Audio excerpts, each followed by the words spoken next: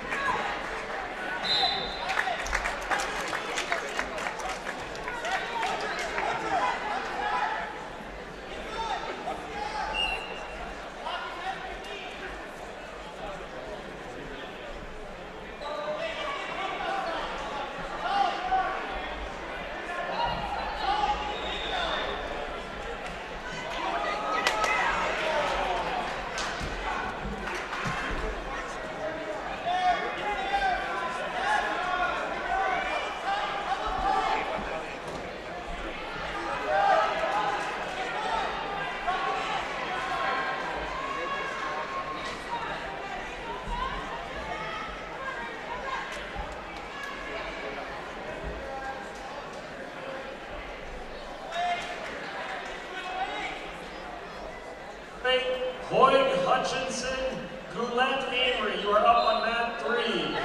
Hoyt Hutchinson, Goulet Amory, mat 3.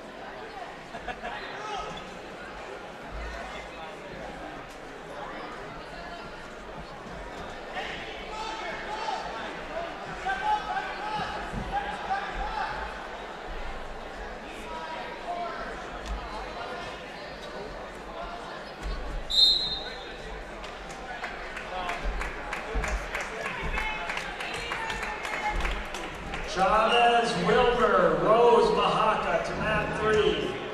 Chavez Wilmer, Rose Mahaka to mat 3, 152.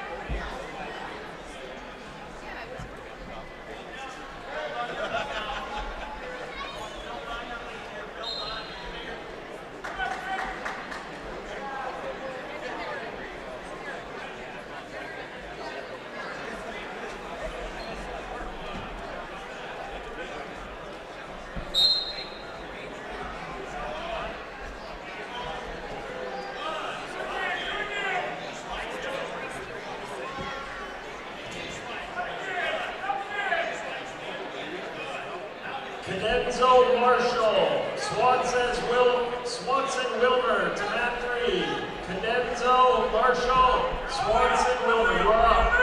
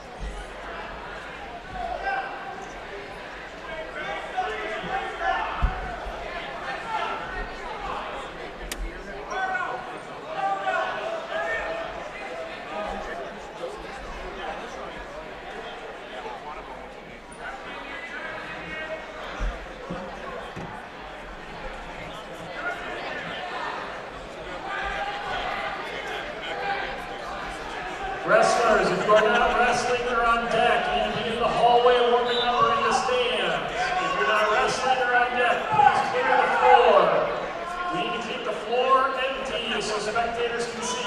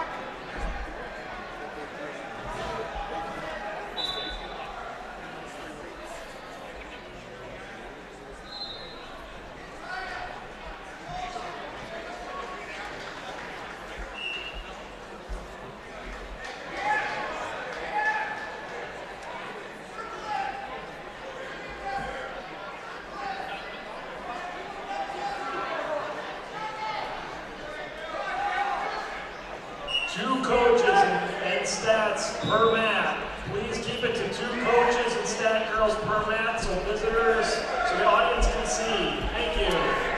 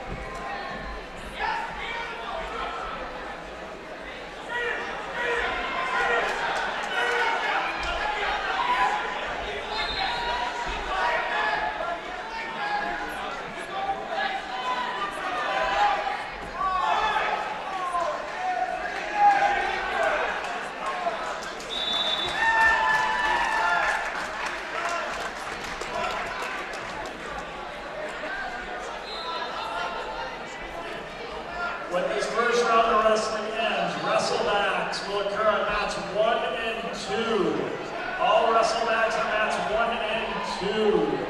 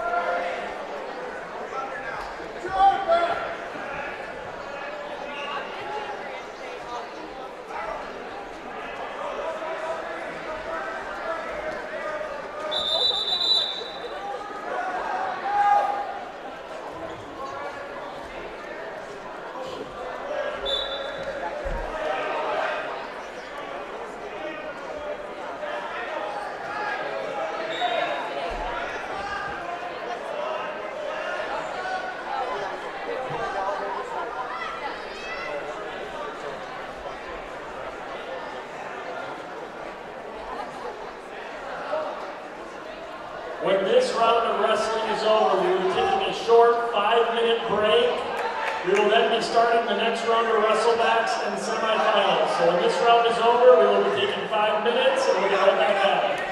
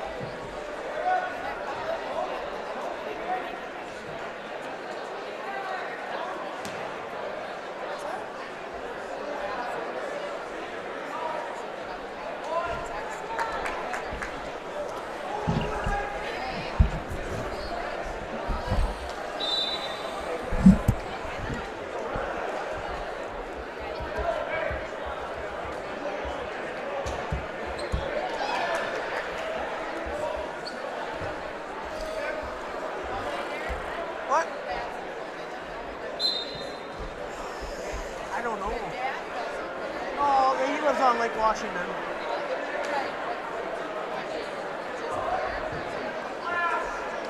Ryan is here. I've seen Ryan and Jess, but not Eric. Did you see Philip's text? Yeah.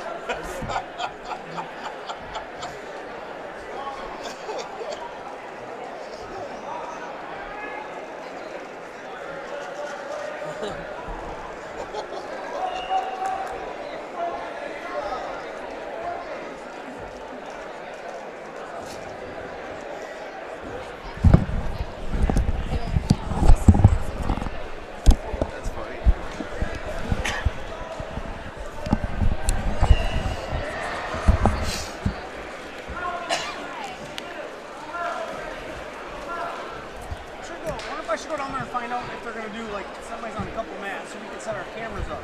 Good idea. Yeah, that's a good idea.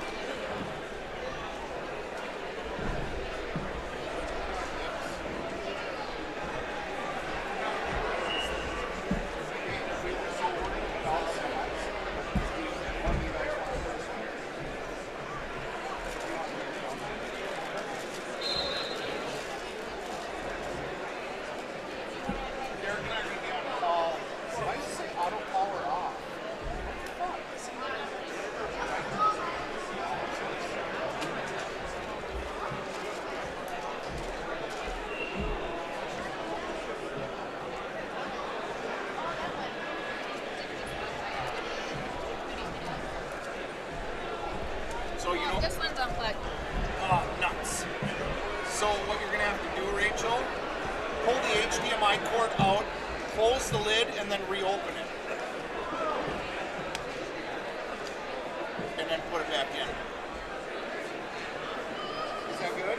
Oh, we're good. You hear the angels singing? We're good. They were just hooked on, so it hasn't been unplugged. You can zoom in on that one if you want.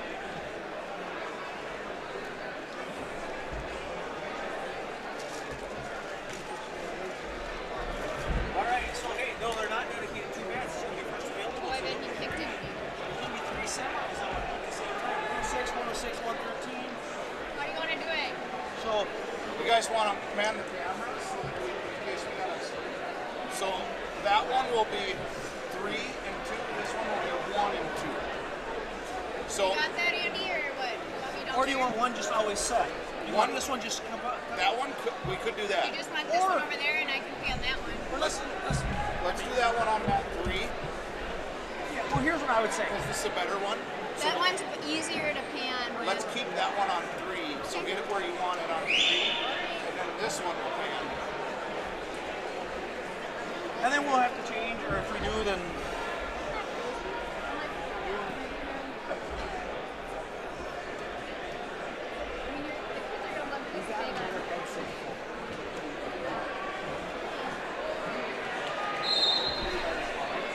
Is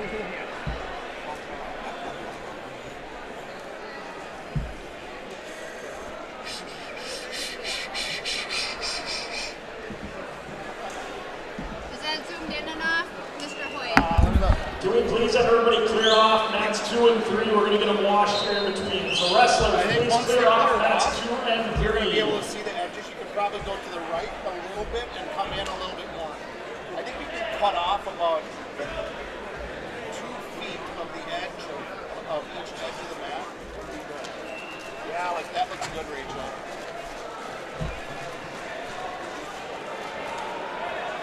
Right, so this one came unplugged before, but I pushed it up. I think it'll be okay.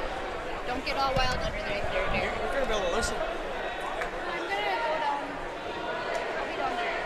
You will be? I think so, because we'll have this one on 3, and then we'll pan with 1 and 2.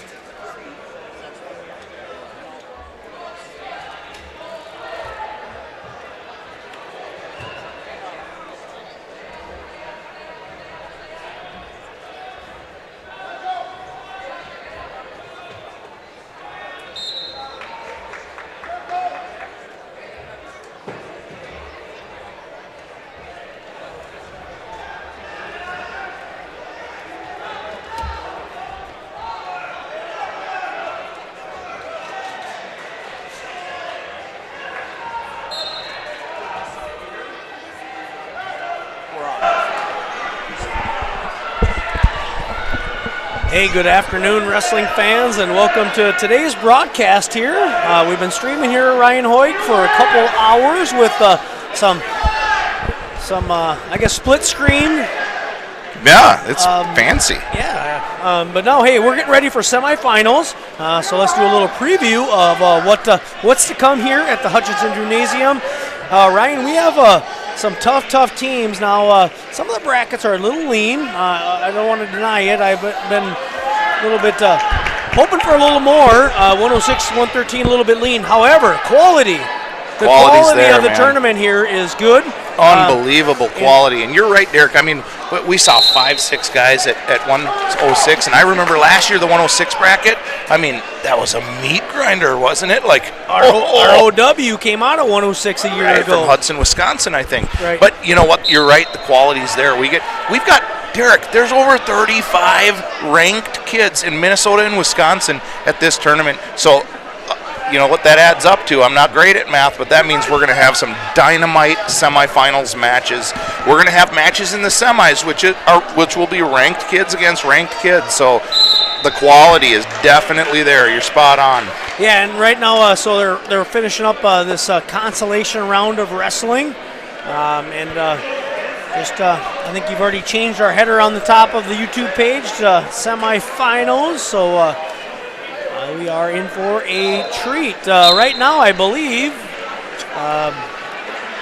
Becker right now is kind of taking charge in terms of the team race. They are indeed. I've got.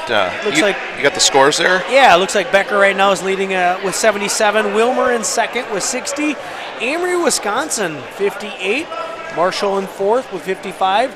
Watertown Mayor, fifth. And here's the deal. Watertown Mayor just a week ago took down Shakopee in a dual meet, and they're sitting fifth in this tournament. So, again. Hey, let's touch on Amory for a second. I know there's a bunch, we've got, I don't know, a couple hundred people probably watching, or well, by tomorrow morning we'll have 1,000, but Amory's got a bunch of people across the river watching. They're a new addition this year, Derik, and talk about adding quality programs to our invite here. We lost Hudson this year. We added Amory, and boy, they bring some studs, don't they? Oh, they absolutely do. And Amory comes in with studs on the bottom and at the top. So when I think of the Amory squad, I think you got Burke and Anderson down at 13 and 20, and then you get up to 95 and 220. And I mean, all you gotta say is Coy Hopke, and what does that mean to everybody? And that means like world champion, and I think everybody that would be listening would say it's a Minnesota Gopher commit hopeful. I'm hearing that Hopke maybe might pursue football, but Amory, two-time. I think the last 2 years have been state champions in the lowest class in Wisconsin. So culture of a program, and their head coach personally. Their head coach, yeah. I talk about culture. It comes right down from the Kellys. And Michael Kelly, head coach at Amory, he took the program over. He's a St. Croix Falls boy, state champion his junior year, third place in state his senior year. He was one of my idols growing up. I was 5-6 years younger than him. Just tremendous. Probably, I would make the argument for the toughest guy ever to come out of St. Croix Falls, Scott Marco. Right there in that conversation. But both of them have taken that Amory program. Scott preceded Michael, but they've taken that Amory program to some pretty cool heights. And Michael himself still competes. In fact, a few weeks ago, Mike Kelly was the first and only wrestler to compete in the Midlands in 4 different decades. So he is, I told you earlier when I said he's the toughest guy in the room, I wasn't joking. You mean you're talking about in this whole gymnasium? In the gymnasium, and that includes Coy Hopke. I would take Michael Kelly to have my back if things ever went wrong at the local establishment. Love it. But yeah, so Amory people, I know they're tuning in. You mentioned the guys that are maybe a little more well known. They've got a 32-pounder that took out one of the hamburgers from Watertown in the early rounds. They've also got a 95-pounder, 195-pounder that looks dynamite. I mean, what's that kid's name? Is he on our sheet? Yeah, Grant Cook. Grant Cook comes in ranked number 3 in Division II from Amory, and we're very hopeful that we're going to see a Cook and Vandervoort finals. Vandervoort was the winner of the Bi-State Classic. So as we traveled over to the other side of the border, so that would be great to see a Cook and Vandervoort matchup. But hey, let's not get our cards too far in advance. We got semifinals here to wrestle. We sure do. And hey, a good opportunity to mention to the folks listening. If we got some Amory listeners, I know we got some Watertown listeners. And we got Minneota folks in the house, Minneota's in the house. Yeah. They travel well. They do travel Thursday well. night, they were just up like in New London or something. Right? Yeah. But you know what? If you're listening in, you got to cut me and Derik a little bit of slack. We did put a disclaimer on the Facebook page. Don't expect a completely unbiased play-by-play and commentation, because at heart we are homers, and if we see the match that we hope for at 195 with the Amory kid, we might be pulling for Hayden Vandervoort from Hutchinson. So please don't take offense and don't leave any nasty messages for us. Yeah, people sometimes get a little bit upset because we come across as being biased. Well, this is your Hutchinson Tiger broadcasting team, and we absolutely are fans of the Tigers. We love the great sport of wrestling, of course, and that's why we bring this to you. But, we can't cover all the matches, and we're going to focus on most of your Hutch Tigers. But, again, just trying to grow the sport of wrestling. And I always like to say, if you're a Bears fan, the Chicago Bears fan probably doesn't enjoy Paul Allen's broadcasts when listening to the Minnesota Vikings, but that's why they have their own. So right. Hey, Derik, you talked about us being Hutch Tiger fans. If there's Tiger fans listening in right now, Can you give us a little update on the team and individuals and where they are and who we're going to be seeing in this next round? Yeah, absolutely. So at 106, we have Judah Peralt down in the JV tournament. Judah's a 7th grader, so we're just trying to get Judah Peralt kind of those quality matches. Coaches thought that that was a good fit for him today. At 113, we'll have Logan Schwanz. He'll be in the semifinals. Logan comes in as the 2 seed. He's going to be taking on Adam Devlemnik from Minnesota, so that should be a barn burner. Schwanz ranked number 2 in the state, Devlemnik ranked number 3 in Class A, so that should be a great one. At 120, as I look through my bracket, Hutch Tigers are open, so we don't have a 20-pounder on the roster today. At 26, number 3 seed Max Martin was upset in round 2 over a very tough Ivan Maras from Wilmer. Maras has wrestled for years. He's a junior. He beats Martin 4-3, so that moves Martin into the wrestlebacks. Moving on to 132, Raiden Bipe started out the day with a great fall over Morzen from Minnesota, senior. And then he fell to Sullivan Inez. Those guys have a lot of history. Inez victorious over Bipes at 132. And then in the wrestleback round, Bipes was defeated and is now out of the tournament. So 132, we are... I believe we're done. Cody Tews started off the day with a fall over Isaiah Mead, sophomore from Watertown Mayor Lutheran. Then lost to the super tough Conlon Carlson. No shame in losing to good kids, and Conlon Carlson's not just a good kid, he's a great kid. Oh, he's elite. Yeah, Tews alive in the wrestlebacks at 138. 145, Trayton Card dealing with a little bit of an injury, so we are open at 145. Card not in the bracket. At 152, boy, are we going to see a good one here. Luke Hoig, the sophomore with a 22-4 record, comes in as the 3 seed. Has a ton of history with Caden Rose, the senior from Mahaka. Those two will face off on the bottom side of the bracket at 152. At 160, Hutch has a couple wrestlers out there. So the number 4 seed, Eddie Tristan, is in the semifinals. Eddie had a 5-3 decision over Julius Cook from Somerset. He's going to face Tate Condezzo from Marshall in the semifinals. On the bottom side of the bracket, Michael Hahn picked up a fall over Braden Simpson from Marshall in round 1. He loses a tough 2-1 match to Patrick Dusky from Watertown Mayor Lutheran. Dusky comes in as the 3rd seed. Hahn gave him everything he wanted, but it was a reversal in period number 2 that really was the deciding factor. So Dusky goes into the semifinals. Hahn alive in the wrestlebacks.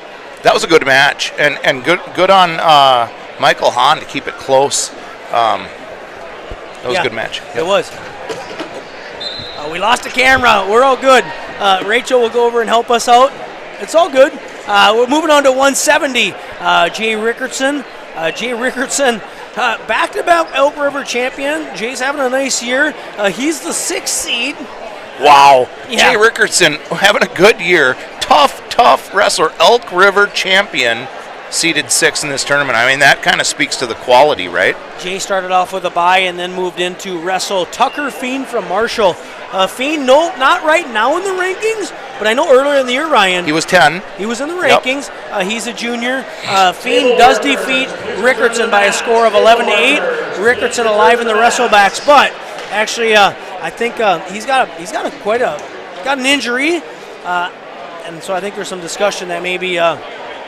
We'll see if we see Rickardson or not. I would not be surprised to see him injury default out, as we do not need that injury to get any worse. Brady Anderson is sitting in the semifinals. He's going to be taking on Aiden Madison from Marshall. And then in the wrestlebacks at 182, in addition to Brady Anderson, we have Larkin Kurth. Larkin Kurth was defeated by fall over number 2 seed Tyson Richter from Becker.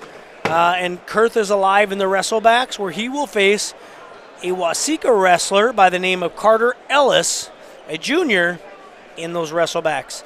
Looking at 195, Hayden Vandervoort comes in as the number 1 seed with a 22-1 record.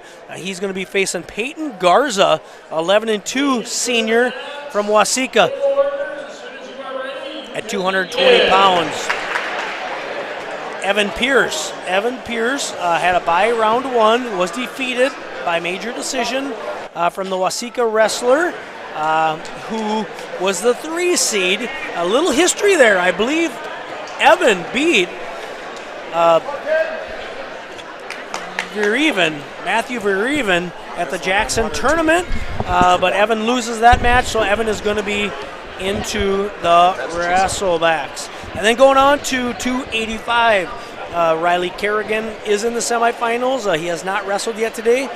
He is going to face the number 1 seed, Jason Fensky, 12-7 senior from Watertown Mayor. Hey, Ryan. Hey, Derik, if I'm a Watertown fan, I'm loving it right now. We got one camera on mat 1, one on mat 3. We got Titan Fredericks wrestling in the semis against a tough Burke from Amory, who is ranked, I believe, 4th in Division 2 in Wisconsin. On mat 1, we've got Joel Fredericks up against a Kajawa from Becker. So 2 good matches here with Watertown kids wrestling. I don't know which one I want to watch closer, but hey, we've got split screens so we can see them both, Derik. Yeah, so 113 pounds on mat 3 to our right. 106 pounders are on mat 1 and 2 right now. The center mat that's not being televised, we have Antonio Solwell, a freshman from Amory. He's wrestling Caden Wisniewski from Minnesota. Derik, both Fredericks twins in with quick takedowns, and they're both working tough on top. Hey, if you're TJ Fredericks, this is a conundrum, right? And it's not the first time he's had to choose which one to sit next to. No, it's not the first time. And here's the deal. I could see TJ sitting on Joel's mat corner, but he was just looking over and checking out Titan. So, man, how does TJ keep it together so well? He videos every one of their matches, and I've watched back some of those videos, and the video's not jumping all over the place. I mean, he keeps his hands pretty calm. Well, he didn't always. I think he's gotten better. I think those that know TJ Fredericks will know that he once probably was a little more emotional about his wrestling and his boys' wrestling than he is now. So it looks like on mat 3 at Titan Fredericks up to a 4-0 lead over Brendan Burke from Amory. And Joel Fredericks up 2-1 against Kajawa. We can't see the score clocks on our live stream, so yeah, we'll try to give you updates every once in a while on the scores of the matches. Now Titan Fredericks at 113 in the top half of the bracket. Turns Burke. No near fall. Now goes half. Burke trying to spin around. And off the mat they go. It's going to be loss of control. It's going to be 4-1 right now. Titan Fredericks over the senior from Amory, Brendan Burke. And on mat 1, it's a 4-1 match also, as Joel just secured another takedown with 8 seconds left in the first. Derik, the one mat, we don't have 3 cameras, so we can only cover 2 of them. But the mat 2, we should mention an Amory kid, Antonio Sowell, freshman who's 24-12, is up 2-0 against Cade Lesnetsky from Minnesota, a freshman with an 11-5 record. Lesnetsky comes in as the 2 seed, and he's a 9th grader. Sowell comes in as a 3 seed. He's also a 9th grader. And Derik, it looks to me like we're running straight semifinals here without consolation. So maybe they're coming back for the consolation round after we get through semis here. Yeah, so just kind of my probably my personal opinion from a broadcast standpoint, hoping we'd have 2 mats. The semifinals run with a mat with consolations, but that's not how they're doing it. They're basically doing it first available. So not going to be able to cover all the action, but as I look forward here, it looks like Schwanz and Devlemnik have been staged. They're coming up on mat number 1. And Joel Fredericks puts Bennett Kajawa to his back with a big throw. He's up 7-1, and he secured his 3 near fall. Kajawa's in all sorts of trouble there on mat 1.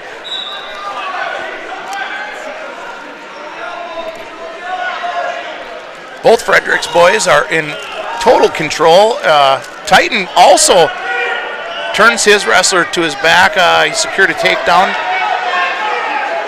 8-1 for Titan, 7-1 for Joel. It's a contest of who can score more here. Center mat right now, it's a 2-0 lead for Sowell from Amory over the Minnesota 106-pounder.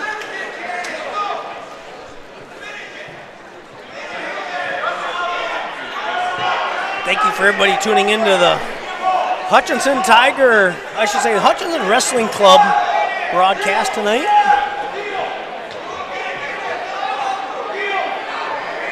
I say tonight because we've been here for about, 5 5-6 hours already, Brian. Boy, it seems like tonight, that's for sure.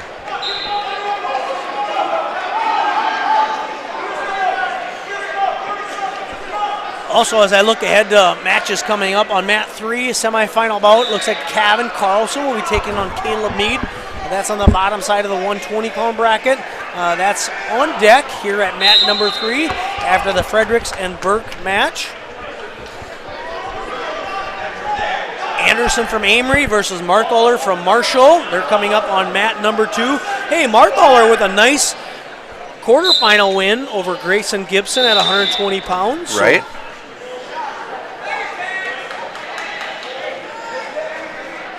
And Titans got an 11-point lead here coming into the third. 13-2. Joel's up 10-1. 20 seconds into the third period. Yeah, I think the Watertown Royal Wrestling Club or somebody in their association, I think, left a comment on our YouTube page, so or liking the page. So I want to give some love to the Royals. Kind of a neighbor. Hey, when they're not wrestling Hutch guys, we're fans of Watertown. We support those guys. These boys, the Fredericks twins and Bryce Burkett and a couple other Watertown guys, they wrestle in the summer with our boys, Luke and Logan. They've been on nationals dual teams with them, wrestled at Fargo together.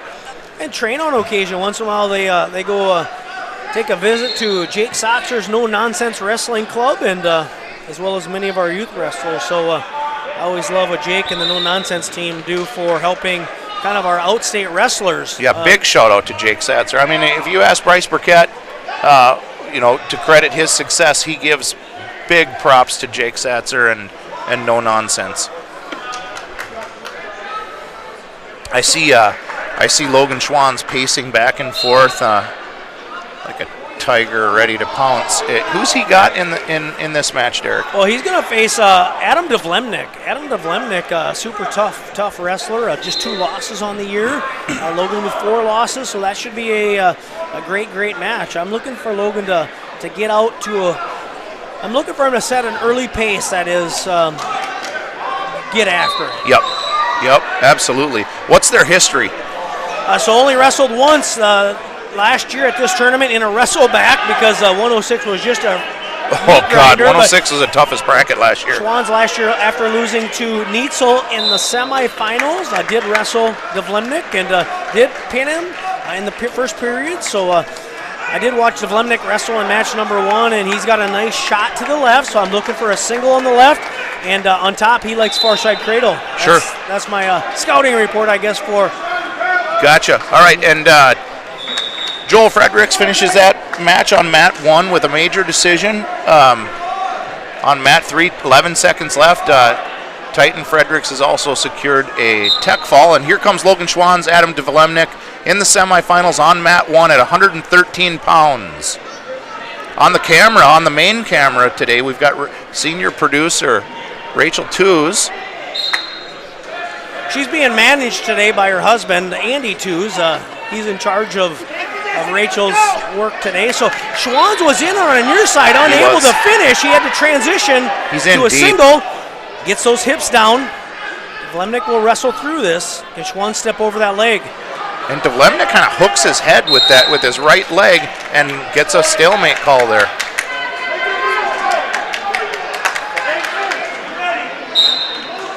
Back to the feet they go. A minute 22 left. First period, it's 0-0. Devlemnik on a shot, just like you called, Derik. And Logan's going to try to inside switch that. Good defense here by Logan. We call that the RBY, right? Roman Bravo Young is notorious with that. So it's a shot attempt by Devlemnik. It's countered by Schwann's. Logan trying to hook his leg. Looks like he's got a near side. Is that 2? He's got a leg cradle almost there. I don't know if he's got it locked up. I can't tell. If he's got it locked up, I'd say that's 2. Well, that's 2 right there for sure. 2 takedown for Schwann's right now, leading Devlemnik. And mat number 3, we do have Kevin Carlson out with a 2-0 lead right now over Caleb Mead.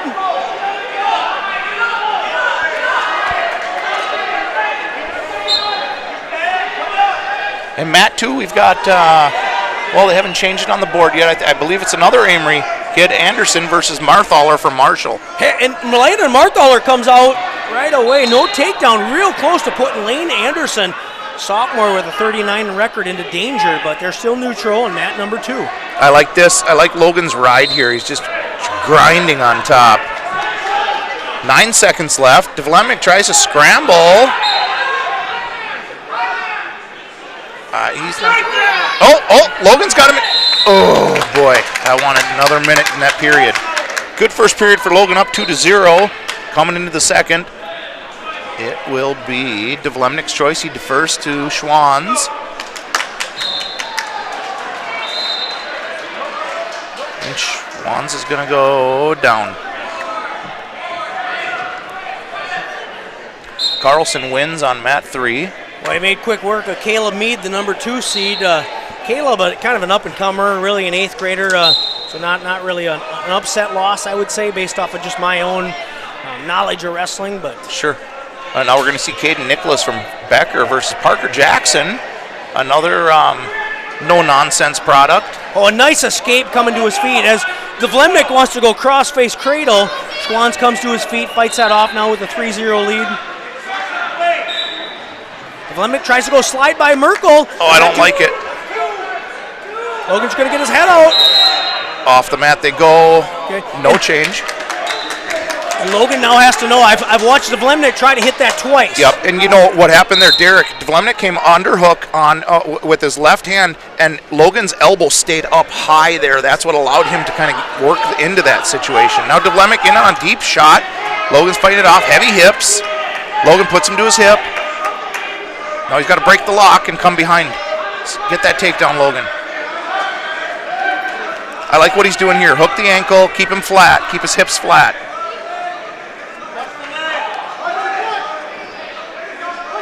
That's 2. That should be. And Devlemnik continues to hold the leg, so he does award 2. Schwanz is up 5-0, 52 seconds left in the second. If Schwanz is victorious in this match, he will get an opportunity to wrestle Titan Fredericks, the undefeated Fredericks. And boy, they've had some history over the years. And you know what I love about those two guys? I'm seeing them wrestle a million times. They've practiced with each other at No Nonsense. They're good buddies. I mean, those 4 guys, Titan, Logan, Luke, and Joel, are good buddies. But I'll tell you what, that friendship goes out the window when they get in the mat. It's going to be a battle. Makes me think of, there's kind of a hip down attempt by Devlemnik. Now Schwanz wings that thing down. Yeah, Logan really heavy there. I like that a lot. Oh, nice. Good move by Schwanz. He gets the takedown up 7-1, and that's going to close out period number 2. That's some nice chain wrestling. That's that looks to be like the Logan that I like to see. Absolutely. Start on the downside. You talk about that relationship. It makes me take back to our annual golf event that happens the 3rd Saturday of September. Who did we have out there? We had Burkett and the Fredericks out there because Logan and Luke invite. They made a team with. I think they invited Joel or something. Yeah, like I think they had Joel, Bryce Burkett, Luke, and Logan. And I'll tell you what, those 4 are hammers on the mat, but they are garbage at golf. Yeah. But they had a fun time, Derik. Well, our team was garbage, so. Well, that's true too. But we might have had more fun than them. Oh, for sure, for sure. All right, Devlemnik's in the down position. Schwann's leading 7-1. Caden Nichols leading over Parker Jackson 8-3 right now on mat 3 on the split screen to your right. In the middle mat, we got a tied match. That is Lane Anderson and Landon Marthaler, 0-0 in the second with 30 seconds left.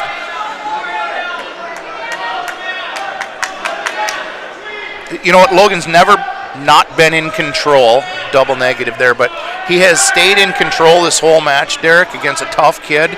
I really like how he's approached this match. I feel like it's period 3. I believe Schwanz shows down in period 2. It is 3. Yeah, so if you're watching on the track dashboard, and listening to us, we actually are in period number 3 right now. Well, part of the problem might be the guy working the computers we know as Andy Merkins. Yeah. Might be asleep at the wheel there a little bit.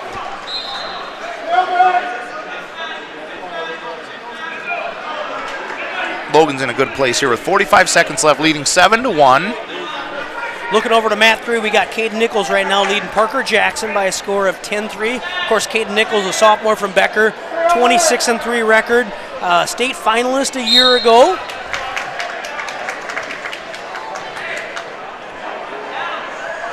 On deck on mat 2, we've got Ivan Mares, who upset our Max Martin in a heartbreaker first round.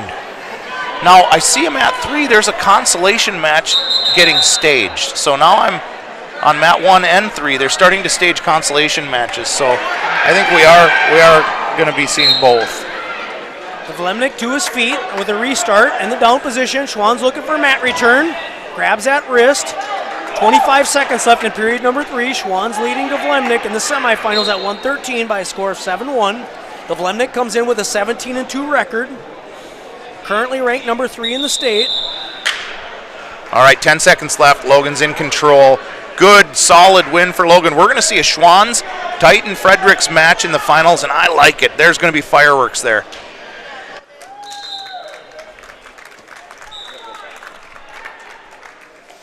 All right, so 113 final is set. Schwann's and Fredericks. We got a great match going on right now here on the center mat with Lane Anderson and Landon Marthaler. We're period number 3, and this is still a 2-0 match right now, as it looks like Lane Anderson just picks up maybe a reversal to take that first lead of the match. Caden Nichols continuing to lead Parker Jackson. Looks like match score right now is 13-6.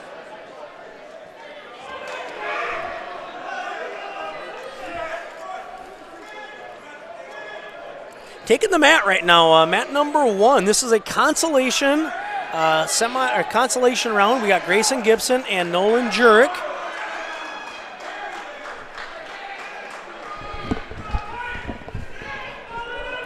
I think maybe we should pan camera 1, that's consolation, over to the semifinal match here in the center mat.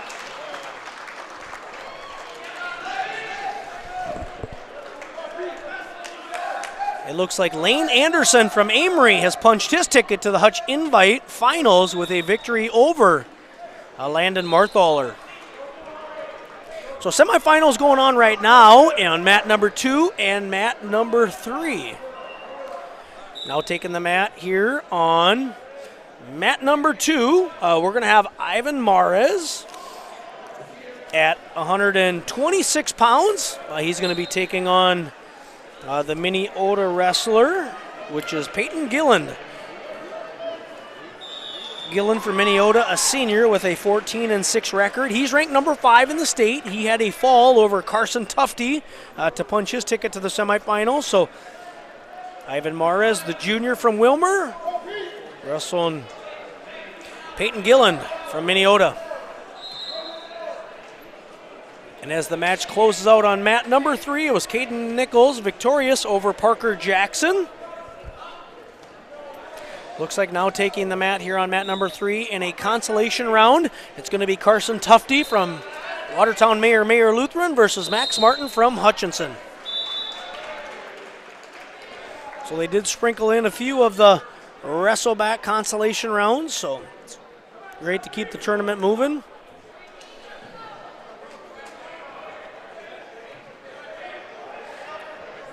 As I look on some of the on deck here on mat 2, Dylan Lawaji is going to be facing a semifinal match with Beast from Amory. Also on mat 3, after the Martin and Tufty match, it looks like Sullivan Inez versus Landon Kajawa from Brecker in a semifinal bout there at 132 pounds. Derik Max had a big night the other night, right? Oh, he sure did. Defeated a super tough Dan Gunlickson. Gunlickson last year, 3rd in the state at 113 pounds. Took that match at 3-0 with, I think, about 10 seconds left, and then Max with a big throw on the edge of the mat to secure 2-2 and win 4-3.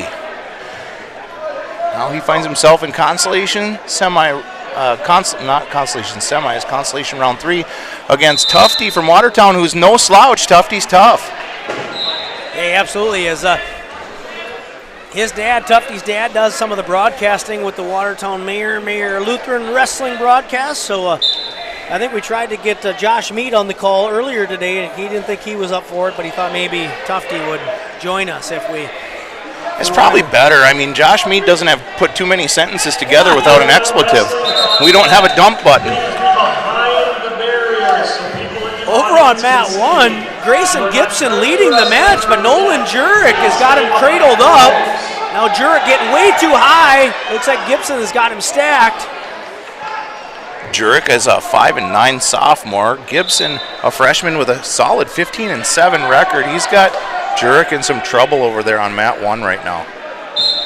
Ivan Mares right now comes in as the 6th seed, upset Max Martin, and now right now with a 3-2 lead over Peyton Gillen from Minnesota. Mares going to start in the down position. Boy, our club can be proud. We put on one heck of a tournament here, right? And we talked a lot last year about the Brian Luthen's homemade plaques for the champions and the team champions. He went ahead and doubled down on that this year. And those plaques, those solid wood plaques engraved and stained, they're something else, boy. They are very nice, very, very nice. In fact, I think, the legendary Chad Carlson from Wilmer said that that's one of his boys' favorite awards. Right. Boy, they have won a lot over the... No kidding. At the Carlson family. Luke hasn't won quite as many as Carlson, but it is one of his favorites from last year. Martin right now leading Tufty on mat number 3. That's consolation round wrestlebacks at 126. Martin leading 2-0. The one semifinal match going on right now in our center mat. Rachel Two's on the camera. It's Mares leading Gillen by a score of 4-2. On mat 1 off the screen is Ryan Sabrowski against Tice Anderson from Mahaka.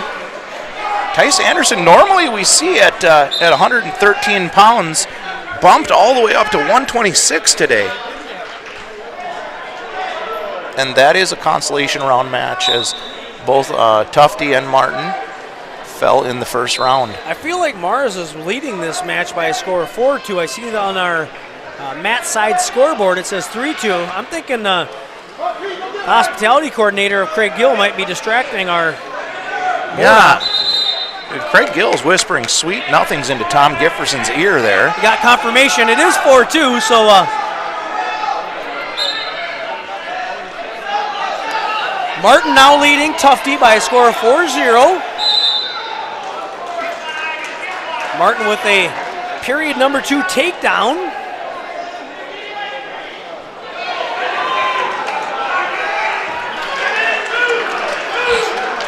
Tice Anderson now in a consolation round wrestleback, leading 2-0 over Sabrowski. Martin's in control now with 6 seconds left, up 4-0. Actually, this is second period still, right? Okay. So, Derik, I feel like the dead air when you and I find ourselves without anything to say, which is perfectly fine, but I kind of miss that sweet, soft voice of Brian Luthen's chiming in with the wisdom and and comments that he brings to the table. And Brian is taking a couple hours off from the tournament, but for a very good reason today, right? Yeah, he's going to make his way up to St. Cloud State as the Mavericks from MSU Mankato will be taking on St. Cloud State, and his son Brock Luthens, I believe ranked number 12 in the country. He is, yeah. Wrestle the number 8 ranked wrestler potentially from St. Cloud. Well, that would be a great match to see. I might have to go back and watch that. Hey, Max Martin with a big pin. Nice job. So Max stays alive in the tournament, looking for, one great thing about this tournament, you can lose first round like Max and come all the way back to 3rd place. I mean, it's a long road, but that is definitely the goal now for Max Martin, is to keep wrestling tough and get the next best thing, right? Now, Mara is now with a 6-3 lead over Gillen. So Ivan Mara is really shaking up this bracket at 126 pounds. So our next match on mat 3 is Sully Inez. He's from Wilmer, and he's going to be wrestling the bigger Kajawa, Landon. Landon Kajawa is a stud, boy. He's a sophomore, 21-4. I do believe he is ranked number 2 in AA. That's correct, and Inez comes in ranked number 6 in AAA. So Inez and Kajawa doing battle on mat number 3, a 2 and a 6 ranked wrestler. Now, you don't often see that in the semifinals. And that'll be on the right side of your screen on the split screen. The Sully Inez and Landon Kajawa match on the left side of your screen. We're still in this Ivan Mares Peyton Gillen match, which is 6-3 with 30 seconds left, and Gillen's got to get to work if he wants a shot at this. Mares in deep on a double. Trying to come around and hook, and that's going to be a 2-point takedown for Mares. He extends his lead now, 8-3 with 10 seconds left in period number 3. The senior from Mahaka, Tice Anderson, who's given up some weight today, up 8-2 over on mat 1, leading Somerset's Ryan Sabrowski. Still 0-0 in the Inez and Kajawa match over here. Inez comes in with a 16-6 record. I believe in, I think it's that class of 2025. I mean, he's listed in the top 10 wrestlers in the state. But then you got Kajawa, the sophomore, with a 21-4 record. Hey, this match on mat 2 that we're about to see, this might be a good one, Derik. Yeah. I mean, we saw this Amory. I'm not sure if I pronounced it right, but Bees at 132 upset Hamburger from Watertown Mayor in the first round. Now he's got someone who is familiar to most people, Dylan Lawaji. He's ranked number 3 in AA. Lawaji with a quick takedown though against Bees. Hey, and does Lawaji, I was going to ask the question, but it's more of a statement. Lawaji's got the coolest shoes in the gym. Yeah, he does. Where do you get those? I mean, I don't know, but I'm going to go down like and take a picture of them, I think, and this will be a trivia question. I think this should be posted on the... Those are some old ASICs. Well, they can't be old, but it seems like the they're rare ASICs. ones, I always get told, no, they're not just ASICs, they're the Russian ASICs. Right, so, right. Well, that's the Eastern Bloc German ASICs. But I do love the shoes. I'm going to actually go down at some point today and see if I can talk to Dylan, see if I can get a picture of them things, and post them on the Min USA Wrestling. And there you go. On the social media. Lawaji leading 2-1. He's got a nice single leg and treetops him down. Hunter Beast goes down right now, the senior from Amory, now leading down 4-1. And Lawaji's made the drop, right? Wrestled most of the year, I think, at 38. Has had some barn burner matches with Nolan Ambrose. Right. Now Lawaji's going to pick up some swipes, getting those tilt points. Both Hamburger boys from Watertown are staged on deck, as well as Conlon Carlson.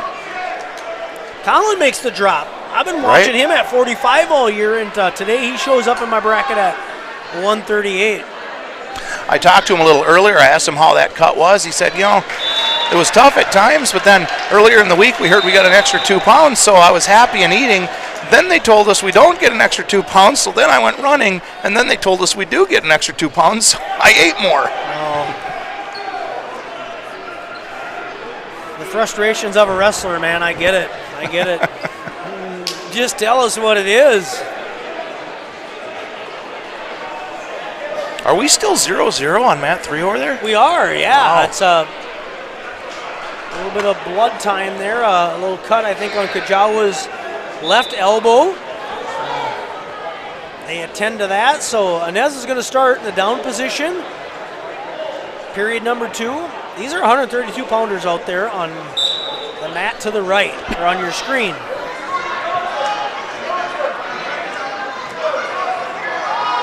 Inez is trying to switch, does come up real close, and he's going to get a reversal, man. That's an RV, Clark.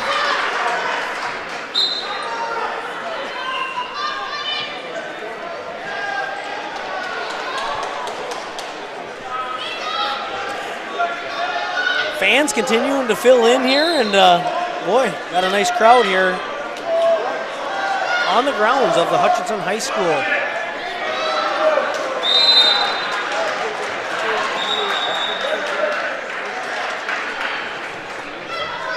Lawaji now with a 9-3 lead. He's going to go neutral here. Dylan Lawaji, just a junior, 23-2 record. Oh, and he gets right in on a shot. He's tough. Off the screen, Eli Hamburger in a 1-point match, down 2-1 against Ryan Boker from Becker.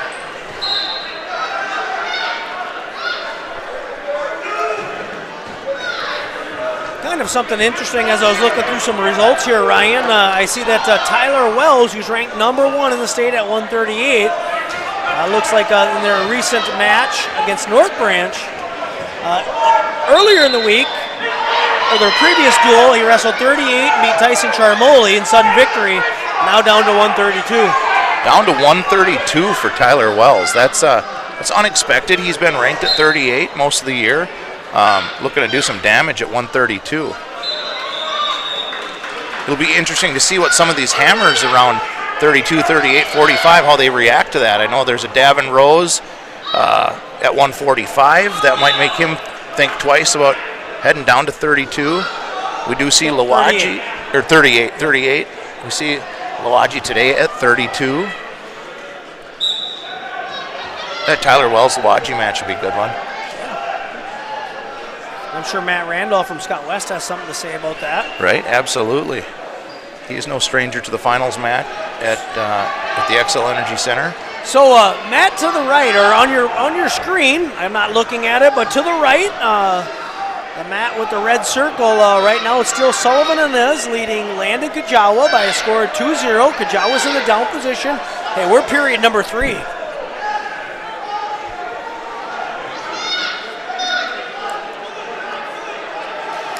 The winner of this bout will get the winner that you're seeing on the left side of the screen between Lawaji and Hunter Beese of Amory. And Lawaji in solid control with 10 seconds left in the second period, up by 8 points, 3-11 match there.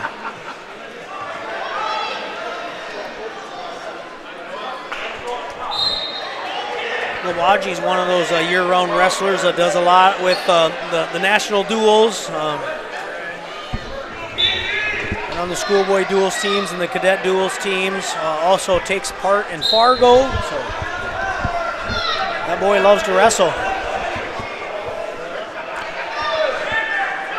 Summer wrestlers make winter champions.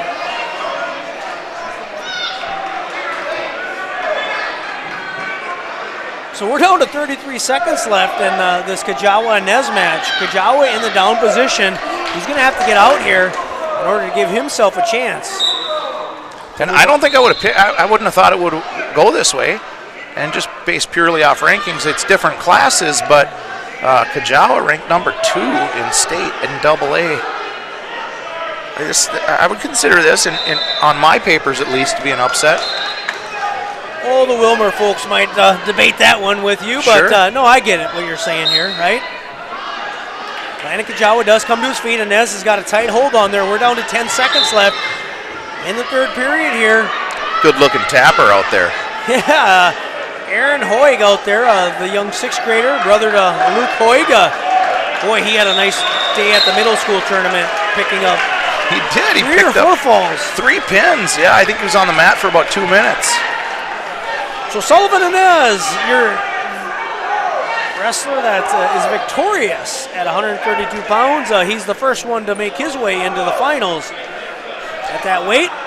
It looks as though he's going to see Dylan Lawaji in the finals. As Lawaji's up 14-3. We'll have to look that up. I'm wondering if there's not some history between them two. Yeah, that would be a good one to look up. Different classes, of course, but all right, we've got another hamburger over here on mat 3 coming out on the mat. Jonah Hamburger, I believe, is going to wrestle a Mahaka spur. Yeah, and Hamburger, the 4th seed, was upset, got pinned by Beast from Amory, so it's put himself into the consolation round. In fact, when I look at the 132-pound bracket, Jonah and Eli both are in this bracket, so usually you're seeing them split up here a little bit, but... I wonder if they'll wrestle. Wow, Jonah, look at Jonah Hamburger putting Spur in some trouble over here on mat 3. Alex Spur. There's a pin. Yeah, the sophomore is defeated and eliminated by Jonah Hamburger, the senior from Watertown Mayor Lutheran. Dylan Awaji victorious by a 15-4 score. So it's possible that we have a hamburger versus hamburger match. Yeah. In this, would you call that a double burger?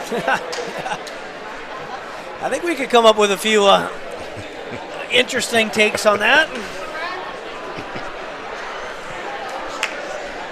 I like making Rachel Tews laugh.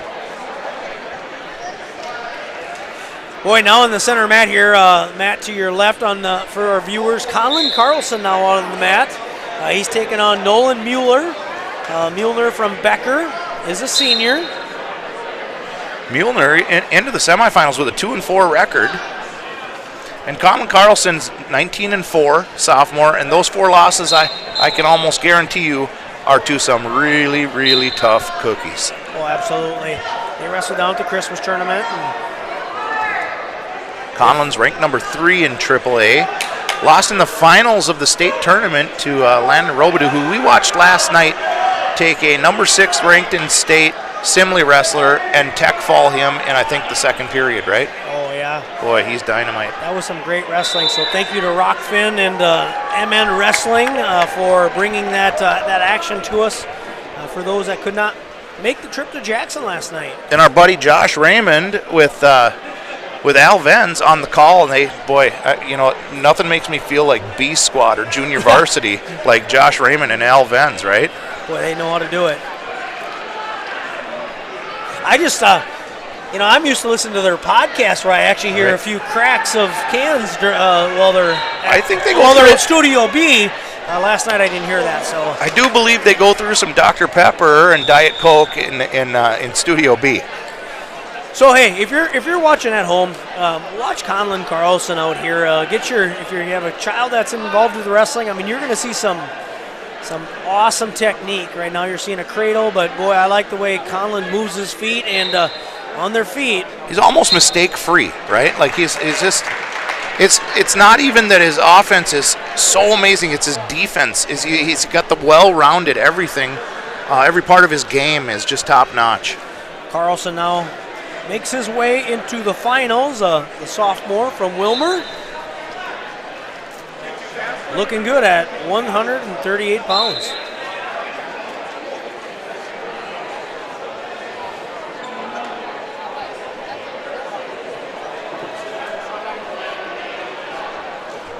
All right, so it looks like they don't actually have another match yet right now staged on mat number 2.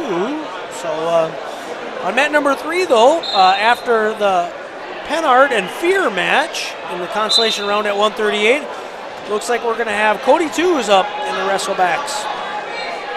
All right, Cody, stay alive here, buddy. That's coming up on mat number 3. Looks like Caden Rose is getting ready. Luke Hoig, maybe? Well, that's Davin.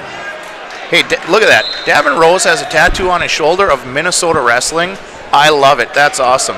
Hey, tell you what, to me, anybody sporting a tattoo looks just a little bit tougher. You look at Gable Stevenson pre-tattoos compared to post-tattoos, and he might have added some muscle too. But absolutely. Trying to talk Luke into maybe getting a sleeve over the summer. Right on. Right on.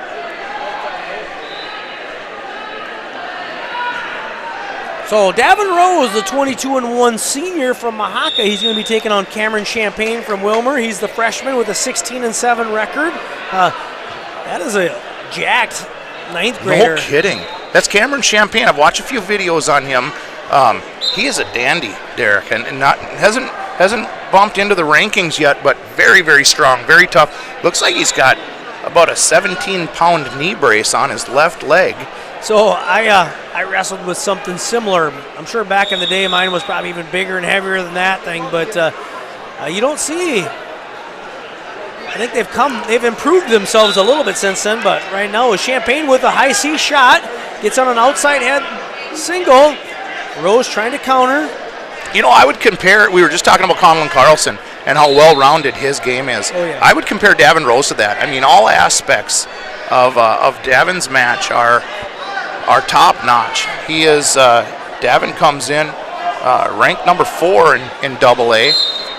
I believe he's been to the state tournament three or 4 times maybe. Davin Rose? Yeah. Yeah.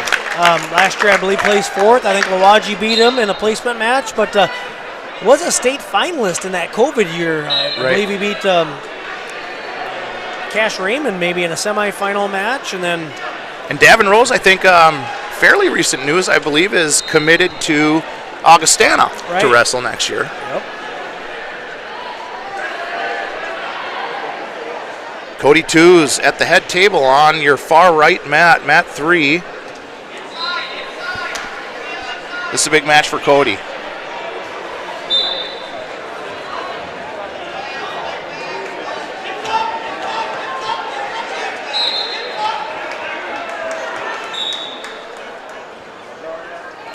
Cody out here now, doing battle.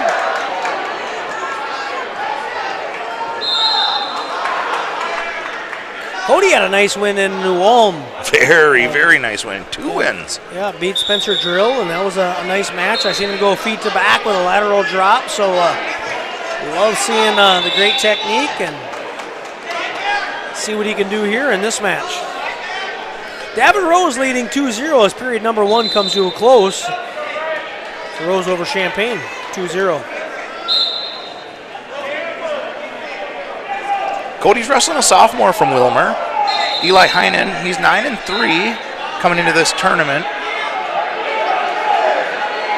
Cody needs to break that lock. He's going to score here. Derik, he's got his hips flat. Keep him flat. No.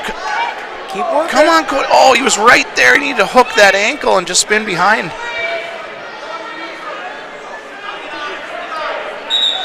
Oh, and he's going to get a stalemate call. All right, we're still knotted up at 0 apiece. Hey, we talked about Conlon and Davin with the technique that they have. Did you know that they faced off on the 5th of January? That's right. What an epic match. And I think the Wilmer fans might not have been as surprised as many other folks, but Conlon was victorious, I believe, in that match. Yeah, it was a major decision. 14-6, Conlon Carlson over Davin Rose. And that is Davin's only loss on the season as he comes in 22-1 into this tournament. Yep. That took place at 145. Leading 5-0 now. He's in a scramble position. Cody Tews is in a 0-0 match with 30 seconds left. Fighting for position on their feet.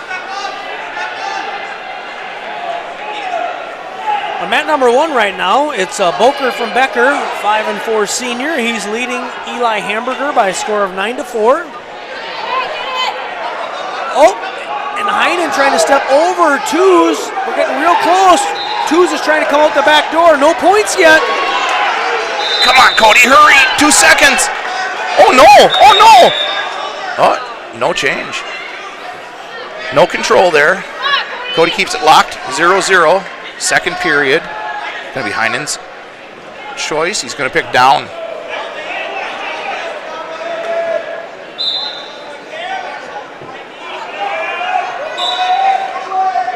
Eli Heinen, the sophomore, 9-3. To his feet.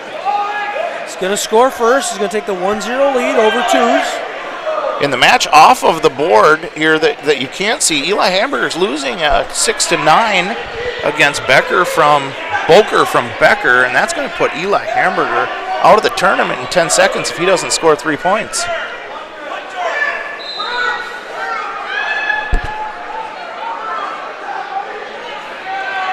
A 0-1 match for Cody Tews on their feet. Cody with a deep underhook on the left side. I like him with that underhook. I want to see him get back that. There's a shot attempt by Heinen.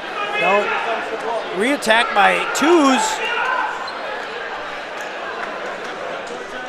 Derik on the white mat. This is a tough freshman from Wilmer. 5-2, end of the second period. Cameron Champagne, watch out for him. You don't see many freshmen built like that either. No, he's well put together, that's for sure.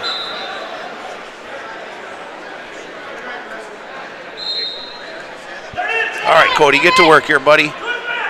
No, don't give it up. Shoot. Give up 2, and he's not giving up any near fall yet.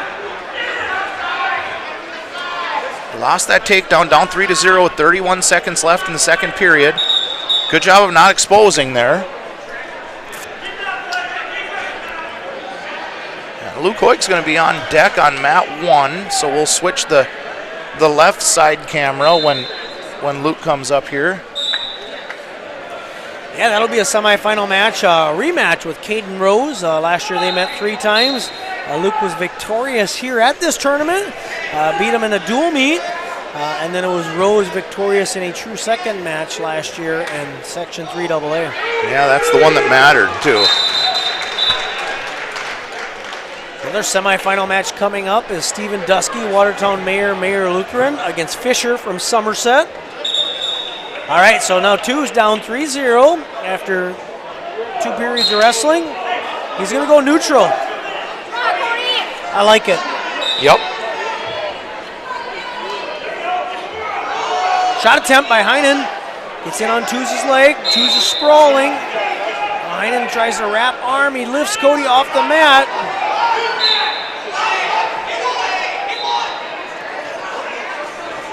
Takedown for Eli Heinen, now leading 5-0 over Two's. Davin Rose with a 7-2 lead on our center mat here. That's 145-pound action. If you're watching on your track dashboard, I can see Ryan Matson's down trying to make the corrections as they have some, looks like some technical difficulties taking place at the table for the dashboard. But the match score is 9-2 right now in favor of Rose, period number 3. Cameron Champagne wrestling Rose, super tough. Yeah, what's going on the scoreboard over on Cody's match? Is it, I'm seeing on the dashboard it's 5-0, but it looks like the score is kind of jacked up. 188 to 8, it says. Well, they're gonna, looks like Jason Pierce is over there. He messed it up. Now we're showing 8-0. Track dashboard shows 7-0. Cody's got 1:20. Now the clock is still running here. Oh boy, they're having all kinds of trouble over at that table. They needed more than the 5-minute break that we took. They're going to run some time off that clock and get the score right. It is 8-0. Cody's got under a minute. On the mat, not being televised, Drew May, a junior from Becker, up 2-0 over Jack Ettinger from Watertown Mayor Lutheran.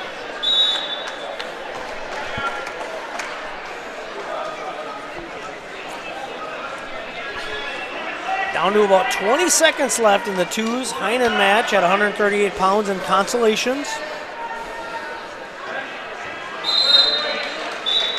Hey, do you get butterflies when Logan's about to step on the mat in a big match? Sure do. Whew, sure do. I feel like I need a paper bag. Feel free to step away and do what you need to, Mr. Hoyt. Yeah, I might do that. This is kind of an emotional one. Rose kind of dashed some dreams last year in the true second wrestleback, and Luke's got an opportunity here to even the score. Well, I've signed your permission slip, so again, you've been excused as needed, so do what you feel comfortable with, but Luke Hoyt will be coming up shortly here on mat number 1 in a semifinal match at 152. So Cody Two's exits the tournament after a really, really great day in our try the other day. Hopefully take some coaches take some pointers that he can work on, some feedback and improvement, right? So it's learning.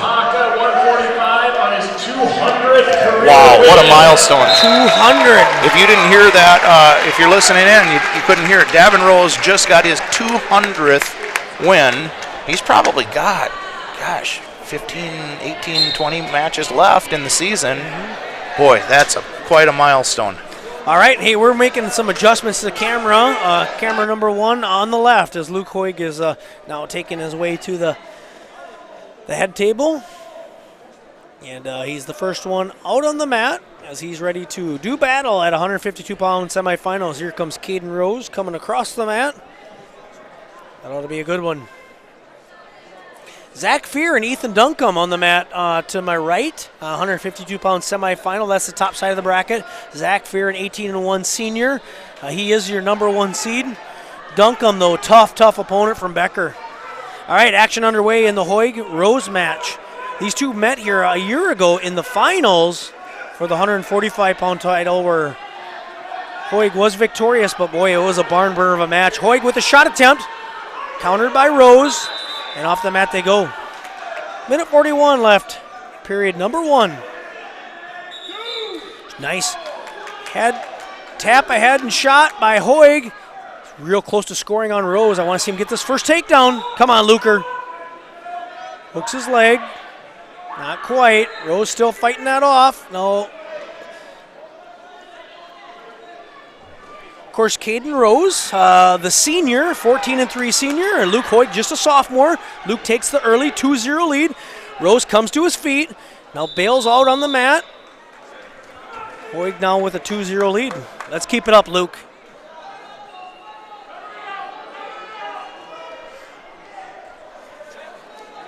Caden Rose comes in ranked number 8 in the state. State entrant a year ago. He's in the down position. Tries to come to his feet. Luke Hoig riding.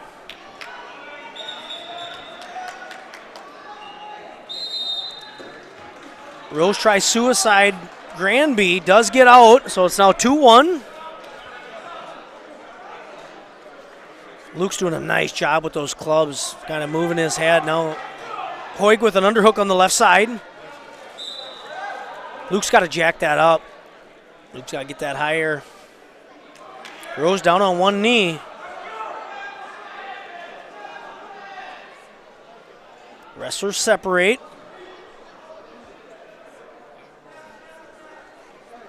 I like when Luke is making contact. There he goes, nice arm drag. And now drives Rose off the mat they go. Hoig goes Iowa style and makes a run back to the center. He's ready to wrestle. Nice shot attempt off the whistle. He gets in early again, and twice he is fired right off the whistle to get on the board. Nice job, Luke Hoig. Now leading 4-1 with 8 seconds left.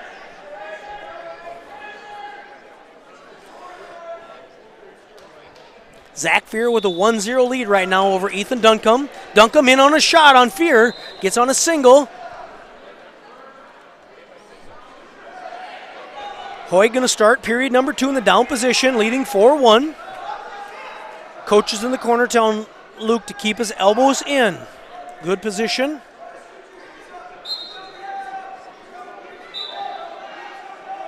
Semi-final match here in the center. We have Stephen Dusky right now leading Ethan Fisher by a score of 4-2. That's at 145 pounds. Hoig comes to his feet.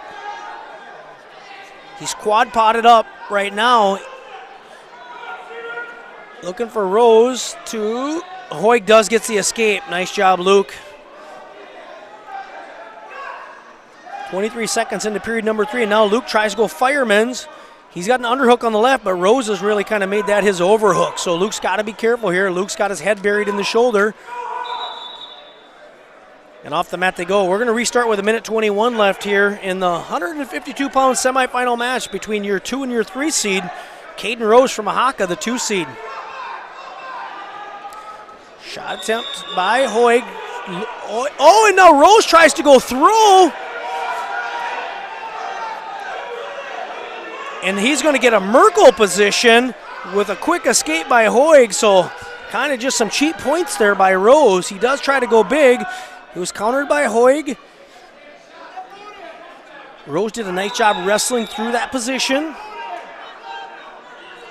Rose collar tied to the right. Now Luke kind of clubbing in there. These guys are still going at it. Great wrestling here going on. It's 6-3 match right now.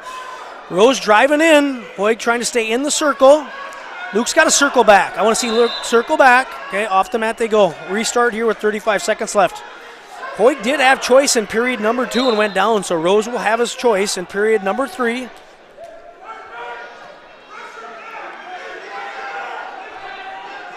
Winner of the Hoig and Rose match will get the opportunity to wrestle the winner of Zach Fear and Ethan Duncombe. Right now, Fear leading 3-0.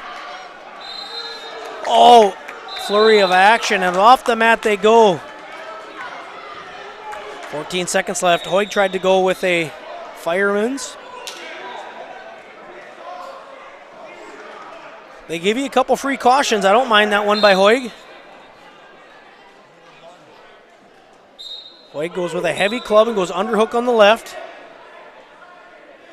Right now, in terms of shot attempts, I feel like Hoig has taken more shots than Rose, but Rose is pushing in and likes to be tied up. Rose did try a throw attempt earlier in the match. Rose is going to start in the down position. 3-point lead right now for number 3 seed Luke Hoig.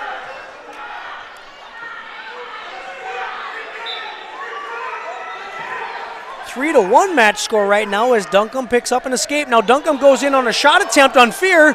Fear tries to dump him to his back.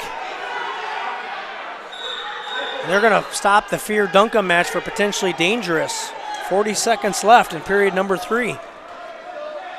Hoig continuing to ride Rose.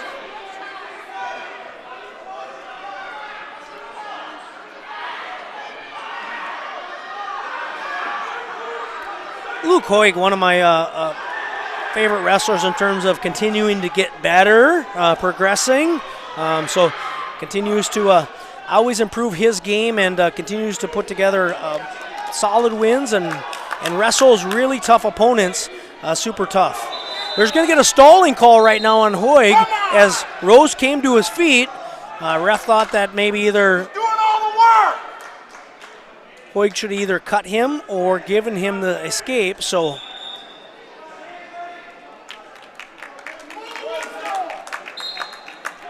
now Hoig gets called for his second caution, so the next one would be a point. This is super important now for Luke to take note. I like Luke changes sides, goes to the left, Rose to his feet. Rose is running to the edge of the mat. Mat returned by Hoig, minute 6 left. Luke's riding tough. And on our other semifinal match, it was Zach Fear victorious by a score of 8-1 over Ethan Duncombe. He's going to get the likes of Hoig or Rose on the other side of this, bottom side of this bracket. Another suicide roll by Rose. Comes to his feet. And they're going to say loss of control. It's now a 6-4 match, third period, 39 seconds left.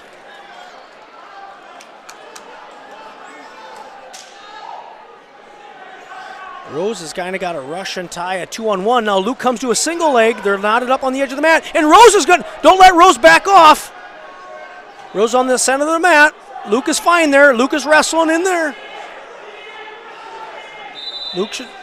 Oh, and they were still in the wrestling surface, and the ref calls them out.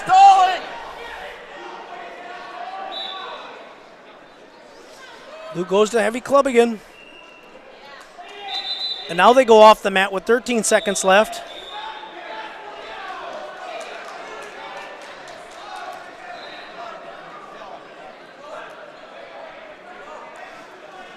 All right, so 13 seconds left in this 152-pound semifinal right now. Hoig leading 6-4 over Caden Rose. Rose wants to tie up, go upper body. Rose is going to get a stall call. It's Rose to his back. Number 3 seed Luke Hoig takes out the senior from Mahaka in a nice semifinal match. Good job, Luke Hoig, victorious by a score of 8-5.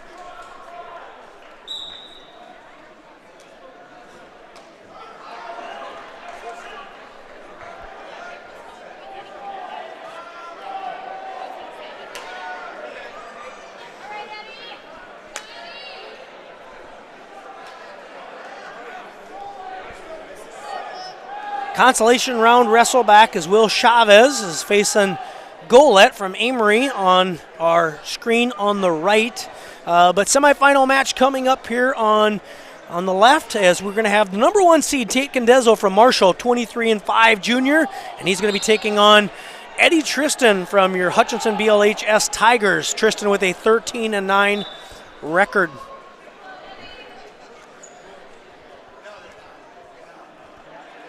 Screen on the left is our only semifinal match taking place right now in the gymnasium.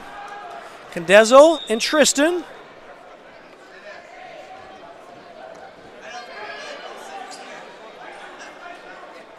Tristan with an underhook. Circle back. Condezzo just super, super tough wrestler last year, taking third in the state. Defeated Farley from New Prague. Contezzo comes in ranked number 4. And boy, he's gone through a gauntlet of tough kids. He's wrestled Carver Roman this year. That was the finals of Redwood River Riot. I watched him wrestle Griffin Lundeen in the finals at the Buffalo tournament. So Contezzo no shy of having some quality matches this year, leading into his 23-5 record. Contezzo gets in on a shot. He's in on a single leg. Really holding that nice. He's got that thing pinched, trying to bring it back to the center. He's going to try to trip. He's got Tristan into some trouble here. Tristan still continues to hop and trying to fend this off. We've got 37 seconds left. I don't know how long this is going to go. Now, and just changes levels, bends his knees, and whips that thing down to the mat. That was a nice finish by Tate Contezzo to take a 2-0 lead right now over Hutchinson's Eddie Tristan. And now Contezzo super tough on top. This is where he put a hurt on Griffin Lundeen. Lundeen was beating him 3-0, and Lundeen went down, and you don't want to be on the bottom side of Tate Contezzo because he will put a hurting on you, and he's going to pick up the fall over Eddie Tristan. No shame in losing to good kids, Eddie.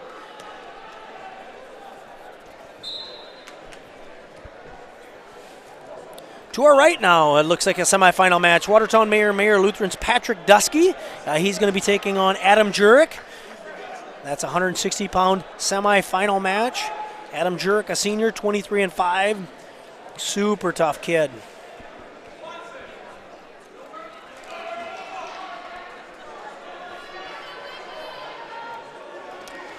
Mat number 2, Tigers are going to have Michael Hahn taking the mat. This is a consolation match. He's going to wrestle Cole Andren.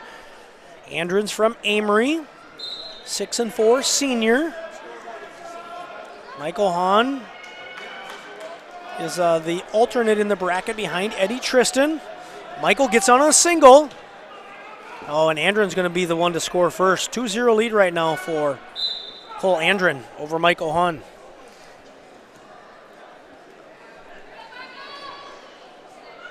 Still knotted up at 0 apiece here between the Dusky and Jurek match.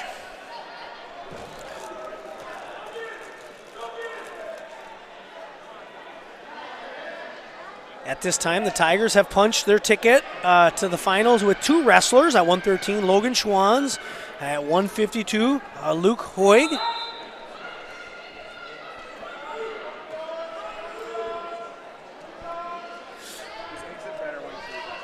Minute left in the Hahn-Andren match. Got Michael Hahn down 2-0 in the middle mat here. Hey, and I want to give a shout out. I see the Amory Wrestling Club or wrestling team shared our Facebook post, and I think Coach Allie Peterson said they might show some of our wrestlers. So great to bring all the action to you here live from the Hutchinson Gymnasium. Myself, Derik Schwanz, calling the action. And Michael Hahn puts Cole Andren. Pins him. Michael Hahn staying alive in the 160-pound bracket here. Hey, and don't go anywhere because we have the senior Brady Anderson coming out at 182 on the left of our screen. I see we got a Dusky Jurek match over on mat 3. Yeah, and that's still a 2-0 match right now. Has Contezzo wrestled yet? He did. And how'd that match? He just wrestled Eddie Tristan. Oh, he did? Yeah. How'd that go? It was Contezzo by fall. Okay. Took about a minute to get that first takedown, and then on top, Eddie got worked, right? Put those boots in, heavy power half, and pretty much all over from that point. I made comments earlier about we were at Buffalo and watched him wrestle Griffin Lundeen. Took the loss, yet on top, Contezzo is a beast. Yeah, he is. And looks like the winner of mat 3 will get Contezzo in the finals. I'll tell you what, no slight to Dusky, but I kind of thought it'd be Jurek just based on rankings and what I've seen before, but Dusky's doing a great job of keeping this match tight. 4-0, middle of second period. We got Brady Anderson on mat 2. Yeah, he's going to be facing Aiden Madison, sophomore from Marshall, 17-10 record. Anderson comes in 16-6. Brady Anderson, the state entrant a year ago for your Tigers. Brady's like the ultimate teammate. This year he's been pretty well set at that 82-pound spot, but over the years, boy, I don't know if anybody's been shuffled around more than Brady Anderson. A couple years ago, I think he had to go up to 220. Just an excellent, excellent teammate. So I'd love to have Brady Anderson join Schwanz and Hoig in the finals. Hey, give me a little of your thoughts on the Hoig and Rose match. Keep it the clean version, the short version. 30 seconds. Yeah, I'd like to say I enjoyed it, but I'm pretty sure I lost 2-3 years off my life there. But sorry for not making it right back up. No worries. I had to run and just make sure I didn't pee a little in my pants during that match. But that was good. It was good for Luke. It was fireworks again, right? I mean, you guys go at it, and Rose wrestled with a pace that was intense. Luke was great off the whistle. Yep. That was really good. Hey, and there's a takedown for Brady Anderson. Brady takes the lead. Yeah, Rose is dangerous. He kind of reminds me of a little bit like Trayton Card dangerous, right, with that overhook. Yeah. So every time Luke came in with an underhook, I got nervous, and he got him on it. He got Luke on it once. Yeah. Didn't get near fall, but that's what happened last match. I mean, it was a trading of throws the last few times they've seen each other, and this won't be the only time that they face each other. They'll probably face off a couple more times. Hopefully this year, Luke figures out a way to win the one that matters most. So it looks like Trainer's over checking out Dusky, so hopefully he is okay. Right now it's a 4-1 lead for Adam Jurek. On the other semifinal match, Brady Anderson at 182 pounds leading 2-0. And that's going to round out period number 1 in the Anderson and Madison 182-pound bout.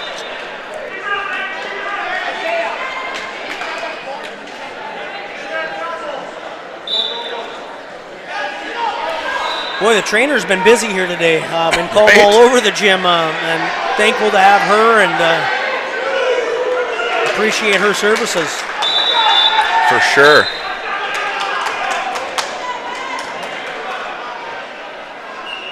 Hey, we've got some awesome semifinal matches coming up, so do not go anywhere.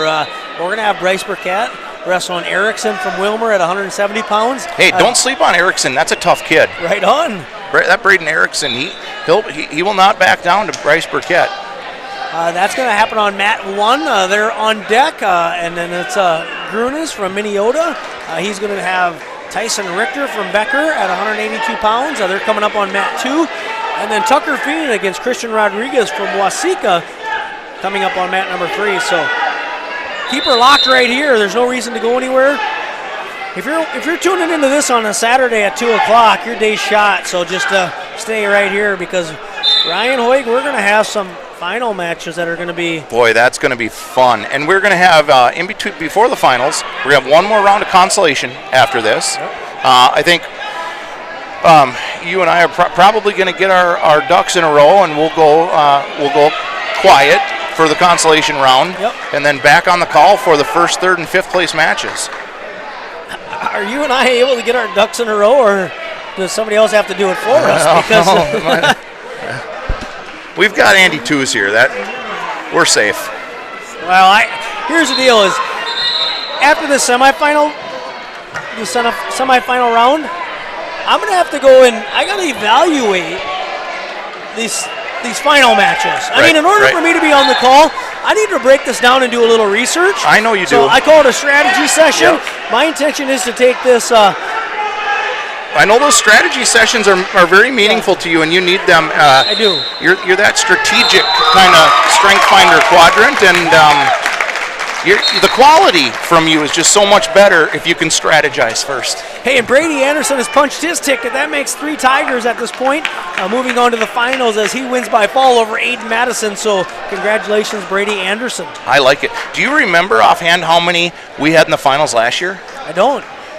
2? I don't either. I think 2. No. I feel like it was. I thought was it just Luke and Hayden? I thought we might have had more in the finals though, but I could be wrong. Sure. Okay. So we're at 3. We've got how many more chances? One with Hayden? Did you put 4 in? What about Kerrigan. Kerrigan's still in? Okay. Yeah, he's going to be wrestling the number 1 seed. Okay, so we could have 5. All right, so hey, Dusky and Jurek are back under action over there. It's still a 4-1 match score right now with Adam Jurek leading Patrick Dusky.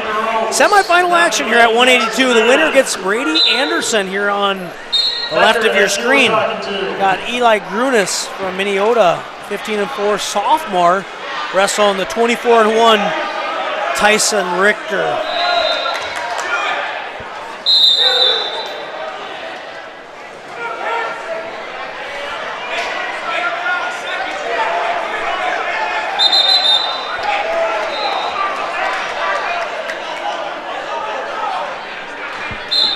Upcoming match, Larkin Kurth. Larkin Kurth, we're doing some alternate work here for us today. He's in the varsity tournament, so Larkin, 182 pounds in the bracket, so that's great.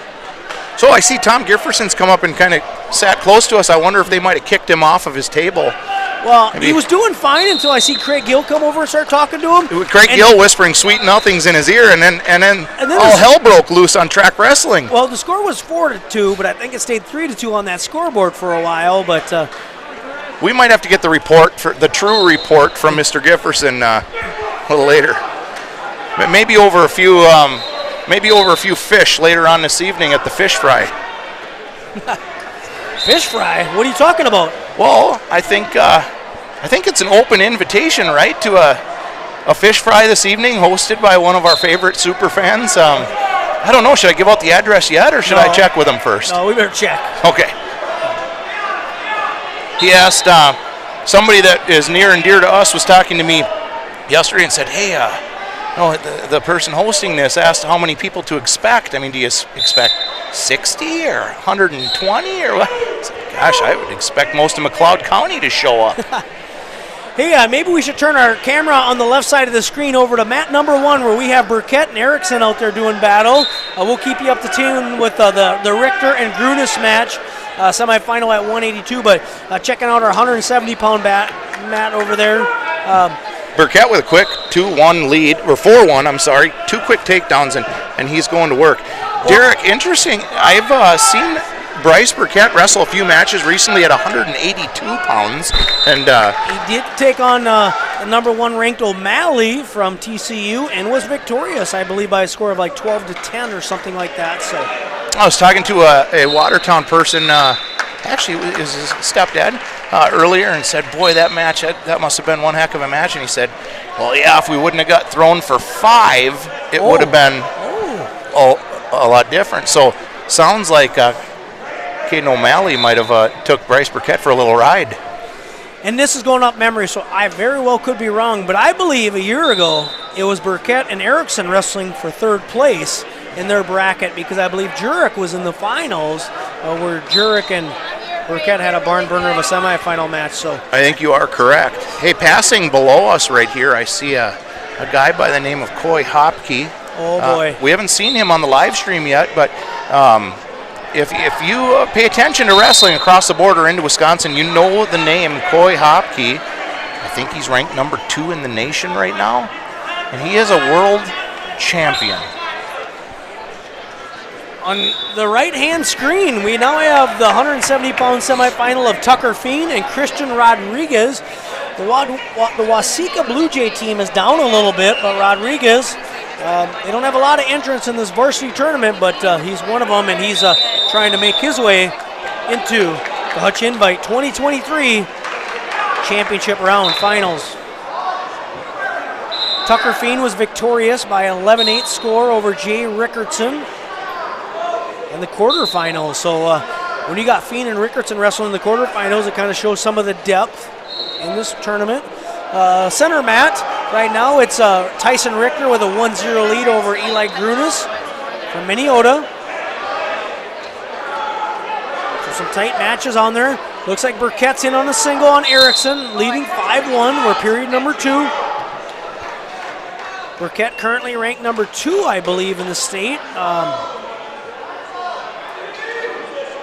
I believe that's behind Cole Glazier.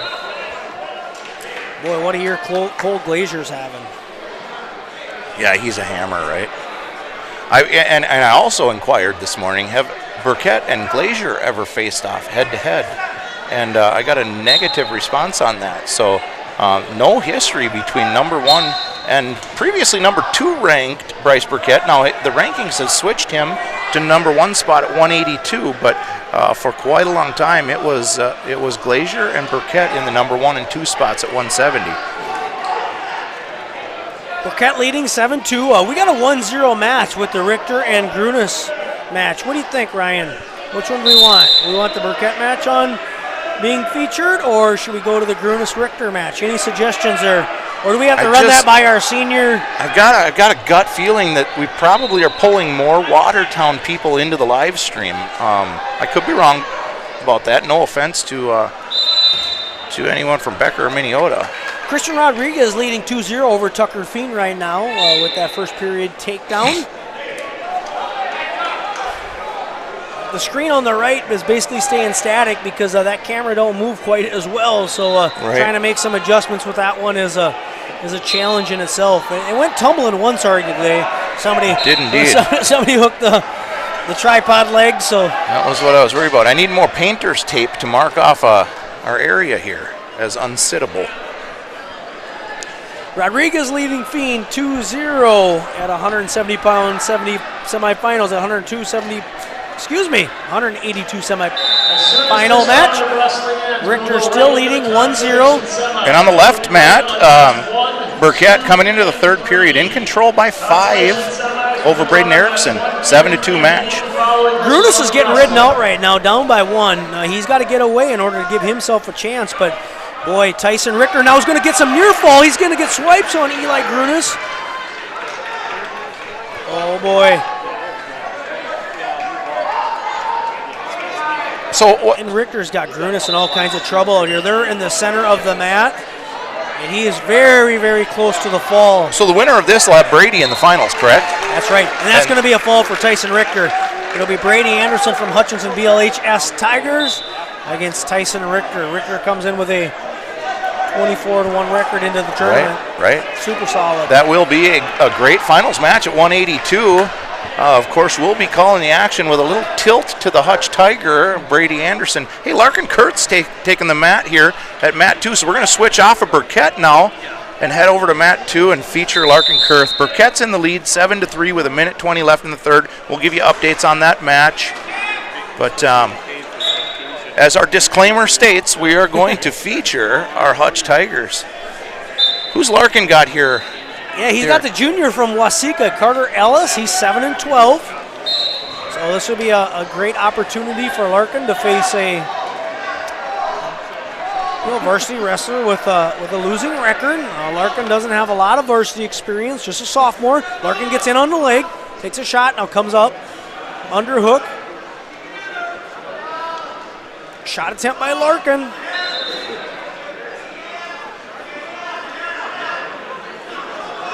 Listeners at home have heard the Kurth name forever when it comes to Hutch Tiger wrestling. It's like the Fears with Minneota, or it's.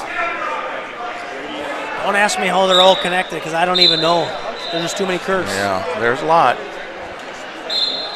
Well, I like every single one of them. Yeah, absolutely. Absolutely. You know, you don't see many Kurths on the basketball floor or the hockey rink either. No. They are a wrestling family. Hey, I want to give a shout out to Braden Erickson in there. He's hanging in here with Bryce Burkett. It's a 7-3 match, third period, 20 seconds left, but it's been Burkett really in control, but Erickson continues to fight. And sure, Larkin's in a scramble down here. Ellis is close to securing a takedown. Larkin's fighting it off. Ooh, and I don't like Larkin's position. No, I don't either. He's on his hip. He needs to get up off his hip. 33 seconds left. We get a stalemate there. That might have been a bit of a gift. I like it. Back to the feet they go. 32 seconds left in the first period. It's 0-0. Bryce Burkett secured that win over on mat 1. Hey, we got Hayden Vandervoort coming onto the mat right now. So we're going to switch the left side camera over to mat 1, and we're going to switch this right side camera over to mat 2 since we've got two Tigers on the mat. Great call there. That's awesome. Vandervoort taking the mat right now. It's Kurth down. Thanks to the 2-0. Twos family for making us have the ability to do that. Who's Hayden got here, Derik? This is Garza, right? Absolutely right. Peyton Garza for Waseca, the senior with 11-2 record. And I like to tell the story when Peyton and Hayden were just sixth graders. I remember being in the up-and-comers bracket at the Brawl, which is going to take place tomorrow. And I tell you what, Garza was a beast of a sixth grader. Huge. Hayden was scared to go out and wrestle him. Garza was victorious in that match to secure the dual win for the Waseca Blue Jays over your Tigers. But wow, I don't think that that Hayden looks scared now. No, not at all. Not at all. So Vandervoort and Garza on mat 1 on your left, and there's a nice takedown by Vandervoort to take that 2-0 lead. And Larkin's down by 2 on the right side mat, riding his Waseca foe, and Larkin's got to get off his hip here. Darn it, he's going to give up 2 reversal. And Christian Rodriguez has just been victorious over Marshall's Tucker Fiend. So Waseca looking good here on the top side of the order. And Rodriguez will be a Hutch Invite finalist. And we're going to see this 195-pound phenom from Amory, Wisconsin. We're not going to see the match, but he is out on the mat on mat 3. I'm guessing we're going to see a Vandervoort and Cook finals match. And this guy's a bit intimidating looking over here from Amory, Derik. Grant. Oh, and Vandervoort with a big lift. Putting on a show right by the window. Family members sitting in the window there, front row seat. So that puts him up 4-1. Larkin Kurth down 4-0. 36 seconds left in Larkin's match. In the second period, 20 seconds left in the first period of the Vandervoort match. And Grant Cook has a 2-0 lead now over Hunter Gibson. Again, another great semifinals. Grant Cook, a senior, 34-4 wrestler from Amory, and he wrestles Coy Hopke every day in practice, so you know he's darn good. And he's right now taking on Hunter Gibson, the senior, who's 20-2 from Mahaka. And right now, Cook is having his way with Gibson. Vandervoort leading 4-1. Semifinals at 195 pounds. Right now, Larkin Kurth is losing 4-0 to Carter Ellis. The junior, looks like we got a little blood time here for Larkin Kurth, and Jordan Roseboom jams up a cotton swab into that nose. It's got to almost be a joke with the refs, right? I mean, they cut that blood time 2 seconds after they started. Right. Vandervoort 5-1. He's going to try to go big lift, and off the mat they're going to go.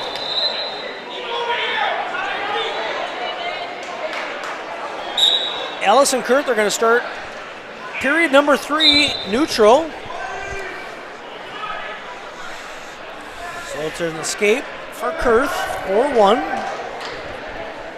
Oh, and Kurth tries to go headlock. Ooh, he almost got it on the edge. Mat. They go. Right idea. Larkin down by 3. A minute 45 left in Larkin's match. Minute 14 left in the second period of Hayden's match. And Cook in 2-0 match over against a Mahaka Tiger. Yeah, Hunter Gibson. Another takedown there for Vandervoort. Brings him down to the mat. So now he extends his lead 7-1 over Peyton Garza. Again, he's really having his way, and Garza comes in with just 2 losses on the year, and now Vandervoort is going to get the fall over Peyton Garza. That's going to send 4 Tigers at this point into tonight's final round championship matches. And Hayden Vandervoort has a chance to be a 2-time Hutch Invite champion. And as you stated, Grant Cook is quite an opponent to be facing, so he is intimidating looking. And you know what? The thing about Cook is, who does he roll with every day in practice? We see the guy pacing back and forth over there, number 2 ranked in the nation, world champion Coy Hopke. I mean, Cook kind of doesn't have a choice but to be good.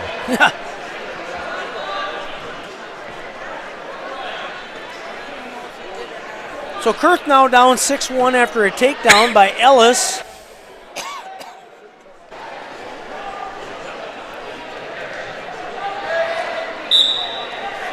Sit attempt by Kurth. Countered by Ellis. Kurth, nice. Knee slide up. Chain wrestling, tries to go sit. Hey, Larkin's not quitting. There's no quitting him. He's moving here. And once that Kurth match is completed, we will turn our camera back to over to the Gibson and Cook match. Right now it's still 2-0. Grant Cook from Amory leading Hunter Gibson.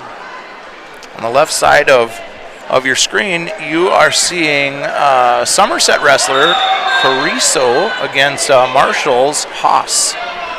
Yeah, and Haas tries to go throw and gets put to his back. Does fight off it, but it's a 2-0 lead right now for And that's a Cariso. consolation match there. Oh, and now Cariso's got Haas in all kinds of trouble. There's real close to the fall over there. Hey, Wow, hey, credit to Hunter Gibson. He's keeping this match awfully close. Actually, it's tied up. He just with Gibson- 17 seconds left, Derik. Gibson just pulls a reversal. 13 seconds left in period 2, and they're knotted up at 2s. We'll move the camera. Larkin Kurth is going to get defeated by Carter Ellis by a score of 6-1. So we'll adjust our camera over to the semifinal match that's taking place at 195 pounds, where the winner is going to wrestle Hayden Vandervoort. But Hunter Gibson right now with a 2-2 match against Grant Cook. I kind of would like Gibson to win this so we can see a Vandervoort-Gibson match because they are both Section 3 AA wrestlers. Sure. Looks like now taking the mat here on mat number 2, it's Dylan Weber, senior, 15-10, Becker wrestler. And he's taking on Xander Miska, senior from Wilmer, with a 9-14 record. This is a consolation round, and the center mat is not on one of our live stream matches. What a flurry of action. We got him to our feet. Grant Cook comes to his feet, going to pick up an escape. It's now 3-2. Cook leading Gibson. Derik, I just noticed, I'm looking through some of these brackets, I noticed on the consolation round, which will happen next, Max Martin will face Parker Jackson. I think that'll be a good match. For sure. That is to the winner of that gets the opportunity to wrestle for 3rd. Loser of that match will wrestle for 5th. Hunter Gibson goes underhook on the left here. He's trying to jack up Cook. Cook's got his hands locked around the back of Gibson. And off the mat they're going to go.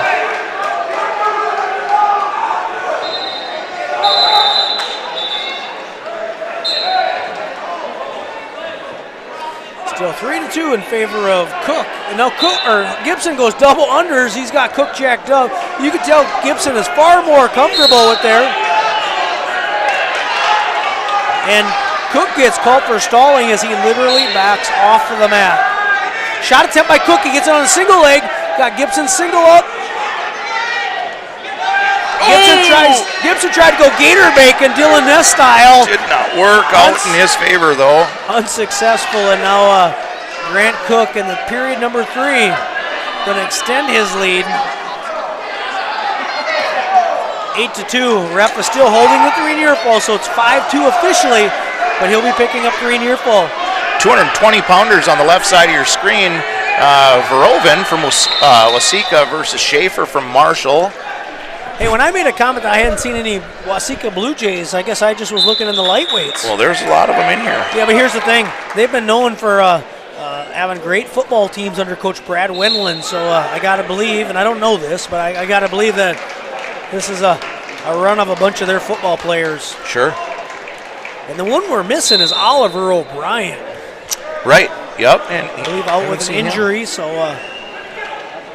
Hey, quick update on team score here as we're getting close to the end of the second round. Yeah.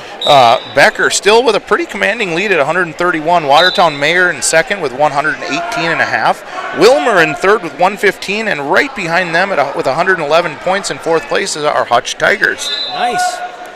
Well, that's good. With 4 guys in the finals, Tigers representing themselves fairly well. Looks like there's a final on our match to the right, as is Grant Cook victorious by a score of 5-2 over Hunter Gibson. Hey, Brock Marty's in some trouble. He's got a world champion, Coy Hopke, here in the first, 19 seconds. He ends the match with a pin. He's just so good, Derik. I mean, he doesn't look like super scary to me when you see him on the right side of your screen. Yep. He's not that Brock Lesnar, Ethan Bowl, crazy ripped like shoot from Vision Quest, right? Right. But he's so stinking good. Yeah, super talented, and most likely the best wrestler in this gymnasium. I made a little joke to Brian Luthens, or maybe it was to Todd Card about 3 weeks ago. I said, should we mail that Outstanding Wrestler Award over to Amory now so it gets there in time? And we are going to see some fantastic finals. We're going to be in for a treat. Hey, on the right-hand screen, looks like we're going to have Riley Kerrigan taking the mat. He's the 4 seed. And in fact, he was not seeded, but he's going to be taking on the number 1 seed, Jason Fensky, the 12-7 senior, the smaller of the two, Fensky. Boy, I would like to see number 5 Hutch Tiger Riley Kerrigan make the finals. What a great tournament that'd be for him. Hey, and it's possible, right? I mean, absolutely. I believe that he has a great opportunity here against Fensky. Well, Fensky's... and Fensky goes nuts. It's kind of like a leg trip. Does get the 2 takedown. Kerrigan fights off his back. Does get 2 near fall. 4-0 lead right now for the number 1 seed, Fensky. The lights got dimmed for a moment. Instantly you say, where's Peter Stanzik? Where's Peter at? Where are the Fredericks twins? yeah, Joel and Titan are messing around. Fensky with a 4-0 lead over Kerrigan. Your screen to the left has Wasika's wrestler, freshman, 14-5 versus Schaefer from Marshall. That's a semifinal match at 220. Which one of those guys want to wrestle Coy Hopke? Neither. Third isn't so bad, right, Coach? Yeah, right. You still leave with 1 loss. All right, we're neutral here. It's 4-1 lead right now, Fensky over Kerrigan.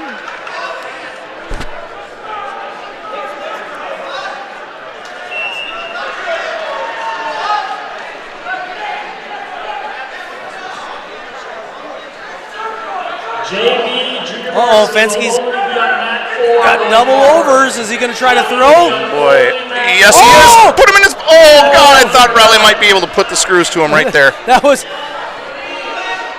a slow, last-minute, ill-advised throw by Fensky, but he was successful with it. I don't know. You're winning the match by 3 if you really need to go there, and your opponent's tipping the scales at 270 plus. 5 seconds left. Kerrigan trying to fight off his back. In period number 1, and Eddie Von Berg with the nice tap, sprints back to the table.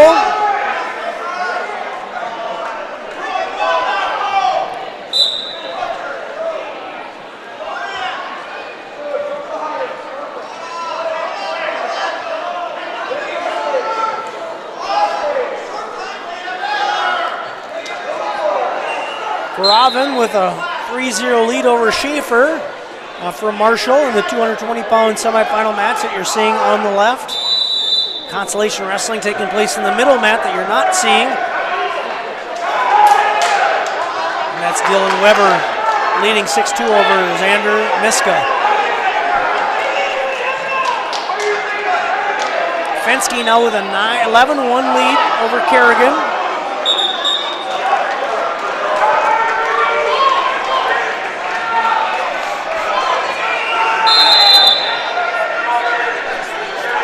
Oh no, Fensky's just working a heavy half. He's got those hips flipped of Kerrigan. Oh, he's got Kerrigan in all kinds of trouble here. And that's the fall. Jason Fensky victorious by fall over Riley Kerrigan. He'll make his way into the finals later this afternoon. Lights get dimmed in the gymnasium. Not sure what's happening there, so... Great to see 5 mats set up here in the gymnasium. So great location and setup that the Tigers have here in place. It's nice when you don't have to be in multiple locations. You know, I know a lot of these types of tournaments, right? You might have a JV wrestling in a different gymnasium or somewhere else in the building. So nice that the JV folks can get an opportunity to keep an eye on some of these fantastic semifinal matches happening right here in the Wayland Gymnasium in Hutchinson. Evan Pierce now taking the mat. He's going to be wrestling a Wilmer wrestler here at 220.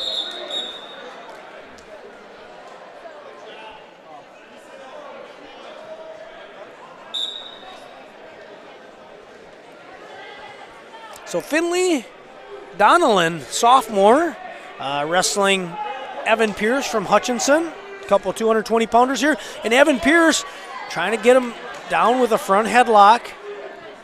Nice spin around by Pierce. Pierce now leading 2-0 over the sophomore from Wilmer, Donnellan.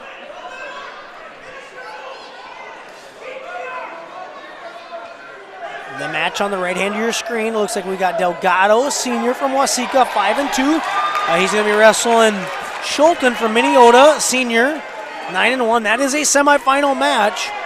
So the winner will take on Fensky from Watertown. And Pierce has got Donnellan in all kinds of trouble, and that's going to be a fall for the sophomore from Buffalo Lake, Hector Stewart, Evan Pierce. Nice match, Evan.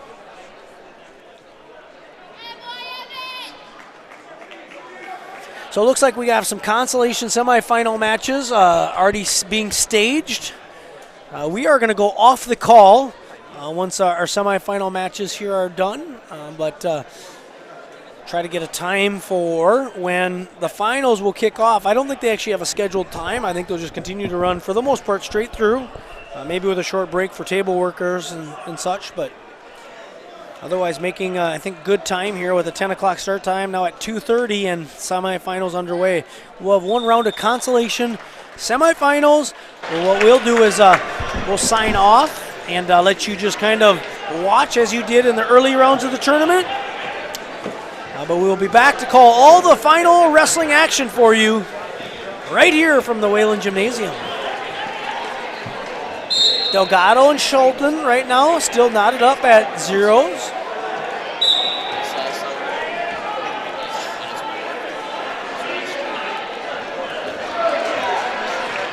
Schulten, big, tall guy. Likely one of those Minneota Viking football players as well in his own right.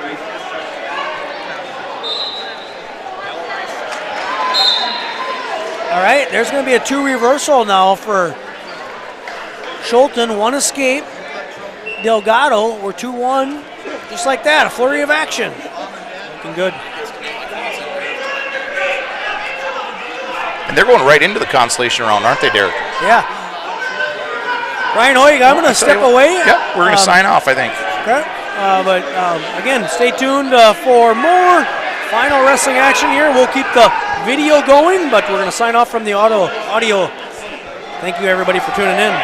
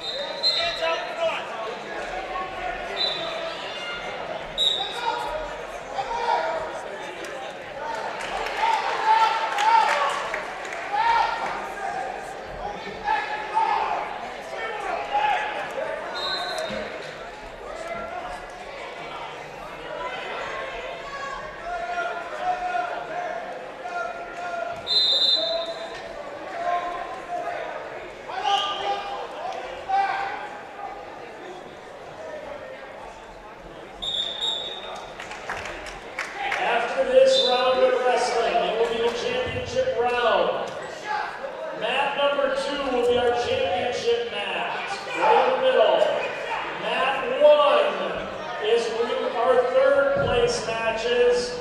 Mat 3 will be 5th place matches. Once this round is over, we will call for anybody to place in the match, but please go to your mat and stand on the opposite side of your opponent for a introduction. Thank you. You're losing by 1!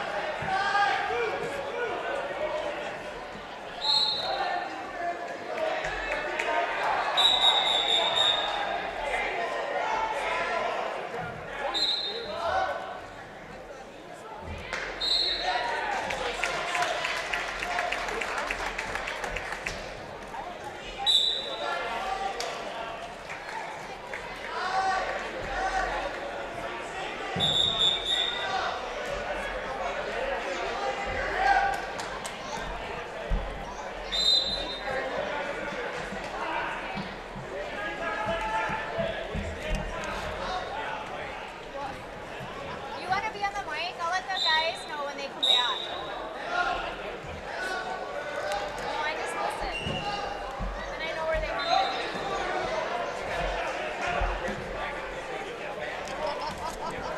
Sometimes they shouldn't even. Sometimes you catch them hitting each other under the table.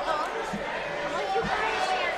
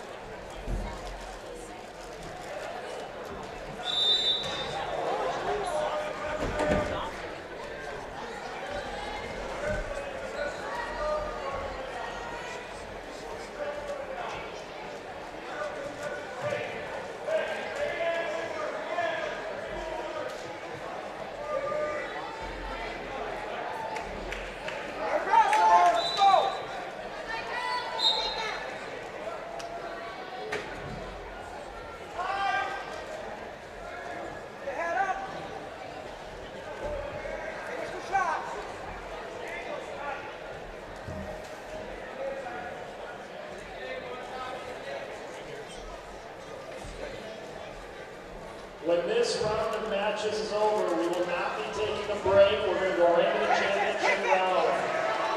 Championship matches will be held on mat 2 and 7.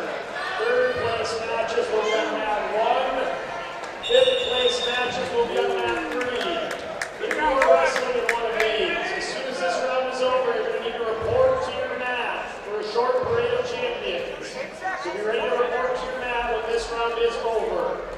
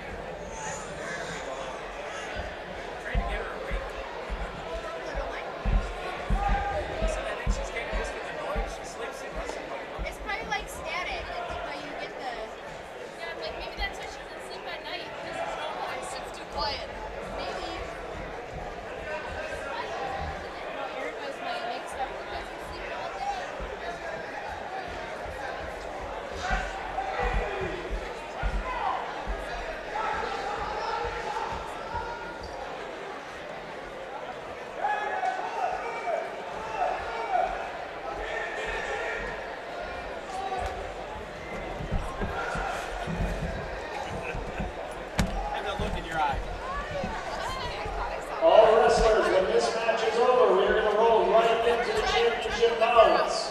If you are in the championship, please make your way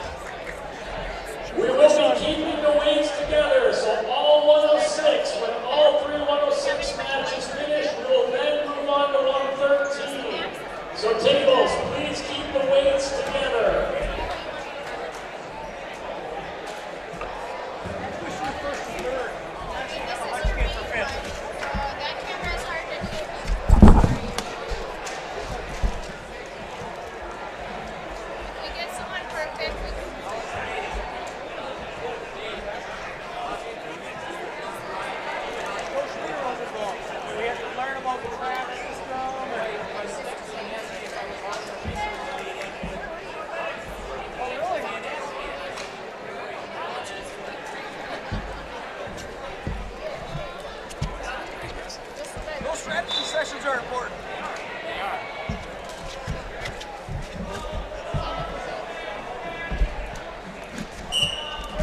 Wrestling in your 106 championship bout from Watertown Mayor, Joel Fredericks. And from Avery, Antonio Sowell.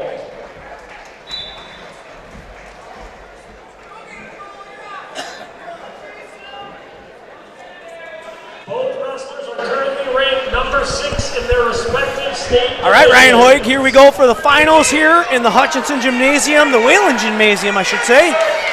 Joel Fredericks is out here, and boy, he is off to a mean start there, picking up some near fall. Up 2-0 early, 40 seconds into the match. He's wrestling a Kajawa from back. No, he is wrestling an Sowell. Amory boy, Sowell. What a day of great wrestling, and here we are in the finals in the medal matches. We are going to cover 2 of the 3 medal matches. They're going to keep the weights together, so we will have all 106-pounders covering the 3 mats until they're all done before we move to the next weight, to 113. Right now on the left of your screen, we're looking at Kajawa versus Lesnetsky from Minnesota. 0-0 tied up match. Oh, and Kajawa goes underhook there, tries dumping with. On the right side of your screen, we got Joel Fredericks putting the screws to Sowell from Amory, up 5-0 in his finals match at the Hutch Invite. Fredericks comes in 21-1. His one loss was to Lawson Eller in a dual meet. I watched that one.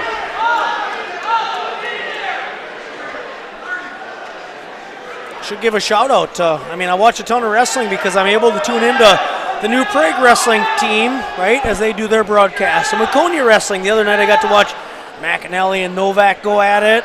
Last night with Rockfin, I was able to watch a bunch of wrestling down in Jackson. So, hey, and shout out to some of our colleagues behind the call. Waconia's got Jeff Catherman on the call, and some of his Waconia people around him. They do a fantastic job with their live stream. New Prague, I think they have Mr. Bornholt as well as Mr. Brad Eller on the call for New Prague's live stream. They do a great job also. And of course, last night when we were watching the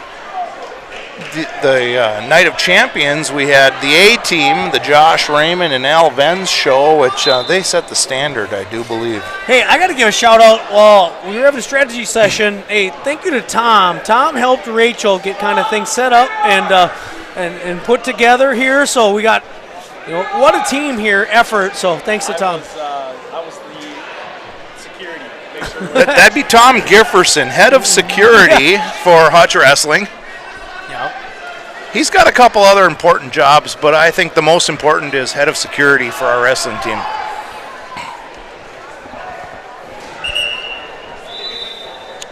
All right, so it's 10-0 match right now in favor of Joel Fredericks over Antonio Sowell. Boy, from Joel Amory. just went to work, didn't he, Derik? Oh, He's got a motor, that kid. Joel's wrestled 106 all year, but a little bit of a cut for him, I think, but maintained that weight. Done a nice job for the Royals of Watertown Mayor Lutheran. Hey, and Kajawa's got his wrestler from Minnesota in some trouble over there. That is a third-place match. Hey, Derik, out of the 12 months of the year, which one does Joel or Titan Fredericks take off?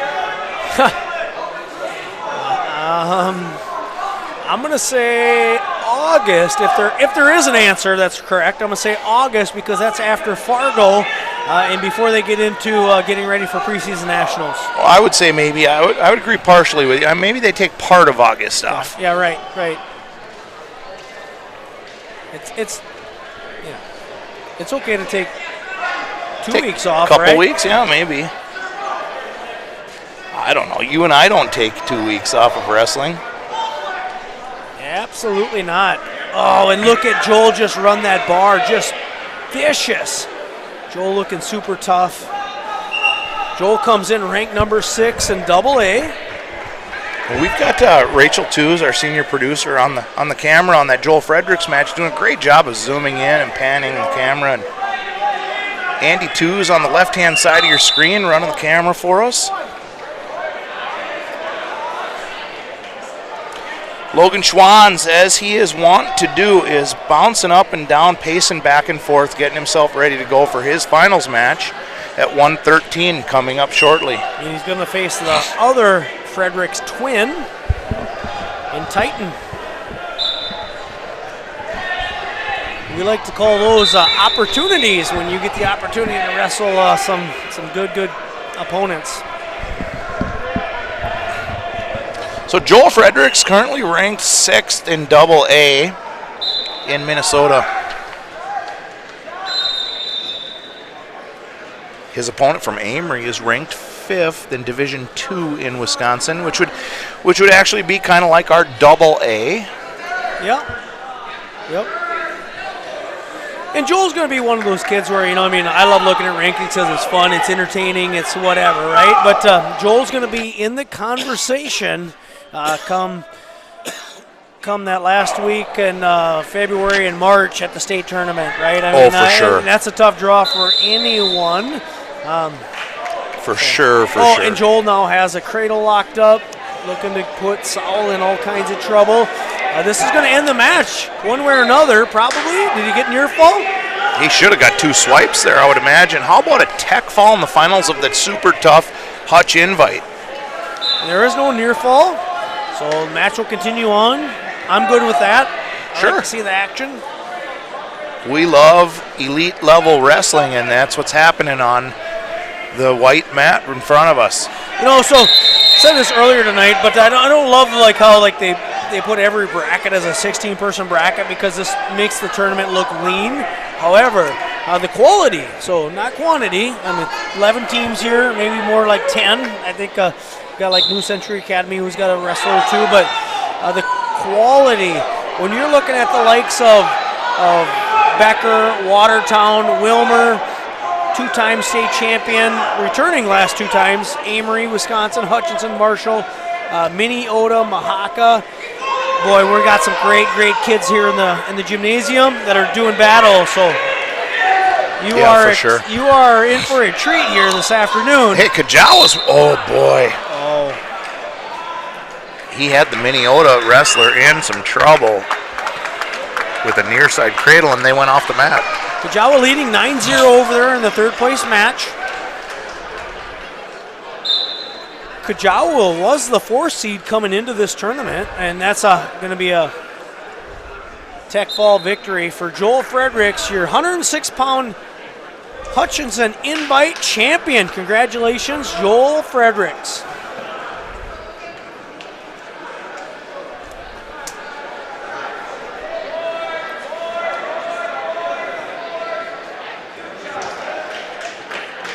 Track dashboard doesn't seem to have the correct score for the Kajawa and Laniski match from Minneota, but it is 12-0 right now in favor of Bennett Kajawa. Looks like Minneota wrestler is going to come to the corner with blood.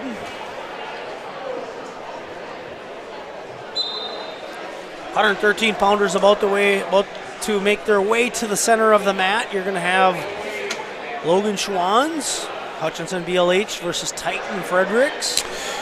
So I don't know if I watch a lot of Titan matches, but he is sporting an arm sleeve on his left elbow. You know anything about that, Derik? No. Okay. It was something I overlooked in the strategy session. I should have been doing some more scouting, I guess. But here, I do know Titan very, very well. Know TJ very, very well. Logan and Titan have done some practices together. Titan super dangerous. You're going to see Titan wrestle through all positions. The kid never stops wrestling, and is going to be a super tough go for Logan. I think they've wrestled probably over the years through some NYWA sections and state tournaments, as well as twice last year. Titan has definitely had the upper hand, but I can remember one time. I remember a match where Logan Schwanz pinned Titan's shoulders to the mat. The Fredericks don't lose very often, and if they do, though, it's typically by fall because they do get put to their back, Right. and they can give up a pin. And I say that, but I mean it loosely. Like, And here's the thing about they very rarely lose. So. Right, and here's the thing about their style of wrestling. It's kind of like we were talking about, a motor that doesn't quit. They let it all hang out. They scramble through positions. Well, sometimes, I mean, rather than just really clammed up wrestling, they expose themselves sometimes to being maybe put to their back. But it's definitely not boring to watch when they wrestle. And here's Titan with a quick takedown. Boy, he goes to work fast. He's got Logan in some trouble running a deep half. Stopped for potentially dangerous. So 2-0, Titan comes out firing against Logan Schwanz. Titan's going to start on the left side. Schwanz back to the middle, 2-0, 14 seconds into the match. And what Titan just did was sent a message and say, you know what, we might be buddies, but guess what? Right. Fuck, we're going to battle. Yeah, right. Well, we will battle. And that's what...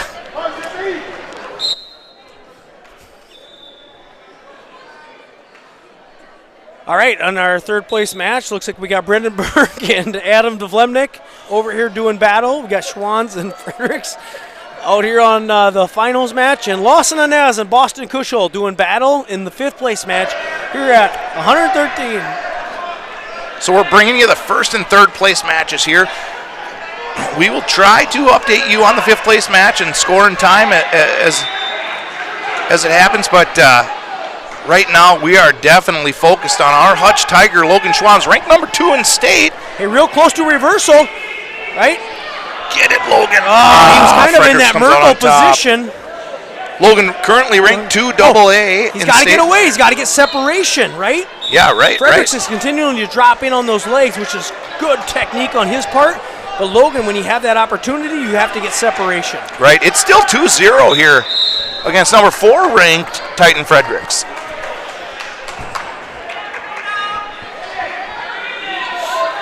Yeah, Schwanz comes in ranked higher, and it was really just off a state placement. Sure. Fredericks last year had not his best state tournament, I'll say. Got pinned by Robbie Shirk in a cradle. So Schwanz comes to his feet, real close to scoring an escape. Come on, get it, 20 Logan, seconds. get it. Right. There it is. It's 2-1 match. 1 right point now. match. And now, inside leg trip by Fredericks. Schwanz trying to battle through this. Come on, Logan. If Logan can elevate this, he could put Fredericks in some danger. No. And Fredericks close to the take. 3 seconds left. There's no points there. No change. Okay, good. What you're saying is Titan Fredericks in the first round of state last year. Oh, they called What? Titan with 2. How? What? I don't know if I am not on board with that call. And Todd Card, head coach of the Hutch BLHS Tigers, is at the head table calling BS on that. That is not an appropriate call. We have 2-man mechanics on these first and third place matches. Coach Card is not letting up in his disagreement. They have not changed the score yet. And it's confirmed a takedown, a very, very questionable takedown, I would say. All due respect to the Watertown Mayor listeners, I'm not on board with that whatsoever. But it's 4-1 coming in the second period. Titan's going to defer. Logan is going to pick down. So 2 takedowns for Fredericks, 1 escape for Schwanz. Fredericks is going to start on the left side. We've got a 3-3 tied up third place match. Fredericks does come in undefeated, 23-0 on the year. And I think what you were saying earlier, the first round of state might have been, in most people's opinion, maybe an upset. Titan got pinned in the first round of state. I think he went 1 and done, right? That's right, yep. Then Shirk was defeated, I believe, by Veneer. Oh, Shirk. Fredericks has got an outside leg in. Titan's running kind of an outside leg. It looks for Merkel. Logan's too smart for that. He's not going to give that up. Logan's got a hook and leg. He's close to reversal. Now he's got to elevate. Scramble position. Logan's got to Purdue. He's going to get it, Derik. He's going to get this. And Logan's got to lift that leg. If he can elevate, he can get Fredericks into some trouble here. He's got it. He's going to put him on his back. He's running the deep half. And Schwanz takes it to a 1-point match. It's 4-3 right now. Minute 2 left in the second period. Logan Schwanz with some real good defense there and a reversal on Titan Fredericks as they go out of bounds. 4-3, 55 seconds remaining in the second period. This is a barn burner. This is elite wrestling. Hey, and if you're at home watching this and you're feeling a little bit bored or tired, you should just turn this off and watch some golf because it doesn't get any more exciting than the match we're watching right now. 4-3, 55 seconds left in the second. Fredericks with a quick stand-up. Good return by Schwanz. 8 seconds left. Oh, and no Schwanz! Oh, no! Oh, and that's what Titan does. That scramble position, and he comes out on top 6-3. 38 seconds remaining in the second. Just some goofy stuff. I think Schwanz was trying to go cradle, tried to pull him back and got a little hasty. And Fredericks is savvy, you know, he countered it, so it's now a 6-3 match. And we've watched Titan and Joel roll at no nonsense, and we've seen them a lot.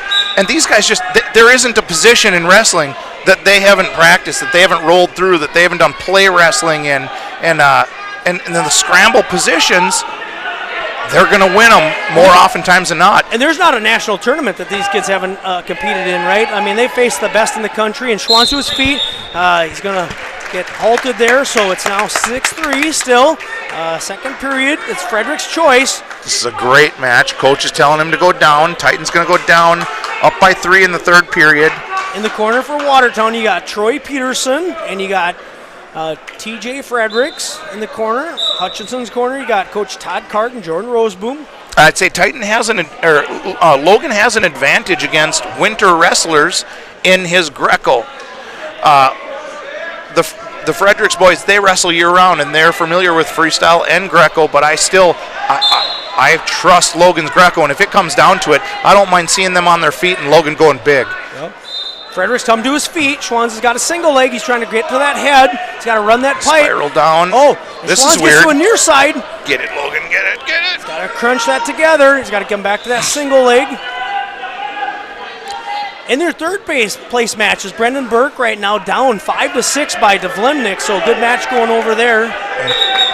Fredericks has got the outside leg in again, kind of in that, coming back to that Merkel position. That's going to be 2 reversal. It's 8-3, 5-point match, $1.25 left. And here comes a Merkel, and Logan's just too dang smart for that. He's not going to get any reverse, any near fall.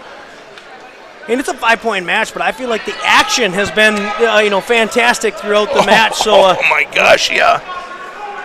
Fredericks leading the match. All right, stalemate. Schwanz going to start in the center. Get a fresh start, Logan. Here we go. Back to your feet, and then let's go some upper body. And it starts with 1, right? That's exactly like you're saying. Like Logan's chances really are probably on his feet to try to go big. So we're looking for an escape here rather than a reversal. Got to get it. Got to get an escape here. That's what has to. You're right. It has to start with an escape. Yep. Titan with a big lift. Brings Logan back to the mat. His hips are pinned to the mat. He needs to get a base. Work up to your base, Logan.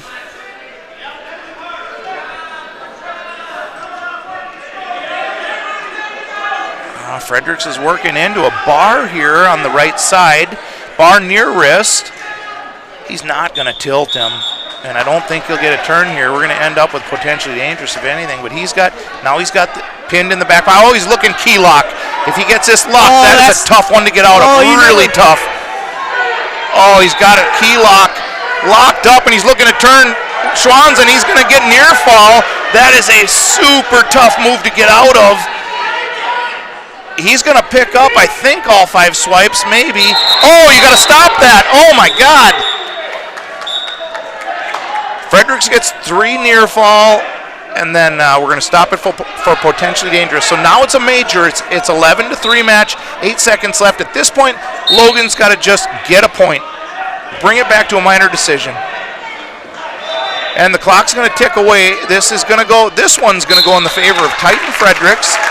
Number 4 ranked in state against Logan Schwanz. 11-3 final. Great tournament for both boys and their buddies. And now the match is over. They're going back to being buddies, even though they just wanted to rip each other's heads off.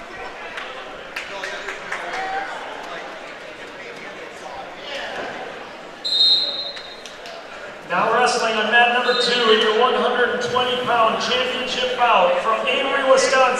All right. Number 4, Lane Number Anderson. 4 ranked Lane Anderson at 120 pounds is going to take the mat against number 6 ranked in AAA, Kevin Carlson. Carlson, the freshman in this match. Lane Anderson, the 10th grader. Hey, I love the championship singlets out here by I the just Wilmer noticed that, Cardinals. yeah. Man, those things are sweet. They are sharp, aren't they?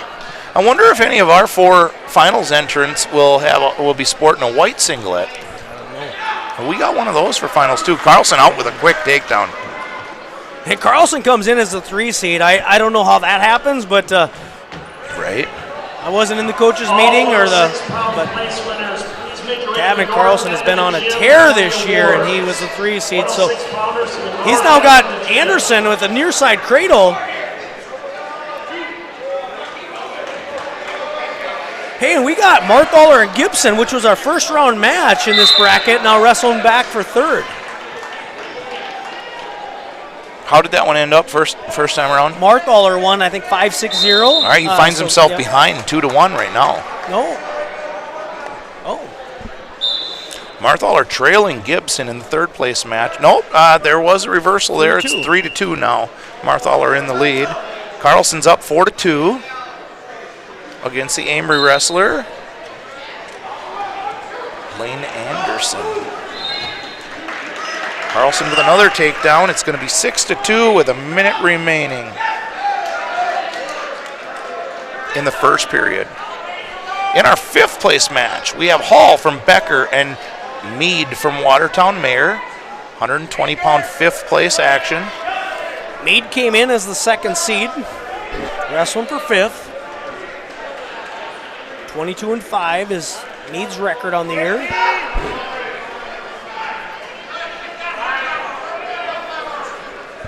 We got a flurry of action over here between Marthaler and Gibson. Now Gibson had picked up a reversal. Now it's Marthaler with the reversal. Now Marthaler's picking up near fall. He's getting all 5 swipes too with 15 seconds remaining.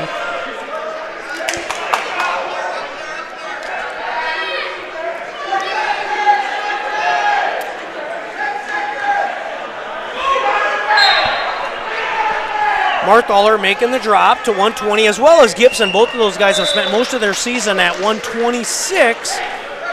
But they have dropped down to 120 pounds. Kevin Carlson right now leading Lane Anderson by a score of 9-2. 12-2. Yeah, 12-2. Boy, that escalated quickly. Yeah. The freshman from Wilmer comes in with a 20-3 record. Cousins to Conlon Carlson. I watched Kevin wrestle at the Minnesota Christmas Tournament, wrestle a Jacob Aho from Forest Lake to a barn burner of a match. The match, he ended up losing it, which was one of his losses, but I kind of felt like he won the match. That's not how officially it went down, but that was a great, great match.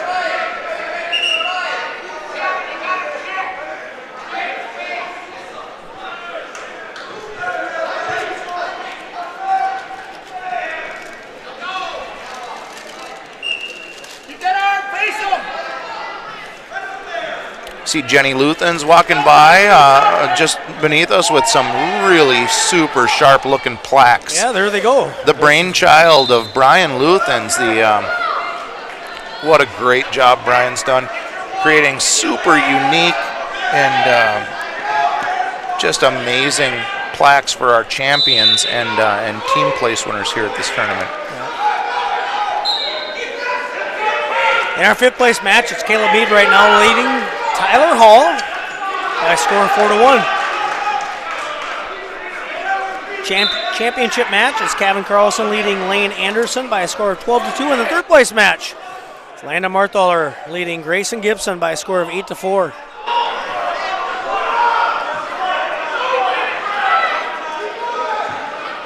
Is Carlson picking up near fall here? What is this? It's kind of a goofy scramble situation. Yeah, it is, for sure.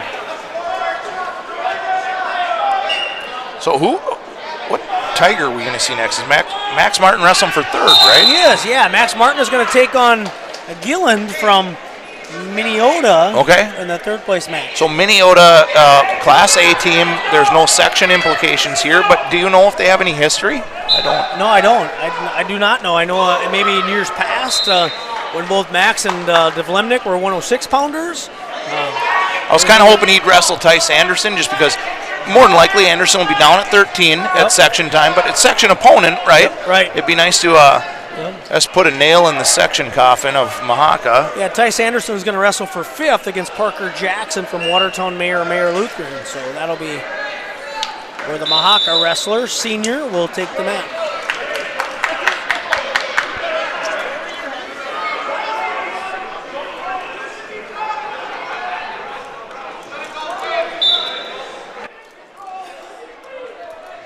Gavin Carlson working from his feet. Shot attempt by Lane Anderson. Gets in on a single.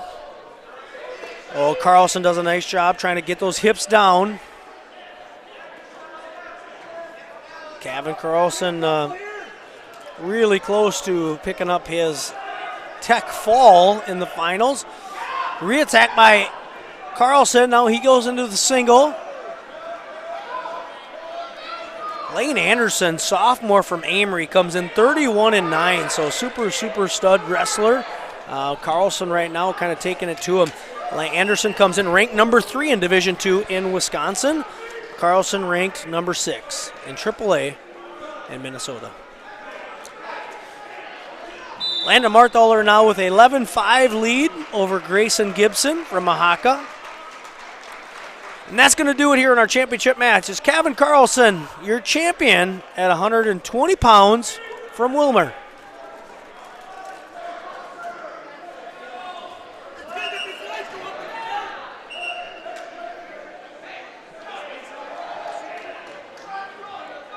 Looks like older brother Colton in the corner right there. Colton, very successful wrestler in his own right, state champion here for the state of Minnesota. Wrestled for a number of years at SDSU, was a Jackrabbit. Looks like next on the mat for our finals is going to be Caden Nichols and Ivan Mares getting ready to go in our center mat.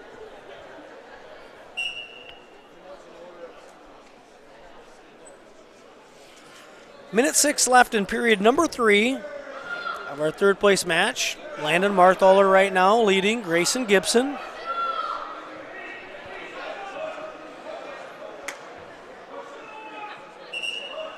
Stalemate call. Going to bring them both back to their feet. Wyatt Cruz from Wilmer, please report to the awards. Wyatt Cruz from Wilmer to the awards.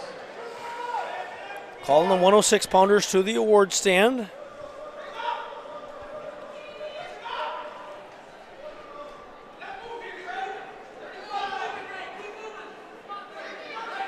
One of the championship matches that are now on deck that I'm really looking forward to is Dylan Lawaji and Sullivan Inez at 132. That should be a fantastic match. So a lot of great action coming up right here from the Hutchinson Gymnasium. Thank you to everybody who's checking out our live stream and tuning in and enjoying today's wrestling broadcast.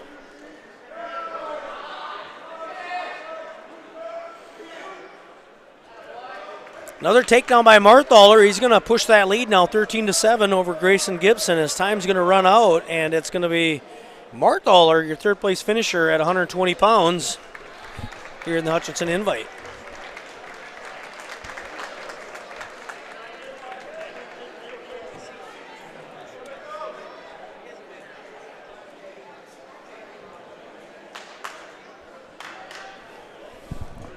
All right, Matt's getting ready to be loaded up again here for the 126-pound wrestling action. In your finals, it's going to be the sophomore from Becker, Caden Nichols, 27-3. He was a state finalist a year ago. He's wrestling the junior from Wilmer, Ivan Mares. He comes into the tournament with a record of 15-8. Moving into our third place match, it's Hutchinson's Max Martin, sophomore, 23-5. He'll be taking on Minneota's Peyton Gilland, senior, 16-7 record for that third place match. And then for fifth place, it's Watertown Mayor Lutheran's Parker Jackson, sophomore, 19-6. He's going to be facing the senior from Mahaka with a 6-4 record, Tice Anderson.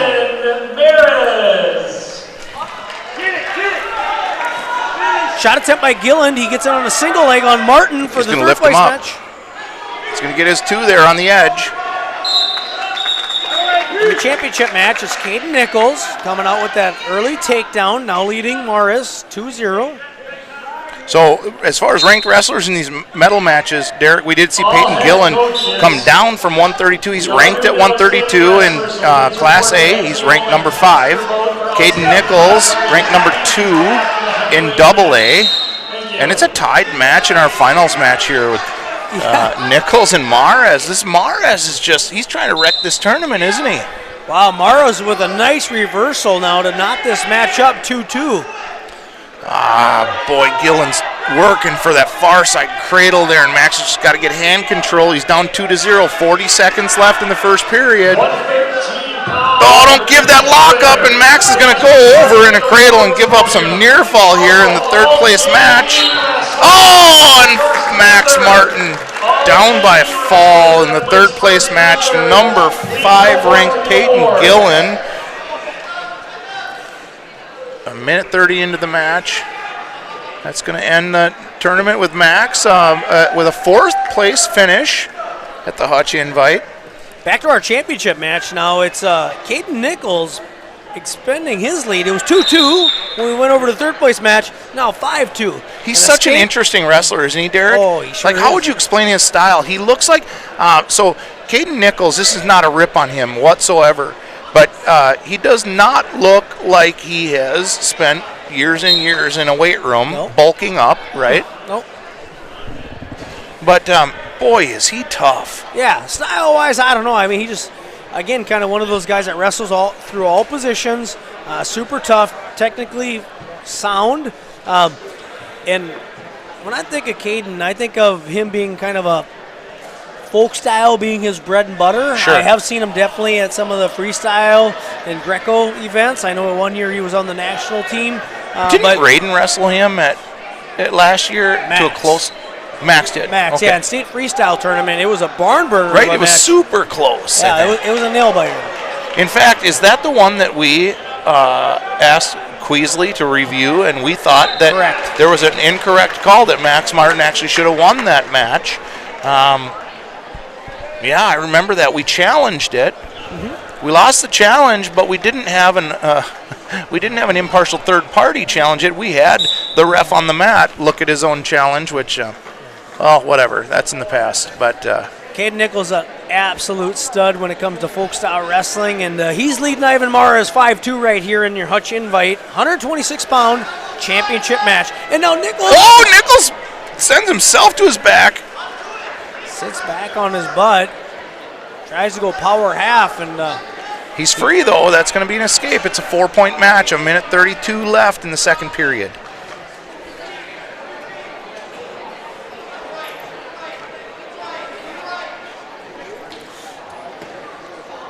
Nichols gets in on that low single. Now brings it up. He's got an underhook on the right side. Coaches are yelling head position. Cade makes that adjustment. Now they're wrestling from space. Caden Nichols ranked number 2 right now in the state. Shot attempt. From space. He's in on a single.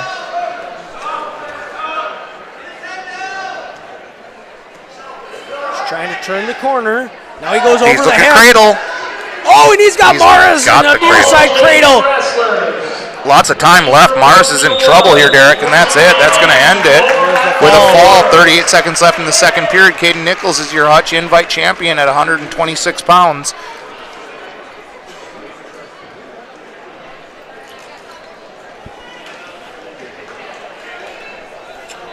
All right, so that's a wrap on the 26-pounders. We're going to move on to the 32-pounders. I'm excited about this finals match at 32. Oh, yeah. Yep, this one should be a good one. And those Wilmer finals singlets, they are sharp. Jiminy crickets, I kind of like those.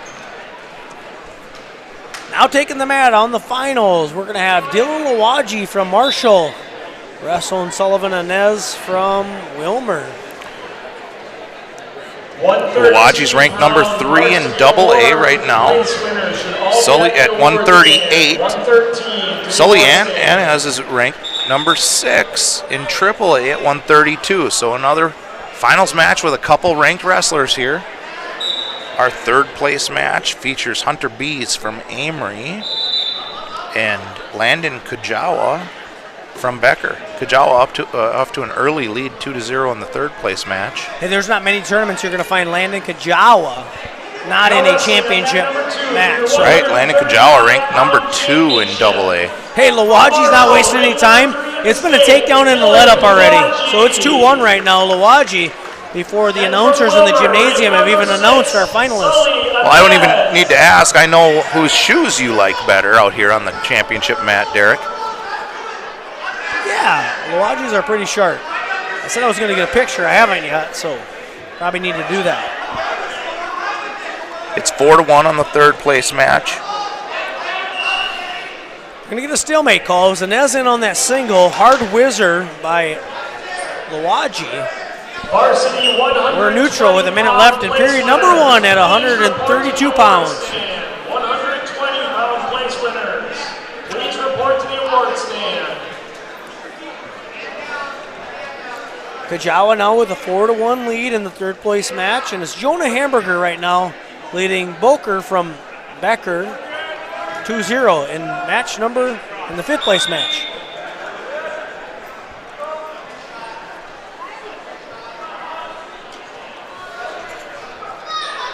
So the Tigers send 4 into the finals today, Ryan. We got 3 more left. Schwann's comes up second, losing to Titan Fredericks. But who else are the Tiger fans going to see tonight in the finals? Well, we're going to get, I think our next finals match will feature at 152, Luke Hoig, who just had a big win over Caden Rose from Mahaka. He's going to face number 2 ranked in state, 3-time state qualifier, 2-time place winner, Zach Fear from Minneota. And then we're going to get Brady Anderson at 182. And then, of course, our walking muscle at 195. And I really am looking forward to that Hayden Vandervoort match against, I believe his name is Cook. Yeah, from Amory. Yep.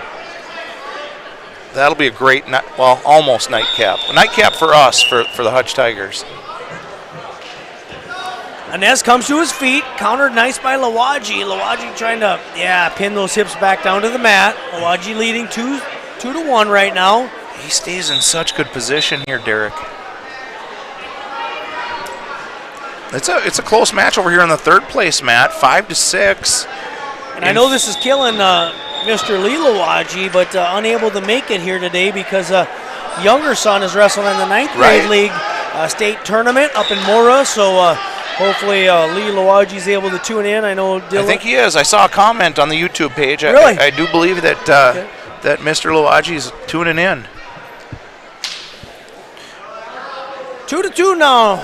Knotted up here in your championship match between Sully Inez and Dylan Lawaji. Lawaji gets in on a single. Nice shot attempt.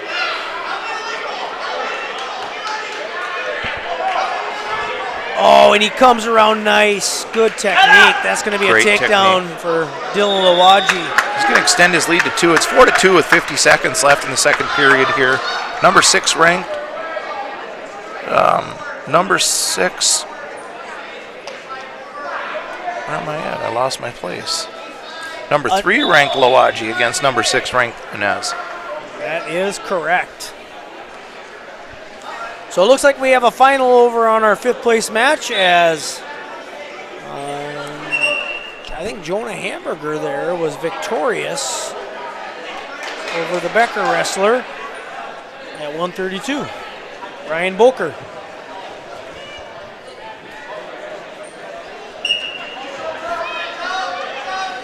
9-6 match score here in our 3rd place match. So, and that was quick to his feet there. It's a 1-point match here with 15 seconds left in the second period.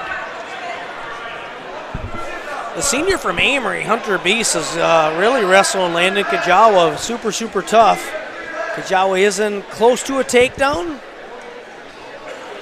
And that's going to be the 2. All right, finals match here as we shift into period number 3. Hey, this is a 4-3 match. Yeah, it's closer than I thought it would be. Milwaukee's going to start in the down position. Sully and Nez doing a nice job here, just wrestling the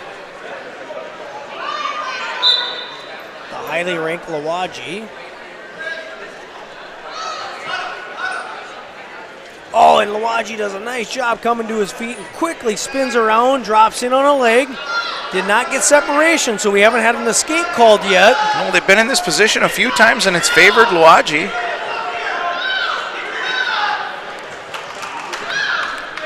And it does again. Milwaukee extends his lead 6-3.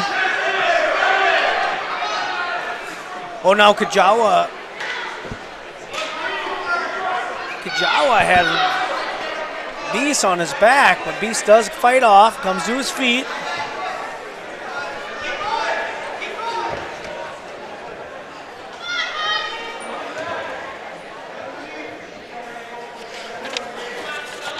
Minute left in our 132-pound championship match.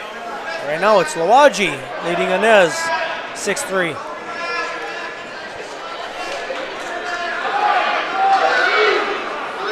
Off to our right, the awards are taking place. I think I see a large gathering over there. So Max Martin walking by. Looks like he's got ice on his neck. Hey, we're in kind of a tight match over here. It was not so tight, but a third place match. It's 10-12 match. The Amory wrestler has closed the gap with 25 seconds left, down 10-2, working for a turn here against Kajawa.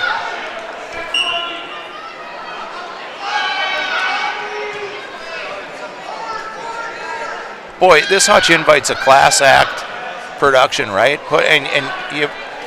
If you think of one person that's really behind this, the awards, kind of the organization, the communication with coaches, really, this could be named the Brian Luthen's Hutch Invite. And what a great product that's been put together. Of course, many other people involved in it. Sure. I've heard from a number of coaches. We've got one of the best coaches' rooms at any tournament, and that's thanks in large part to many of our wrestling moms that work tirelessly to put together just a super dynamic, super awesome, and very tasteful coaches' room. Jenny Luthens, Tracy Luthens, right? Like Amy Vandervoort. Yeah, countless hours are spent on this. Even just contacting teams, Sue Ann Hahn, recruiting teams to come and right. All around, just a class act, awesome tournament that I take a lot of pride in this tournament. Absolutely. Right? Yeah, what a pleasure. Hey, we got Conlon Carlson on the middle mat in the championship. So Conlon Carlson is he's going to face off against Drew May, the junior from Becker. And Conlon is ranked 3rd in AAA this year. From Becker, Drew Conlon, the 20-4 sophomore, wrestling Drew May, the junior, 24-6. Ranked number 3, Conlon Carlson. We've got Brock Fear, one of the many Fear brothers from Minneota, on the 3rd place match. Locked in with Jack Entinger, 0-0 in the first period with 33 seconds into the match. And in our 5th place match, we have Nolan Muehlner, a senior from Becker, and he's going to be taking on Eli Heinen from Wilmer, sophomore, with a 10-4 record. Right now it's Heinen leading Muehlner by a score of 2-0.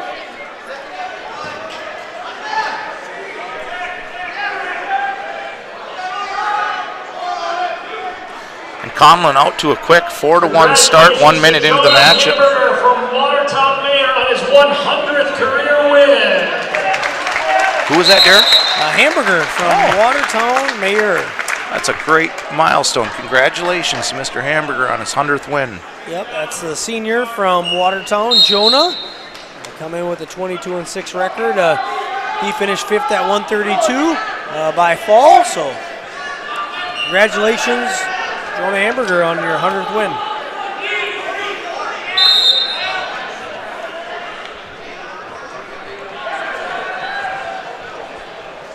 Jack Ettinger now leading the 3rd place match by a score of 2-1. over Brock Fear. Ettinger is a junior, Fear is a freshman.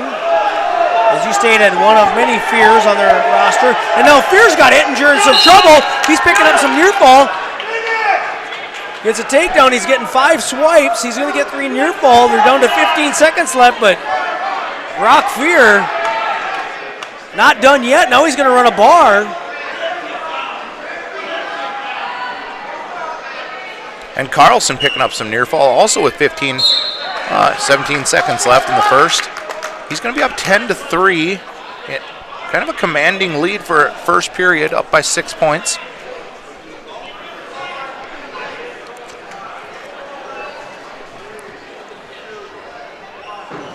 In our 5th place match is still Heinen leading Muehlner by a score of 2-1. Second period action on that match.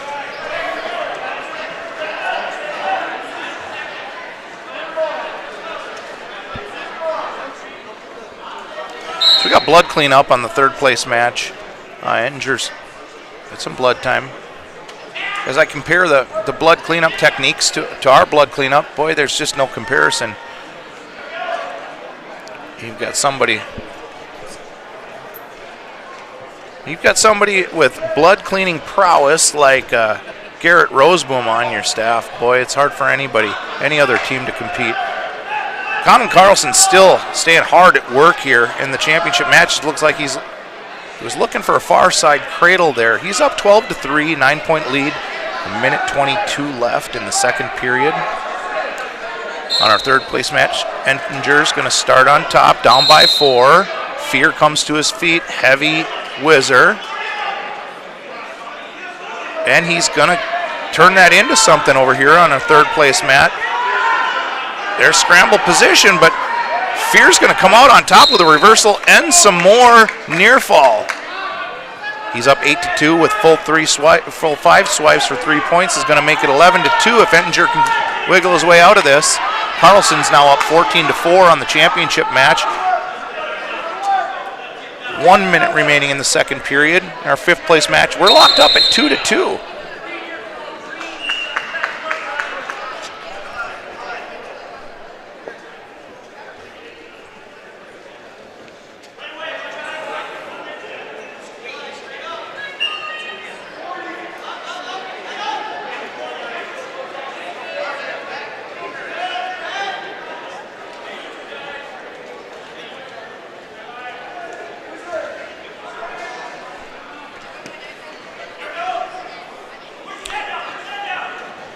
Colin Carlson does not take his foot off the gas pedal as he secures another takedown, 16-5, 11-point differential here with 15 seconds left in the second period. Pound place winners to the award stand. Varsity 113-pound award winners to the award stand.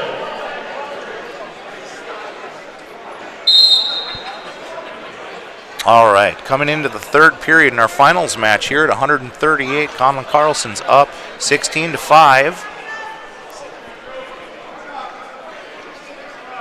A look over to your left, and we see an 11-2 match with Brock Fear in the lead over the Watertown Mayor wrestler Ettinger.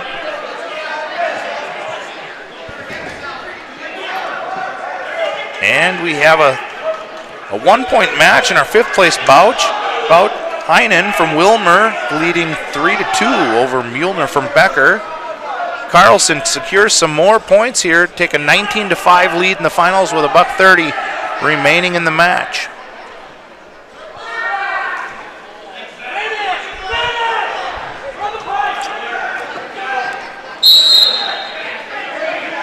Varsity 120-pound award winners to the award stand.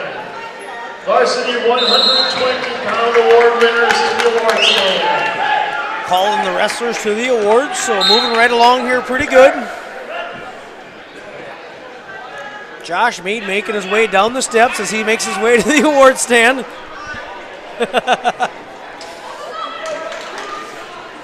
Hey, big shout out to the 100 and some viewers that are watching from home on a Saturday afternoon, watching some awesome elite level wrestling action here at the Hutch Invite. Glad you could join us. Derik Schwann's on the call, along with myself, Ryan Hoig.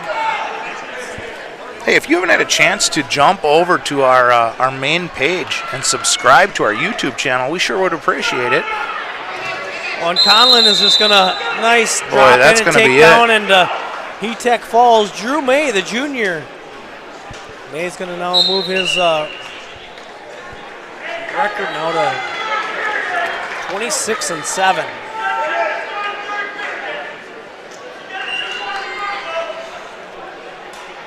Varsity 126-pound award winners to the award stand. All right, we're getting ready for our 145-pounders to take the mat. I see Davin Rose making his way to the head table, but before we do, we've got a couple matches yet to finish up. In our fifth place match here, and Noah Mueller losing by a score of 3-5. No, I think that was a pin. Yeah, he was losing at the time. I believe he just won by fall. Actually, there's a little drama over there. The coach is approaching the head table with some argument there.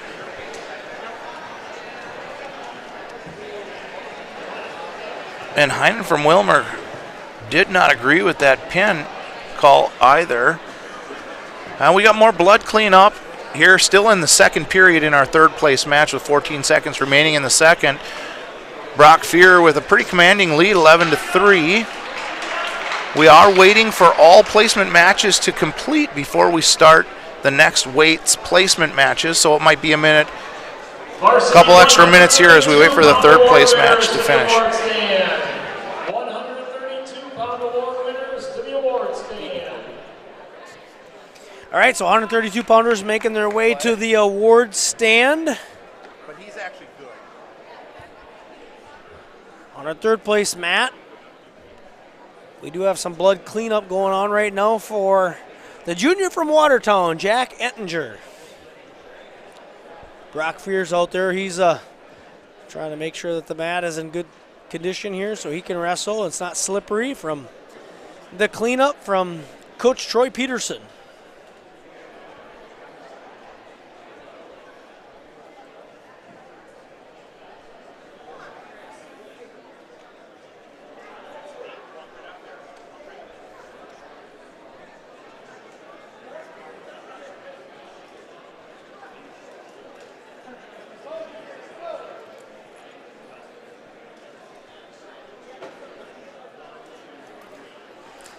All right, looks like the wrestlers are making their way back to the center in our third place match with Fear and Ettinger.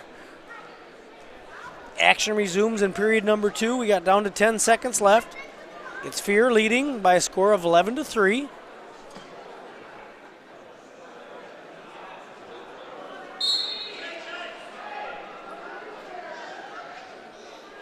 And off the mat they go, but I think that's going to put a wrap on period number 2. So Ettinger's going to go neutral.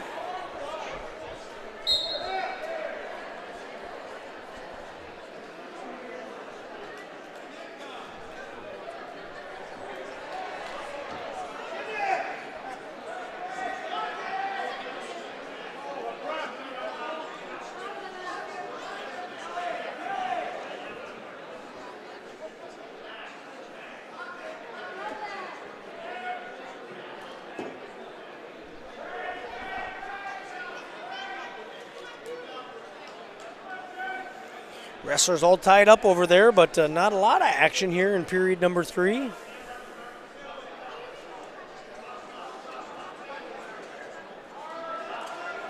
Fear from Minneota. Ettinger from Watertown, Mayor Lutheran.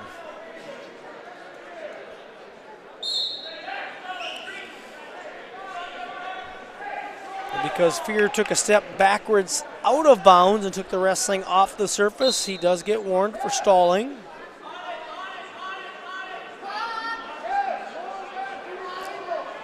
Clock was a little slow to start. Now Fear's in on a shot, gets down into a single. Oh, blood time now again for Jack Ettinger.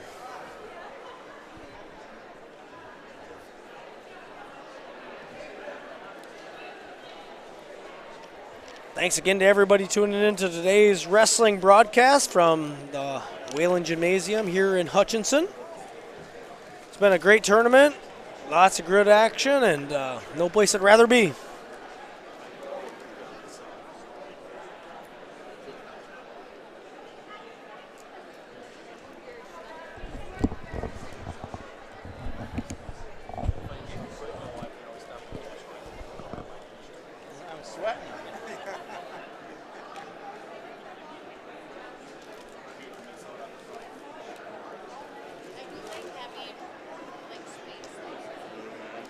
So with this blood time, while the blood until it's stopped, they do have a countdown for blood time.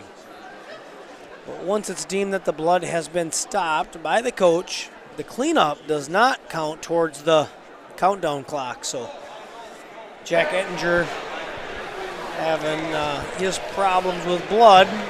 It looks like blood time is just fine for him. So got about a minute left here in period number 3. At 138 pounds.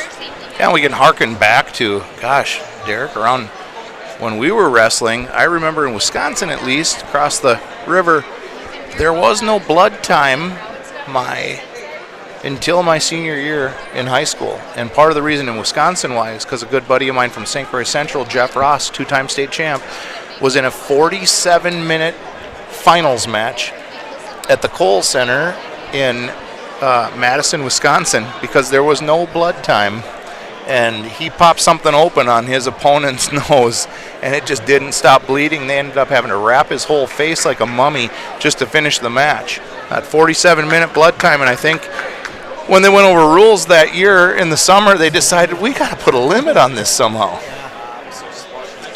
So who won the match? Jeff Ross, 2-time state champ. All right, action resumes now with 45 seconds left in period number 3. Oh, and Fear with a big takedown. Brock Fear now extends his lead over Jack Ettinger. Hey, we're watching the seconds tick down here in our 138-pound action, getting ready for 145. Derik, what do we got? What's coming up for the Hutch Tigers next week? I think we've got a Thursday event, right? Yeah, we're going to be facing TCU and Annandale Maple Lake. Couple tough opponents next Thursday, right? Absolutely. Hey, before that even happens, we look at our bigger family of Hutch Tiger wrestlers. Tomorrow's a big one for our youth. Yeah. Tomorrow they're going to travel to St. Michael Albertville for one of your favorite tournaments, right? The Brawl. The Brawl. What an awesome tournament the Brawl is for the youth. The biggest team tournament for youth in the United States. 48 teams in their main stadium, and 16 teams in the up-and-comers bracket. Our Hutch Tiger youth will be competing with the big boys. Hey, we're at 145 and action's already started, Derik. What do we got on the championship mat in front of us? Yeah, we have Mahaka's Davin Rose, senior, 23-2, and he's in on a shot. Davin Rose with the first period takedown over Stephen Dusky. Dusky comes in as a senior with a 15-6 record. Rose right now leading Dusky by a score of 2-0. And Davin Rose is as slick dynamite. As they get. Oh, he's slick. He's ranked 4th in AA for a reason. He doesn't make a whole lot of mistakes, that's for sure. In our 5th place match, we got Wilmer's Cameron Champagne, freshman, taking on Somerset's freshman Ethan Fisher. That's for 5th place match. And right now it's Champagne with Fisher in all kinds of trouble over there. Tell you what, that Cameron Champagne's an impressive specimen for a freshman. Definitely an early 4-0 lead for Champagne. On our 3rd place match, on mat 1 on the left of your screen, we've got Colin Klenken, a junior from Marshall, 2-4 in the 3rd place match against Jake Rosno, a sophomore from Becker, who is 4-4 on the year. Rose trying to go tilt. He's got a 5-0 lead now. Trying to extend that.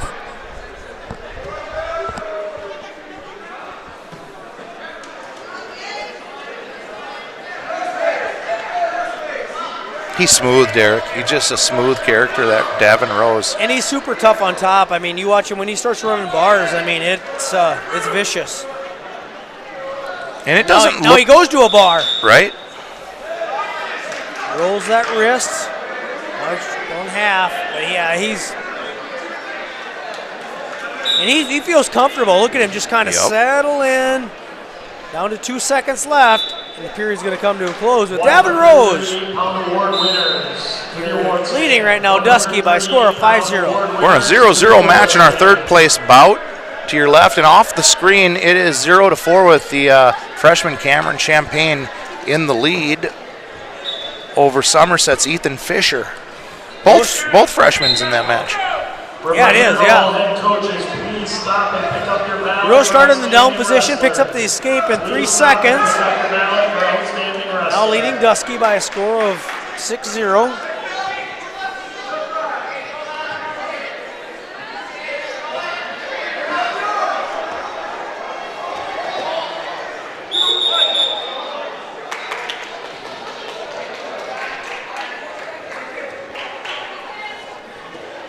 Cameron Champagne gets a 2-point reversal over Ethan Fisher. Now opens up his lead to a 6-point match. Dusky's in all kinds of trouble in our championship match right now. Yeah, he's counting lights right now. He's losing 8-0 with 3 near fall secured. A minute left in the second period, and Davin Rose is going in for the kill. It looks like Rose is awfully close to that fall right now. Yeah, I mean, that's tough, fighting off your back in a tight hold like that with a minute left. Boy, it feels like a lifetime under there. Which I don't think it's been since about 4th grade that I felt that, but I'm kidding. We have an extra set of headphones or headset up here. I'd love to get Davin Rose up here to find out. To me, the question of the day is, where are you going for postseason? Right. Will we see Davin Rose try to take on Coy Biskins at 145? Will Davin Rose drop to 138 now with Tyler Wells dropping down and take his chances against Charmoli? Right. So, okay, and that's going to do it there. So Davin Rose is your champion for the 2023 Hutchinson Invite. He wins by fall over Stephen Dusky. And I see Luke Hoigs heading to the head table on the championship mat with number 2 ranked in state, Zach Fear.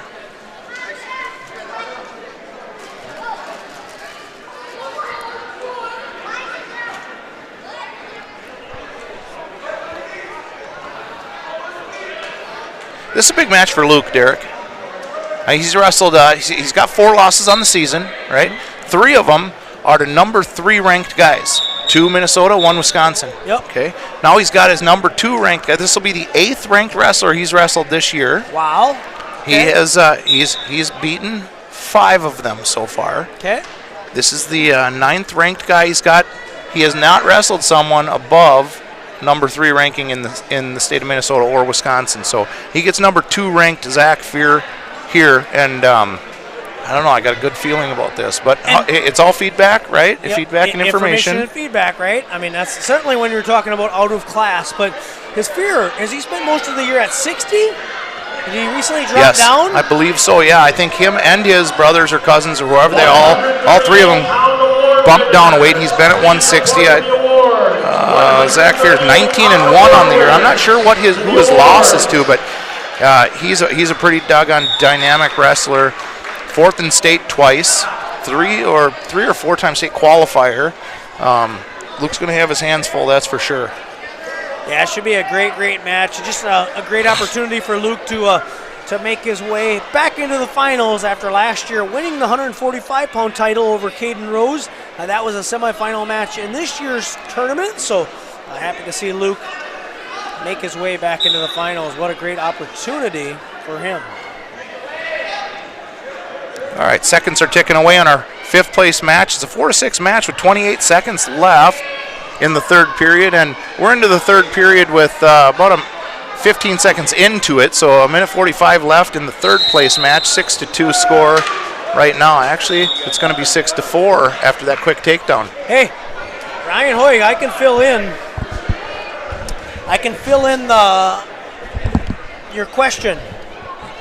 You wanted to know who Zach Fear lost to this year. Yeah, let me know. If I say the wrestler was from Dover, Iota, what does that mean to you? I think there's a little Gavin Gust on its way. It was a 4-1 match. Oh my God, Gavin Gust is dynamite. I don't know if it makes you feel any better, Dad. Yeah, but, right. But Fear has been defeated this year. Oh boy. And it was the Gavin Gust. And that was at 160 pounds in the finals of the Rogers Holiday Madness Tournament. Hey, this is kind of a treat, you know, as far as behind the scenes, behind how the tournament runs, right? We got a couple guys at the head table who really make this tournament work, and that's with the track wrestling, with figuring all the stuff out, all the bells and whistles and everything else. And we're joined by none other than Hometown Mortgage's Joe Schlater. Yeah, hey. Right? Welcome to the broadcast, Joe, and thank you for being a longtime supporter with Hometown Mortgage and yourself an alumni. Thanks for having me, guys. Hey. Would you consider yourself Hutch Tiger Wrestling immortality? I'm pretty sure I'm immortal. No, I got that backwards. I'm definitely not. Hey, so I see you came out of the bow stand, or you took a day away from scouting the deer and decided to take in some wrestling. What takeaways, Joe Schlater, do you have from the tournament so far as our Hutch Tiger team is concerned? Confidence across the board. They're looking really good. They know they've got a shot. They just know they got to keep bringing it. So, Joe, when did you graduate? And tell me a little bit about the team you were involved with for Hutch Tigers. How good were you guys? Putting me on the spot here. Yeah, well, you don't remember when you graduated? It's a lot of math. 2008. Well, you are the mortgage guy. we should have asked him when did he participate with his senior year? Not that he graduated. Sure. So 2008. You guys are supposed to have these stats. No, 2008 we had a pretty good team. We had, I think Prior Lake was our arch nemesis, and they knocked us out at the semifinals before making it to state. But yeah, good solid group of guys, good heavyweights, and good through the middle. We struggled a little bit with the lower weights at that time, but cool. So you wrestled under Coach Cart. Absolutely. All right. Hey, fellas, we're ready to start 152-pound action as that third place match just finished up. I'm going to leave the call to Mr. Schlater and Mr. Schwanz just so I don't say anything inappropriate here, and I'm going to go on mute. All right, so on our final matchup, Minneota's Zach Fear coming in as the #1 seed. He's a senior with a 19-1 record. He's going to be taking on the Hutchinson sophomore, Luke Hoig. Hoig comes in 24-4. So they just made, and Hoig right away in on a single leg. Well, Fear trying to counter that. There's going to be a 2-point takedown for Fear. Hey, I like that aggression right there from Luke, right? I mean, no shame in losing to good kids. And Luke goes out there and he's battling. What do you think, Schlater? Confidence. First shot. Opened it up, went for it.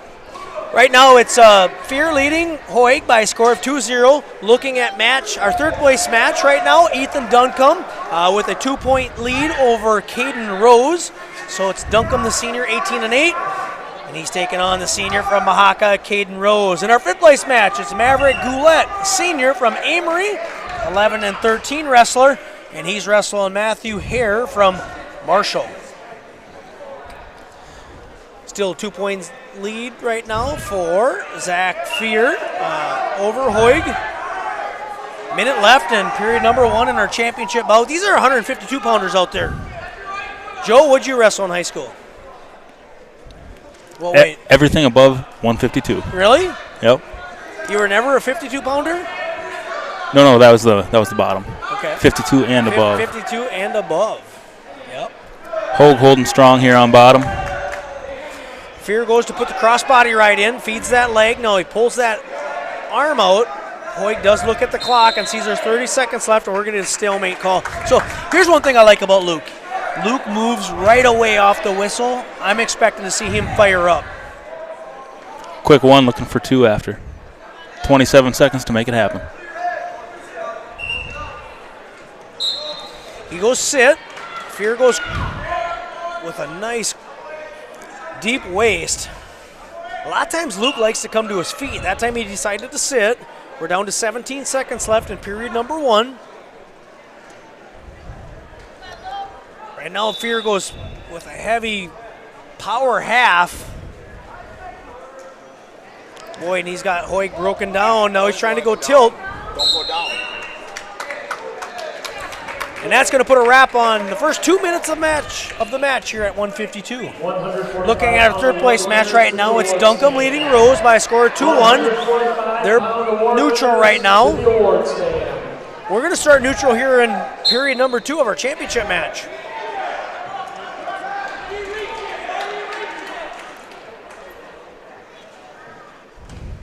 On Fears. Oh, there's a shot attempt by Hoig. They go off the mat.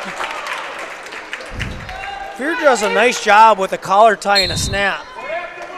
There's a shot attempt, quick off the whistle as Hoig. He gets on a single leg. He's got Fear in some trouble as he's running. Come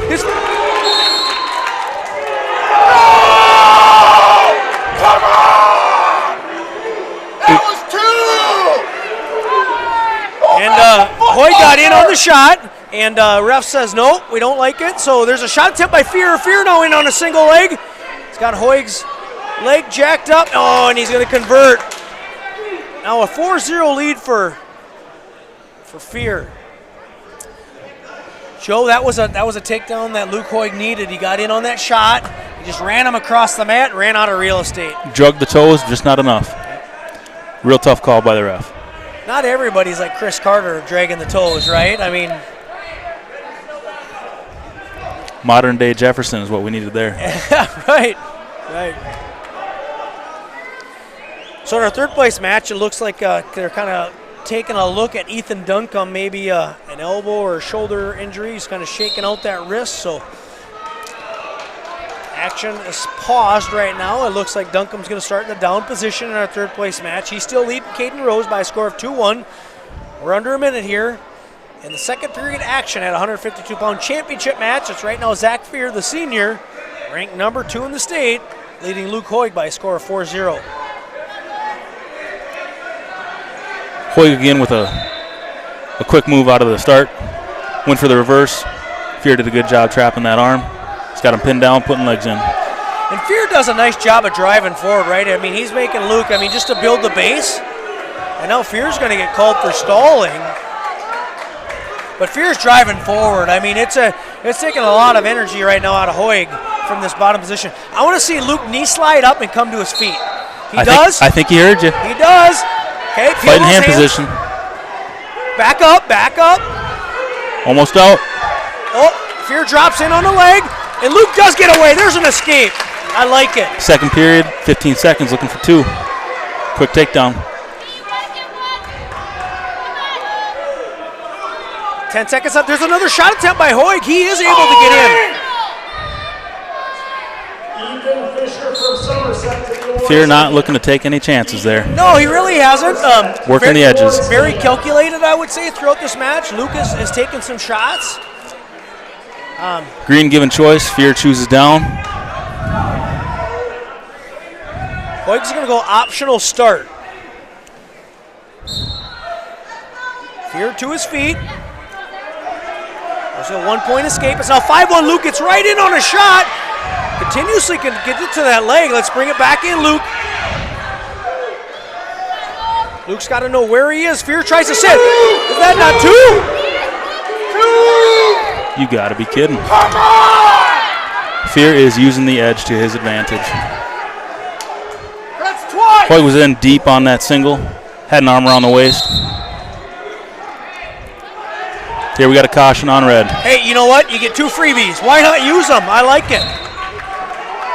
Luke's continuing to push the pace here. Third period action, driving forward. What's he doing? Zach Fear, ranked number 2 in the state. 19-1. One loss to Gavin Gust, and Luke Hoig right now, the sophomore, is wrestling him tough. There's going to be a takedown for Fear. Hoig continues to get on those shots, but Fear's got that reach back. Inside of the leg, just converts. 7-1 match score right now in favor of Fear. Kind of a match, kind of like what we've seen at 113, where the match was action-packed, a lot of good wrestling. By score, Titan kind of took it to Schwann's. We're seeing right now Fear kind of open up against Hoig, but no shame in the effort that I'm seeing so far out of our Tigers that are making their way to these championship matches. Quite honestly, I wouldn't even call it opening up. Yeah. Fear's been all defense, reaction, working off of any small openings he's given. Now Fear's trying to go. Potentially dangerous.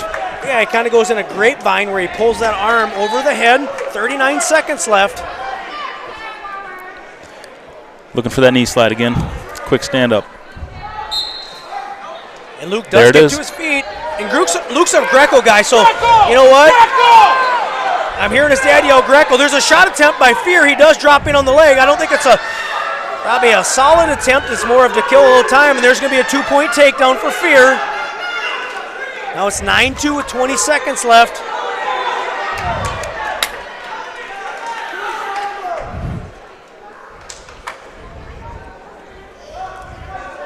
And with 10 seconds left, it appears that Zach Fear, the senior out of Minneota, and Hoyt comes to his feet. He does. And Fear backs off the mat. Hey, do you know what stalling is? So Hoyt drops the match by a score of 9-3, but you know what? Great effort. He gave him.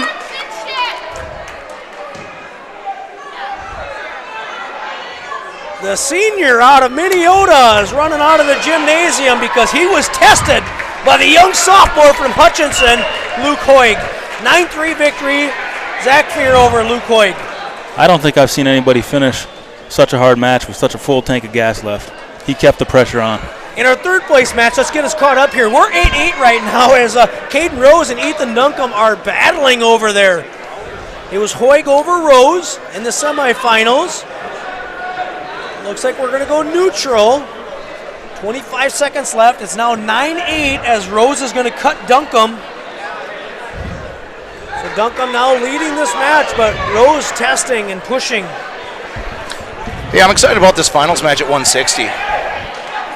This is going to be a good one. Yeah. Looking back at our results in our fifth place match, it was Matthew here, the junior from Marshall, victorious by a score of 6-1 over Goulet from Amory. So that gets you caught up at 152 in our fifth place match.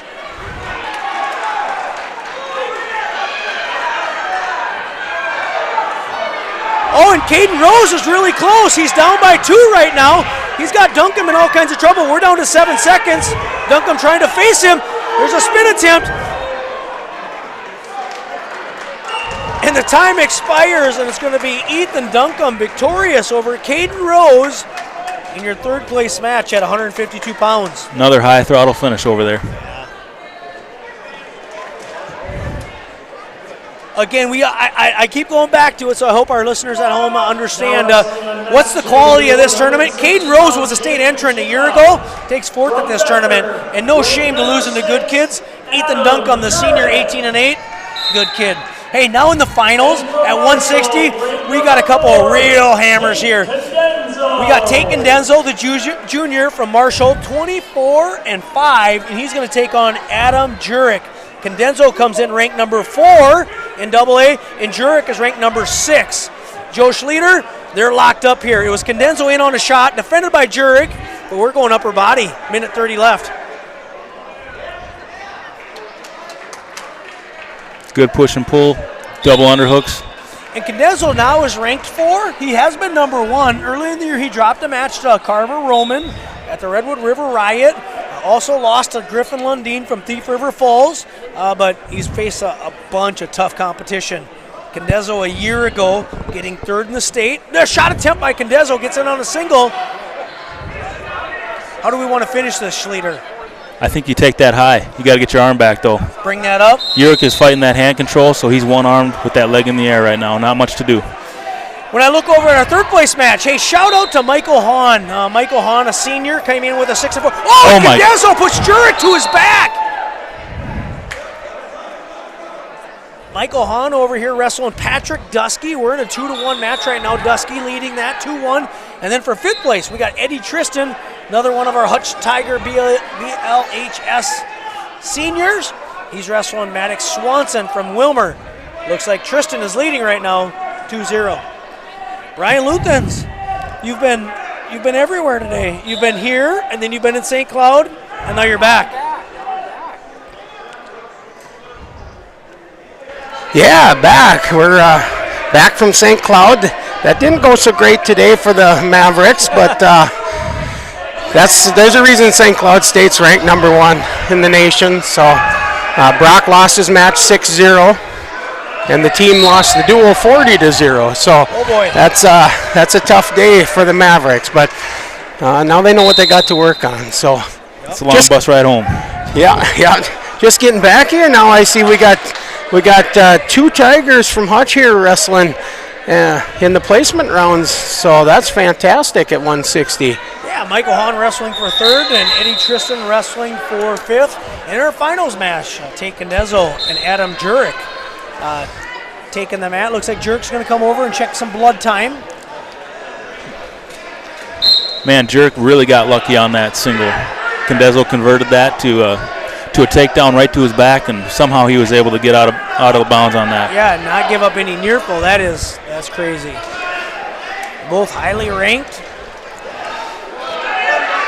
Across the board, we got a total spread of 4 points in these finals matches right now. Really tight rounds here at 160. Hey, and I'm just looking at some team results here. It looks like Watertown has taken the lead over Becker. So Becker's pretty much had the lead throughout the day. Now it looks like Watertown with a 183.5 over 182. We got Eddie Tristan in trouble here on the edge of the mat. He's fighting off his back against his Wilmer opponent here. Yeah, he's wrestling Maddox Swanson. So. Oh, yeah. Unfortunately, clock is not on his side on this one. And there's the fall. Maddox Swanson is going to finish in the 5th place spot over Eddie Tristan. Michael Hahn over here doing a nice job against Patrick Dusky. Dusky, a super quality wrestler in their lineup, and Hahn riding on top. He is getting a little high. He's trying to put the other boot in. Dusky is long. He's trying to work his way out. Yeah, Hahn's in trouble here. 2-point reversal for Dusky of Watertown. Now leads 4-1 over Hahn. In our final match, Condezzo's leading Jurek by a score of 3-0. We've been watching Tate Condezzo for a few years now, and boy, it just keeps getting better and better with him. He is so smooth and so fast. He's a lot of fun to watch. And he's only a junior. He's only a junior. Wow. Now, not to take anything away from Adam Jurek, in this very tournament last year in the semifinals, he upset Bryce Burkett. Yeah. Put Burkett in the losers bracket. So these are a couple highly acclaimed wrestlers going for the title here today. Jurek's got the red spandex on under his singlet. Not sure if that's by design or. It doesn't really fit their color pattern that well, but.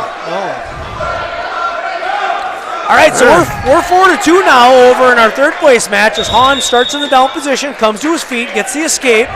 Dusky leading Hahn 4-2, but Michael Hahn comes into this tournament as an alternate, and he gets into a single leg. And a takedown.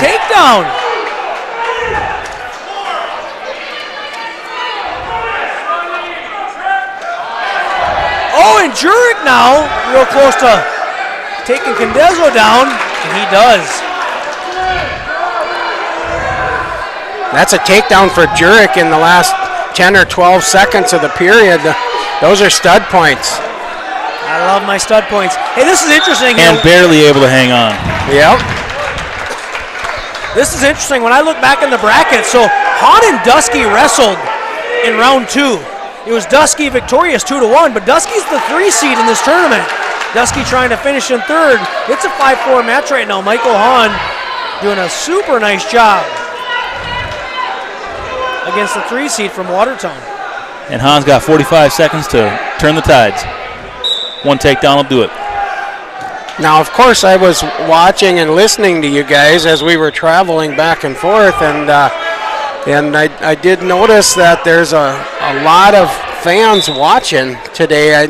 I think I saw well over 100 on the live stream. Fantastic. When I looked. So it's great to have all of you at home watching and listening, whether you're from Hutch or somewhere else. Good day of wrestling here today. Yeah, and we like to say, everybody's welcome. We love to grow and promote the great sport of wrestling. We all love the same thing, so. Thank you for tuning in. For those that couldn't make it to the gymnasium, we're going to get a stall call on Dusky as he backs off the mat, but it's 5 seconds left, so we'll see what Michael Hahn's got in this. No. Oh, no, we don't have time to look at the clock there. 4, 3. Yeah. Great finish today by Michael Hahn, getting 4th place behind Patrick Dusky, and Dusky is, I believe, a senior, right? He is a senior, yeah. He's been a staple in their roster, their lineup for quite some time. So yep. Dusky's hot under the collar over there. And now back to our championship match. Hey, it's 3-3, and Jurek goes upper body throw, goes lat drop. Hey, minute 4 left in period number 3. Man, you talk about Tate Condon being a smooth around the edge, finisher with his shots. Jurek is taking it to him on the upper body. He is. Throwing him around. That's a fact. And Jurek likes the upper body stuff anyway, so kind of like Joe Schleter used to back in the day. He just about threw Tate Condon into the bleachers on that toss. Yeah, there you go. Too bad for Jurek, who's on the edge. And Jurek is trying to go front head. Now he's got him jacked up. 37 seconds left. We've got a 3-3 match here. I don't know if we're going to see a stall. I don't believe there's a stall call on either wrestler that I remember to this point. Yeah, as the referee gives the signal that the continuation out of bounds. Jurek trying to make some things happen here. He's definitely been the aggressor here late in the match, I would say. Condezo continues to move his feet nice. Condezo gets out of his stance. Jurek stays in his stance. Now, to the best of my knowledge, this is Jurek's first time down to 160 this year. As far as I know, I think he's got. What a single! But he hasn't converted yet. 4 seconds left. He's running out of time. We're going to see some overtime here. Wow, he got low on that ankle and just couldn't finish. And fast. Yep. Condezo's at his best, I think, when he's shooting, and Jurek is trying to want to go upper body. So, boy, we're going to see some fireworks here. From the Haka to the award stand. Kaden Rose. I believe last year in the same kind of bracket with Jurek and Burkett and all these guys, I just didn't want the action to stop. I'm not ready for this one to be done yet either. That's a fact. Front head by Jurek. Off the mat they go.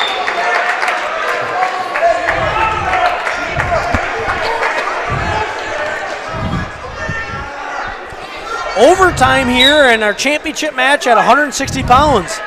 Number 4 ranked Tate Condezo wrestling number 6 ranked Adam Jurek. Are they both ranked at 160? I don't remember. They are, yeah, 4 and 6. Gotcha. Yeah, in AA. So.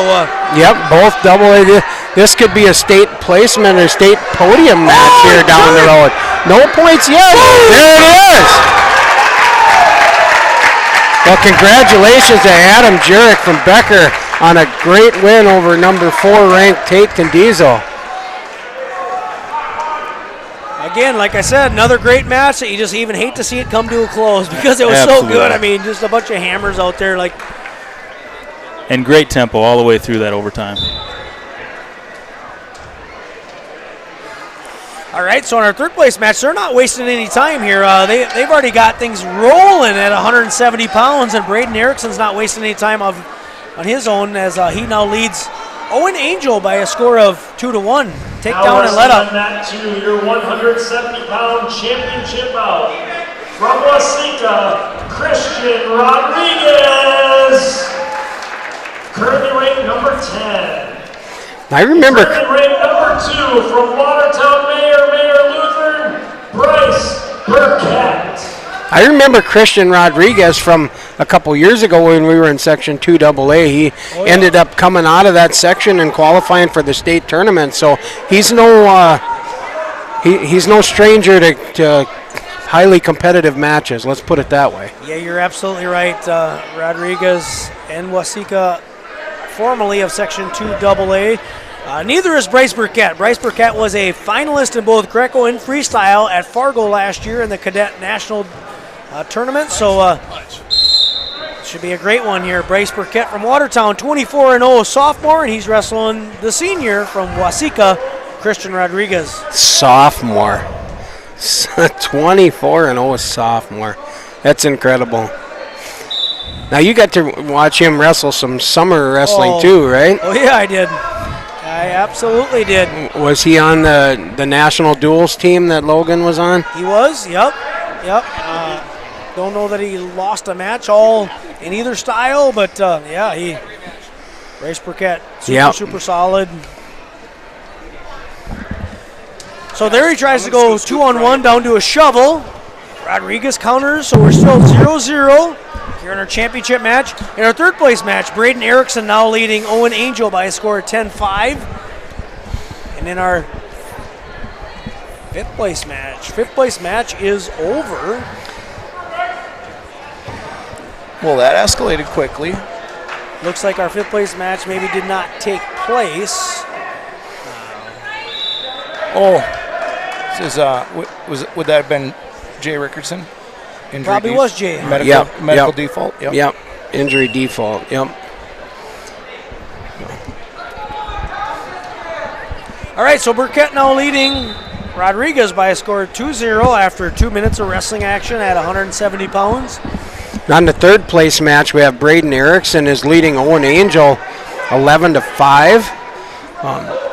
Owen Angel is just a hammer on top. Owen was a 9th grade league state champ last year, and I'm curious to see if he gets to the top position here, how well Braden Erickson will do. Erickson's just kind of a brute out there. He's looks like kind of manhandling him, 15-6. Now up by 9 points. That Braden Erickson's tough. He is. He's been a couple times state qualifier, I do believe. I don't know if he's been a state place winner. He's been a place winner in this tournament probably for as long as I can remember. So 3-0 leading right now for Bryce Burkett in your championship match.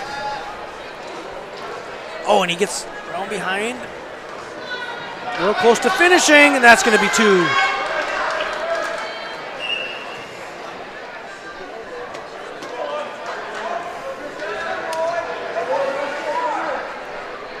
Guys, I'm looking forward to the next championship match after Burkett, as we likely will see Hutchinson's Brady Anderson making his way into the final, so that should be a fun one. Brady Anderson and his opponent will be Tyson Ricker, right? Yeah. Those two met in this tournament last year, if I remember right, probably early in the tournament, maybe in the quarters. Okay. And I think Tyson Ricker actually won that match 5-4, so that was a good one last year, and I anticipate a good one again this year. So it's Braden Erickson victorious by a score of 23-8, so he ends the match early with a tech fall. He will come home finishing third in your 2023 Hutchinson Invite. That was impressive. Braden Erickson's display there was impressive. Yeah, sure was. Yep. So did Erickson lose to Rodriguez in the semis or Burkett? I believe to Burkett. Okay. I think Erickson was the 4 seed, if I remember right. Tucker Feeney, I think, was the 3 seed from Marshall. Okay. I didn't see that Burkett-Erickson match. I didn't either. I did not. Derek's going to take a look and see how that one ended up. Yeah, it was Bryce Burkett winning by a score of 7-3. There's not many matches where Burkett, A, don't put up 10, and B, only wins by the 6. Yeah. And I didn't see it, so I shouldn't speak, but sometimes the 7-3 match and score is a little deceiving because it could be 5-3 on their feet and somebody going for a desperation move, at the end. For sure. Nice mat return there by Bryce Burkett as action resumes in our championship match. 20 seconds left in this period.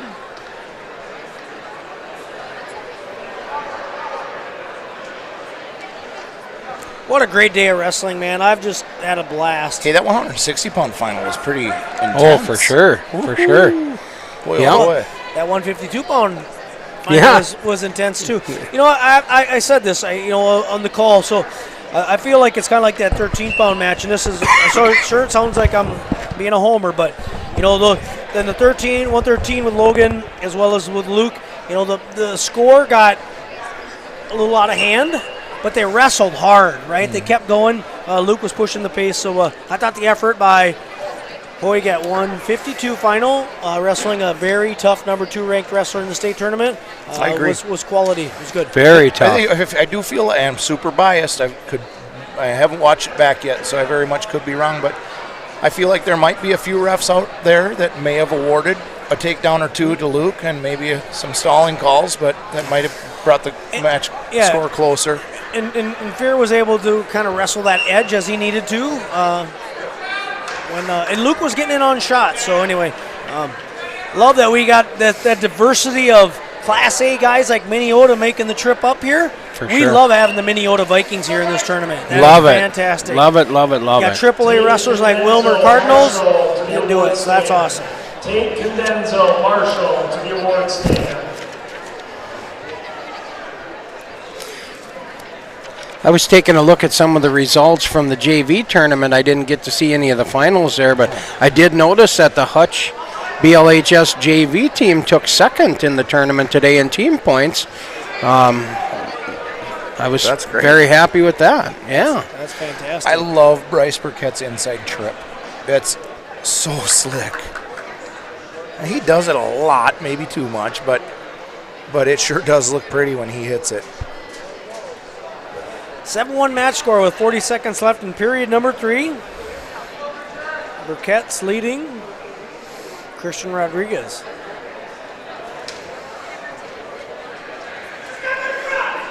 Well, Michael Hahn had a tight one there against Adusky too, right? He did. Early in the day, too, he lost a 1-point match to Dusky, which put him in the wrestlebacks, come all the way back and finish 4th. I think it was a great day for Michael Hahn, so congratulations to him.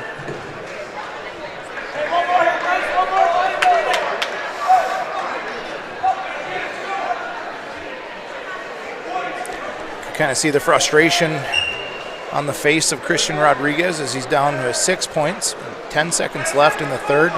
Just hard to get anything done on Burkett. He's going to get a takedown here at the end, though. Exactly what you were talking about, how a score could be deceiving, right? So the final score there is Bryce Burkett victorious by a score of 7-3 over Christian Rodriguez. Gives up a leg takedown, which had no impact on the match. Right. Now, I believe, is Waseca still in 2AA? I think they're moved to 1AA now. Correct. So that will not have section seating implication, but. Hey, we got our Brady Anderson out on the middle mat, our championship mat here at 182. Brady Anderson was a first seed in this 182-pound bracket, and he's got Mr. Ricker from Becker. Tyson Ricker is a tall drink of water. He's got very long arms and long legs. That's for sure. In our third place bout at 182 pounds, we have Aiden Madison, sophomore from Marshall, and he's taking on Jaden Palmer from Watertown Mayor Lutheran. He is also a senior. In our fifth place match, it's Carter Ellis, the junior from Waseca, and he's taking on Eli Grunis from Minneota, the sophomore with a 15-6 record.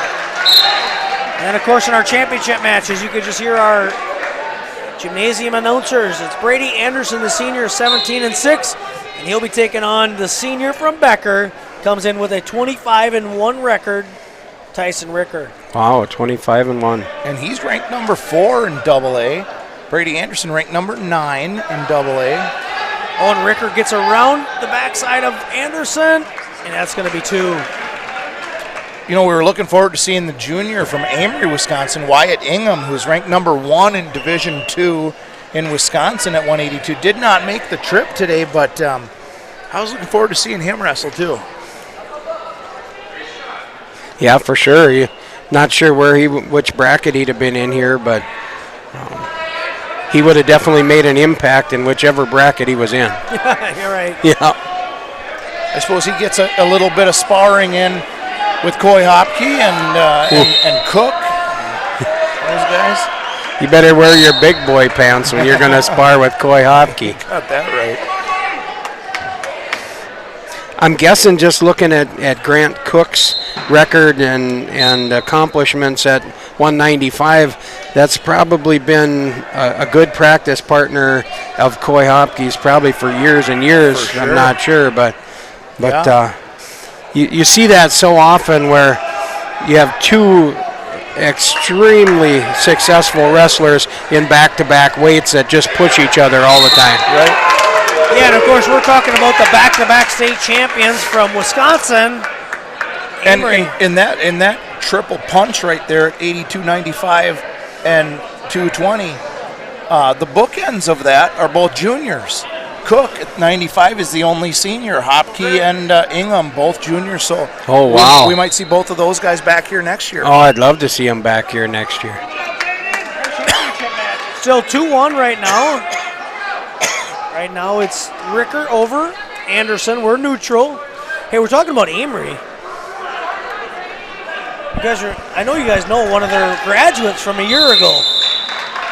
Minnesota kid that ended up graduating from Amory. And DCL originally, right? Yeah, well, Wilmer, and then by way, I think, of DCL, but Eddie Symes. Eddie Symes, yep. Eddie Symes was a graduate and a state finalist a year ago for Amory, so yep. A kid that we know well. We know very well. Yep. Hunter Marco started his high school career at Amory a couple of years, I think.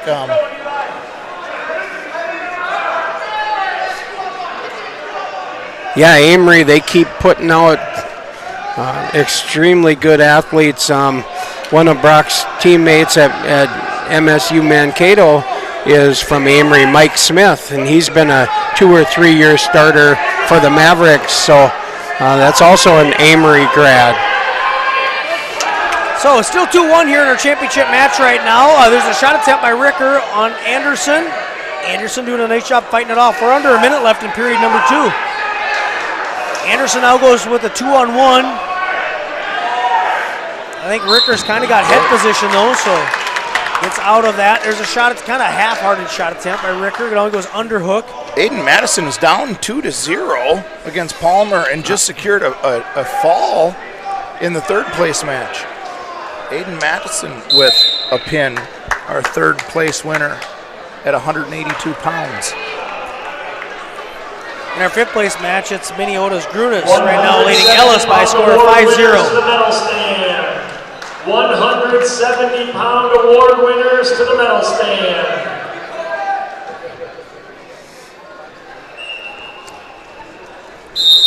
And off the mat they go with a continuation motion. Wrestling action took them off the mat. 14 seconds left in period number 2.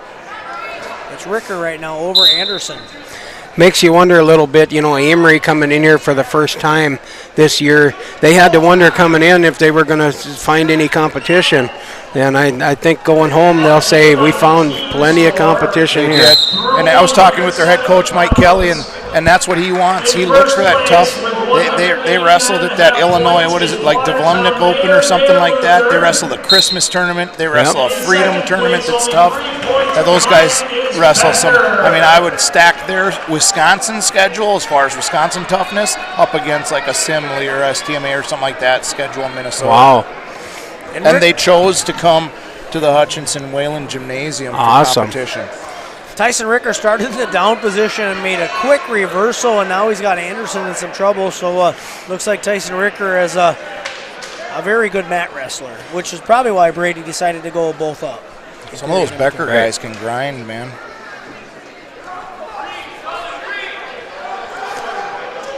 Brady's going to get called for stalling on the bottom. We got to get Brady back to his feet here and give him a chance for a takedown to tie this. He comes to his feet, Brian. Gotta peel. Ricker goes mat return. Back up.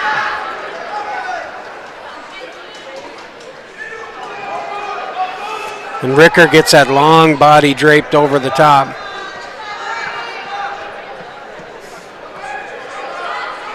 Yeah, he is a tall drink of water. With his long arms and long legs, and Brady a little bit more compact. Brady tends to kind of ball up down there, and Ricker's just smothering him. He is. We got to find a way here, Brady. Got to find a way. Give yourself a chance.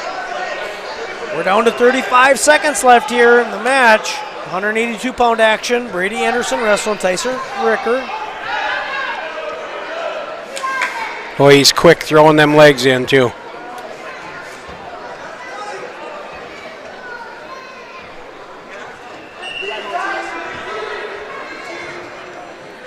Trying to think of what Watertown has coming up here on the top compared to Becker. I know Watertown will have a heavyweight in the finals.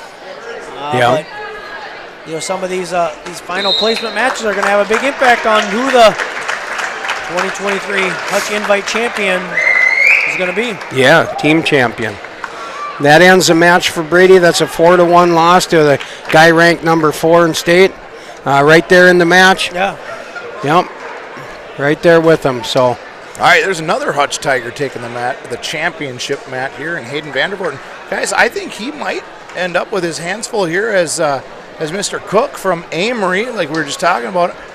He looks a bit foreboding in stature. For sure. This is a match I've been looking forward to ever since I knew Amory was coming to this tournament.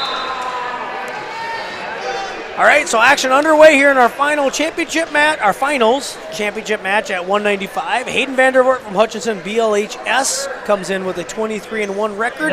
His one loss came to Tucker Hug as he bumped up to 220 pounds in a dual meet, and he's going to take on Grant Cook, the senior from Amory, with a record of 35-4. Thank you to all the Amory folks tuning in. I know they shared it on their Facebook page, and there's a slide by Vandervoort. Vandervoort, 2. Nice finish for Hayden. Nice finish. So Hayden Vandervoort's ranked number 2 in AA, and Grant Cook is ranked number 3 in D2. Yeah. So both highly ranked wrestlers.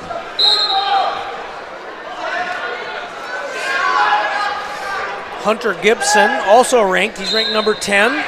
Also a Section 3 AA opponent. He's wrestling for 3rd. He's taking on Peyton Garza, the senior from Waseca. In our 5th place match, we got Dylan Weber from Becker. He's wrestling Somerset wrestler. Yeah, Somerset. When you see Dylan Weber in a 5th place match, this is a good solid bracket too. All right, so there's an escape now. It's 2-1, 52 seconds left in our championship match here at 195. Vandervoort and Grant Cook. Oh, nice snaps. One thing Hayden's so good at is when Hayden goes, man, he goes, right? And everything is hard. Yeah, it's like a cobra, you know, coiled up, and that's a wonderful takedown. But yeah, like a coiled up snake, and when he strikes, it's just right there. Vandervoort with another takedown, so it looks like Dylan Weber was victorious in that 5th place match.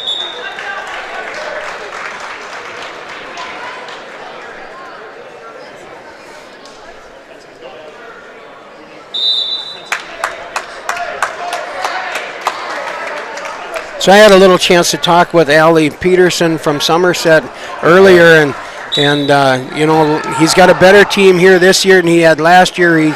He said their program is growing in Somerset. They're getting more kids involved and getting better. Now, they didn't have the best day here today, but I think he knew that coming in. It was going to be maybe more than some of his kids had bargained for, but you know, the way it sounds, he's happy to be here and wants to keep coming back and seeing this competition.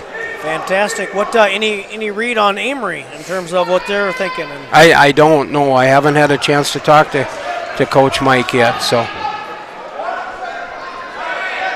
4-2 match here in our finals. Vandervoort with 2 takedowns, 2 escapes by Grant Cook.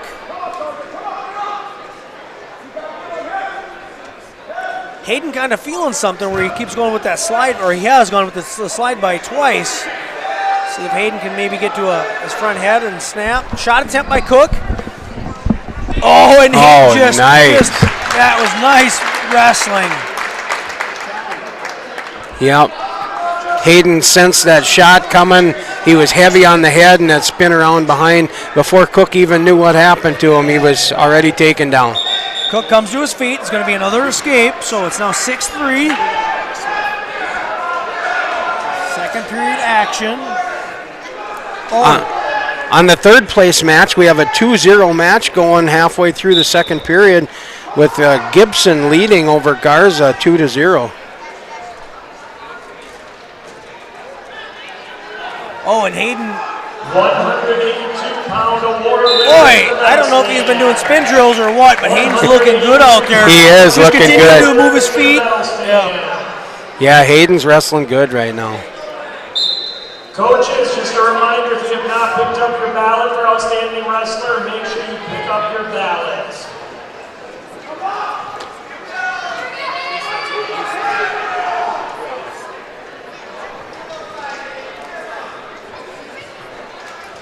Oh, there's a shot attempt by Cook. And no, Vandervoort trying to spin around. And that's stud He point. gets a 2 with 3 seconds on the clock to lead 8-3 in this match.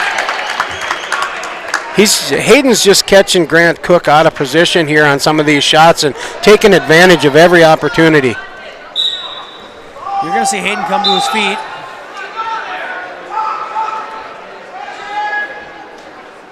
Five-point lead right now for Vandervoort. Mat return by Cook. Just kind of a slick little trip. Oh, and Vandervoort has a base. Cook goes cross-body. No, he's going to go half, trying to pressure forward.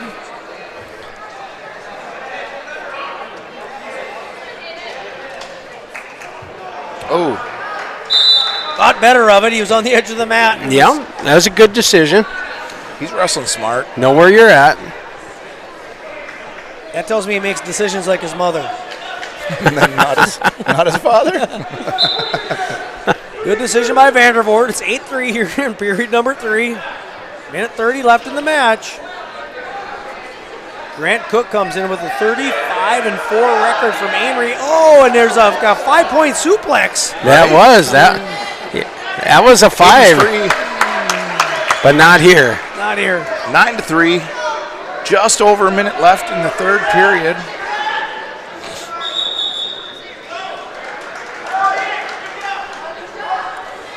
You watch these two wrestlers, like they both want inside tie. So Hayden started with an inside tie. Shot attempt by Cook. Now Vandervoort with that front head. And Hayden now goes inside leg, boy. Oh, nice finish. Very nice. Boy, he's really opened it up. It's 11-3. It is 11-3. He's got a major right now. I don't know if he wants to try and ride him out to keep his major or... Well, and he's wrestling super smart, right? Because he's doing things that don't take a ton of energy. We've seen Hayden go straight on blast double over and over in matches, right? Wear himself out when there's no reason to. Hayden's really just taking what's given to him and capitalizing, so I like it. He's capitalized on almost every opportunity here tonight. And now Cook is going to try to go through. He has to at this point, right? Upper body throw, shot attempt by Vandervoort. Off the mat they go, and hey, we got a champion. Nice job, Hayden Vandervoort. Victorious by 11-4 score over Grant Cook, the senior from Amory. Hutch Tigers have your first and only champion. That's back-to-back championships for Hayden at the Hutch Invite 2 years in a row now. So here comes Corey Hopke. Yeah, here's the guy that Ryan said didn't look that intimidating. Didn't look like much to him. Yeah, right. You did say that. No, I said he doesn't look like Brock Lesnar. That doesn't mean he's not intimidating. You said he didn't look like much. 220-pound championship bout. I think just his name carries a much intimidation factor. Hey, we got Evan Pierce over here on the 5th place match. Yeah, he's going to take on Gavin Schaefer, sophomore from Marshall. And that's an impressive looking sophomore over there too. Number 4, pound for pound in the country, and your 2022 110-kilogram world champion, Coy Hopke. I don't know if those of you at home could hear those accolades, but that's impressive stuff. Coy Hopke represented the U.S. at the World Championships, and he was victorious, winning a gold medal at the World Championships. And I love it that we give kudos and shout out, right? And that's, you know. He's ranked number 4 in the country, pound for pound. Pound for pound.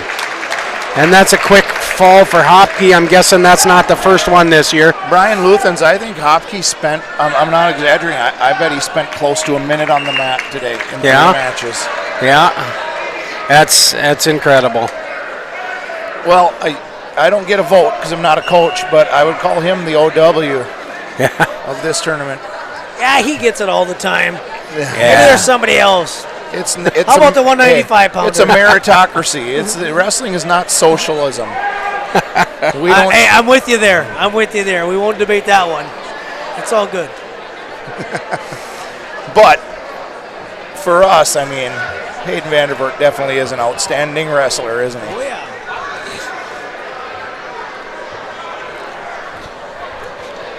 How are those team scores looking right now? Well, it looks like Becker has moved back up against above Watertown Mayor, so it's 194 right now for Becker and 189.5 for Watertown. I might have a more recent update for you, Derek, because I got 194.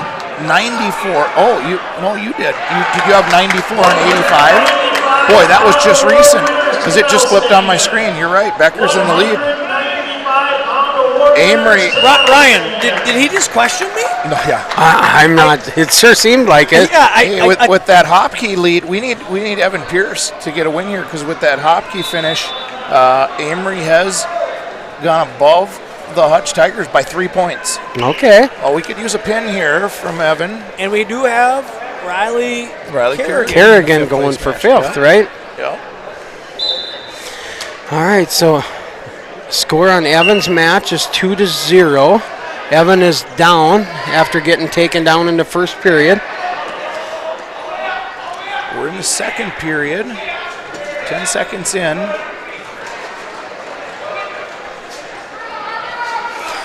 So Evan is wrestling the sophomore Gavin Schaefer from Marshall.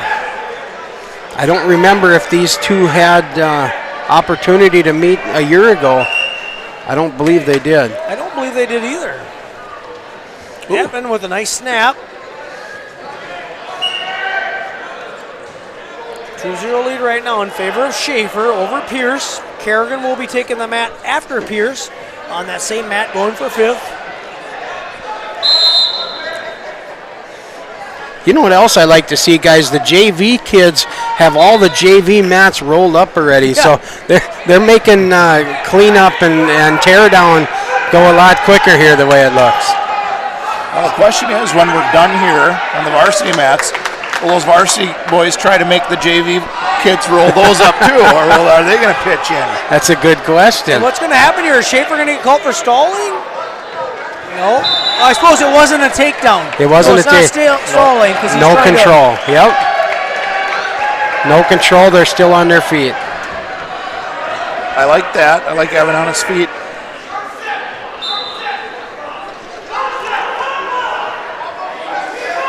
On your third place match here, we have Kyler Burmeister from Watertown Mayor Lutheran against Brock Marty from Mahaka, with Burmeister leading 4-1. Marty's a senior, Burmeister a sophomore. And they are in the second period.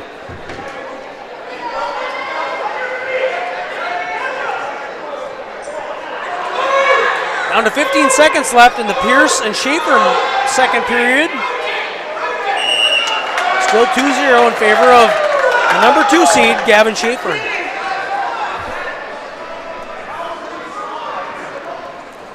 The time's going to come to a close in that period.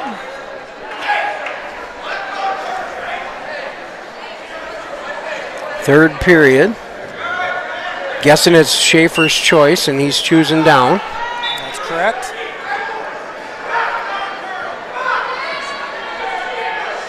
Derek Schwanz, I want to tell you something, but I'm afraid you're going to call me a liar. Okay. If you could guess how many people have viewed our live stream tournament today, what would your guess be? 400. Oh, that's higher than I would have thought, but actually 650 on the Really? dot. Yeah, 650 views on the live stream today. Thank you, everybody, for tuning in. Glad that we as the Hutch Wrestling Club can bring this action to you to watch from home. Yeah, it absolutely is a pleasure, and again, it's just a great way to be brand ambassadors for the great sport of wrestling and the sport that we love so much, and basically spend most of our evenings talking about rather than talking to our significant others and our wives. We call each other and we talk on about wrestling. So it's a 3-0 match right now. Ooh, that's not where Evan wants to be right now. In favor of Schaefer. Schaefer now looks like to... Ooh, watch that knee. I don't like where that knee is. Better stop that.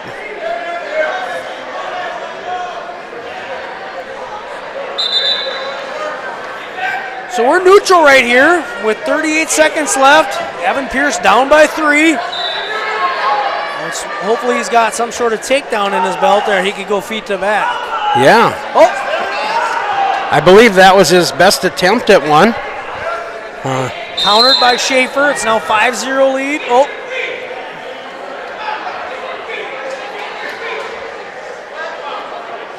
Okay, I don't know what was that point for.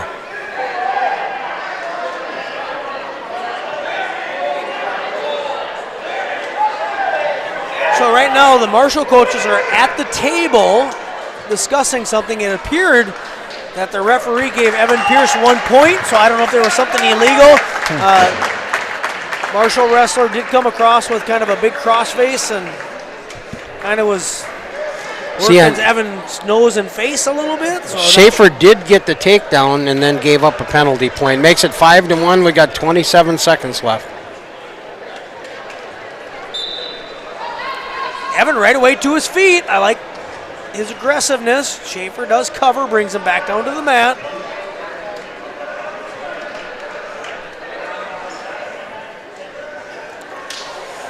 And we're just moments away from our big boys, the 285-pounders taking the mat, which will wrap up this year's. I got a closed caption from the head table that in this heavyweight match, it will decide the team title of the Hutch Invite. If Watertown Mayor wins the match, they will win the title. If they lose, Becker will win the title. Wow. No pressure, Jason Fensky. No pressure. Wow. Jason Fensky comes in as the 1 seed, but he's got a 13-7 record. He's going to be taking on Hudson Schulten, senior 10-1. Brian, I would wager that Evan has wrestled more 6-minute matches this season than probably a lot of years previous combined. Oh, yeah, many. Going the distance. Yep. Hudson Schulten. All right, in our third place match here, we have Costello from Wilmer. He is now leading Johnson from Mahaka. In our championship match, though, Schulten from Minneota. He's going to be taking on Fensky. And as Ryan said, this is going to decide your team title. Riley Kerrigan for your Hutchinson Tigers, wrestling for 5th. He's going to be taking on the Waseca wrestler, Delgado. Yep. Looking for Riley to finish here on a strong point. Absolutely. Riley's really having a good year. Hopefully no one mentioned to Fensky, the Watertown wrestler, what's at stake before this match. Right. No pressure, right? I think there's enough pressure just wrestling on mat 2 right now. I think you're right. And Hudson Schulten is put together, so, I mean, he is a big boy. Oh, boy, body Super lock. solid. Oh, my. And Fensky puts Schulten to his back. Oh, my. Here comes the beautiful plaque for Watertown. No! And there's a reversal by Yoda says, not today. Not today. Schulten with the reversal. You know, I watched Fensky do that against Kerrigan. He kind of gets a little out of position, and he brings it all the way down to the mat and then rotates his hips. Hey, he's a braver man than I, because if I had to double over on a 270-pound dude, I would not be pulling him on top of me. Right? Yeah, but he's going to trade 5 for 2 all day long. Sure. Well, you may do it, but it wouldn't be because of bravery. It'd just be lack of intelligence. So I tell you, you might try. Quite possible. Quite possible. Kerrigan now still on their feet in that 5th place match. They're still 0-0 with Delgado. Are they wrestling or boxing over there? Oh, yeah, Delgado's talking to the ref. He doesn't feel, he likes the hand fighting going on, I think, but. Right. Real nice. Delgado really working a stance in motion. Our championship match. It's Fensky leading Schulten by a score of 5-2. We're second period action right now. Hutchinson, Wasika, and Becker. We still need your votes for outstanding wrestler. Schulten deferred, and Fensky chose both up. Hutchinson, Wasika, and Becker. So Fensky's got a move he's looking for here. Oh, and Schulten goes body lock. Ooh, Schulten's in tight. Oh, and Schulten just powers Fensky down to his He's back. going to call that. He is going to call A that slam? a slam. I do not He's know gonna if I call agree that. with that. Oofta. I don't know how I feel about that one. So instead of getting a takedown and probably near fall points, he's going to give up a point for an illegal slam. Kerrigan.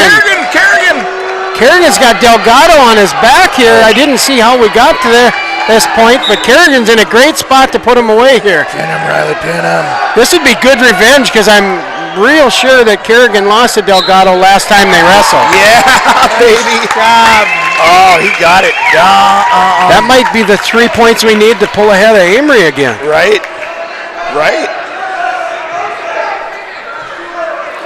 So it's a 6-2 match in favor of Jason Fensky, but Hudson Schulten got in on a shot and buried Fensky in the gym floor, but it was an illegal slam. Gave up a point. Please do your part and clean up around where your team and fans are sitting. Thank you. Looks like I see Larkin Kurth out on the mat trying to clean that one up. So love the work ethic by our wrestlers out there. For sure. All hands on deck, right? Contributing. Javon Johnson is in a scramble with Costello over there in the third place match.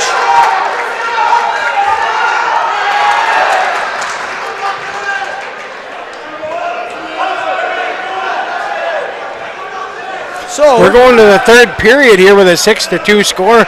Fensky leading. Oh boy. Fensky's going to start on the top position. You guys think Schulten's got a roll in him? No, he wants to go to his feet. He's going to look for feet to back again here. He needs to. Down by 3. I like Schulten's aggression here. He's wrestling hard.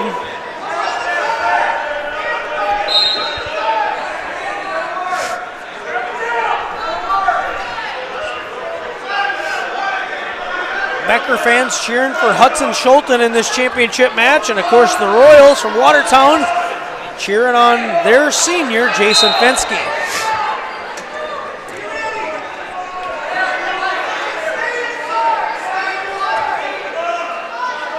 Shot attempt by Schulten. I think Fensky's going to get... Oh!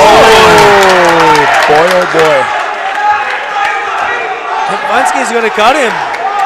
Well, now he's got to go for 5 because that's what he's losing by.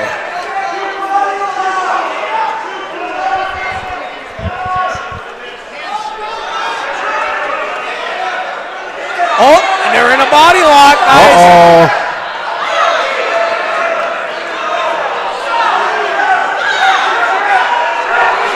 Really, Fensky has no business being in here right now. Well, he likes to throw, so I hope he don't try something because he doesn't need to.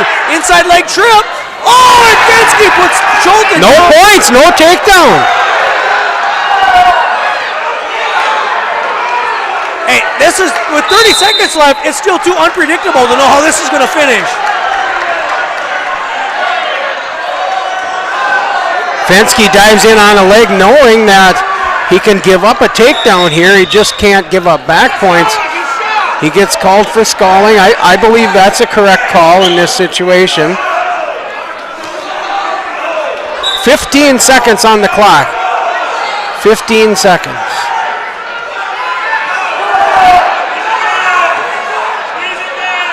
We're down to 6 seconds left. I don't think there's going to be enough. Nope. That's going to do it, and Watertown's going to be the 2023 Hutch Invite champions. What a cool moment for Jason Fensky to win the title and win it for his team. So congratulations to the Watertown Mayor Lutheran Royals on your title for this year's Hutchinson Invite. Well, guys, been a pleasure. What a great time calling wrestling action. Thanks to everybody that tuned in and enjoyed the broadcast today. What a great We should run through the team placings quick while everyone's still on here. Okay. Hit a refresh on that one.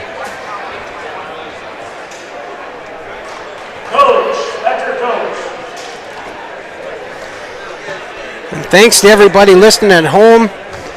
Thanks for all the help. Everybody for setup and tear down and help with the video and audio and everything else. All right. I think we're good. Great day of wrestling. Got it? No. Not updated? Click on teams. That'll be updated. All right, so your final team scores, Watertown Mayor Lutheran, your champions with 195.5 points. Becker was second in 194. Wilmer comes in third with 157.5. Amory is fourth with 136. Hutchinson comes home fifth with 131. We squeak out a 3-point margin over Marshall, who's sixth with 128. Minneota is 124 in seventh. Mahaka is eighth with 104. Waseca ninth with 66. And Somerset, Wisconsin with 13 team points. We are now joined by Coach Todd Card.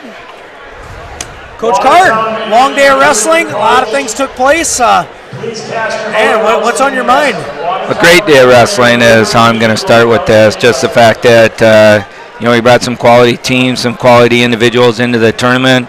I thought the people that we had setting up, running the tournament did an awesome job.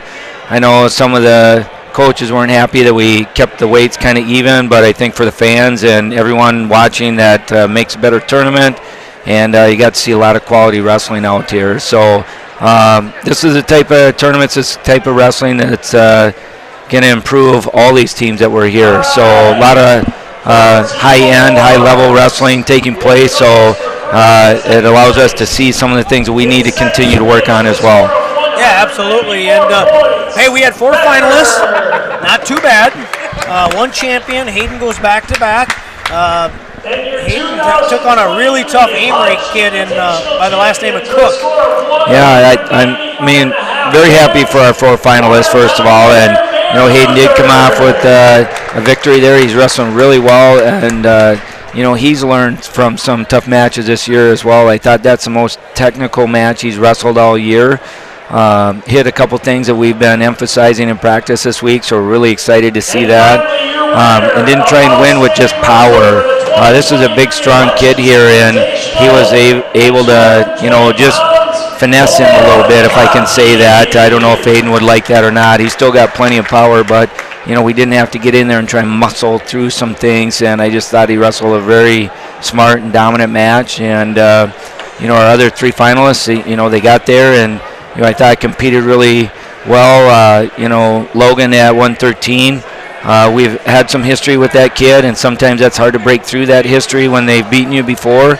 But I thought he moved and wrestled really well through that entire match. Third period maybe got a little out of control, but we're trying to, get out of there and score some points, and we gave up some points that maybe we didn't have to. But, again, when you get high-quality opponents like that, it's only going to make you better. So.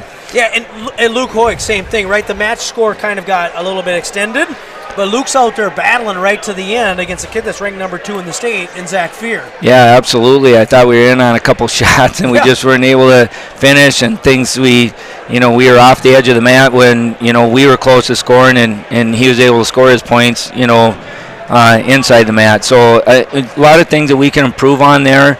Obviously we like to get out from bottom a little bit better, but he got in on some great shots, and, that's not easy on those high-end, top-caliber kids. So we are in there. We just need to be able to finish those a little bit better. I thought we were close, and the one on the edge here, with 2 officials out there, you got to believe that they're watching that and hopefully making the right call there.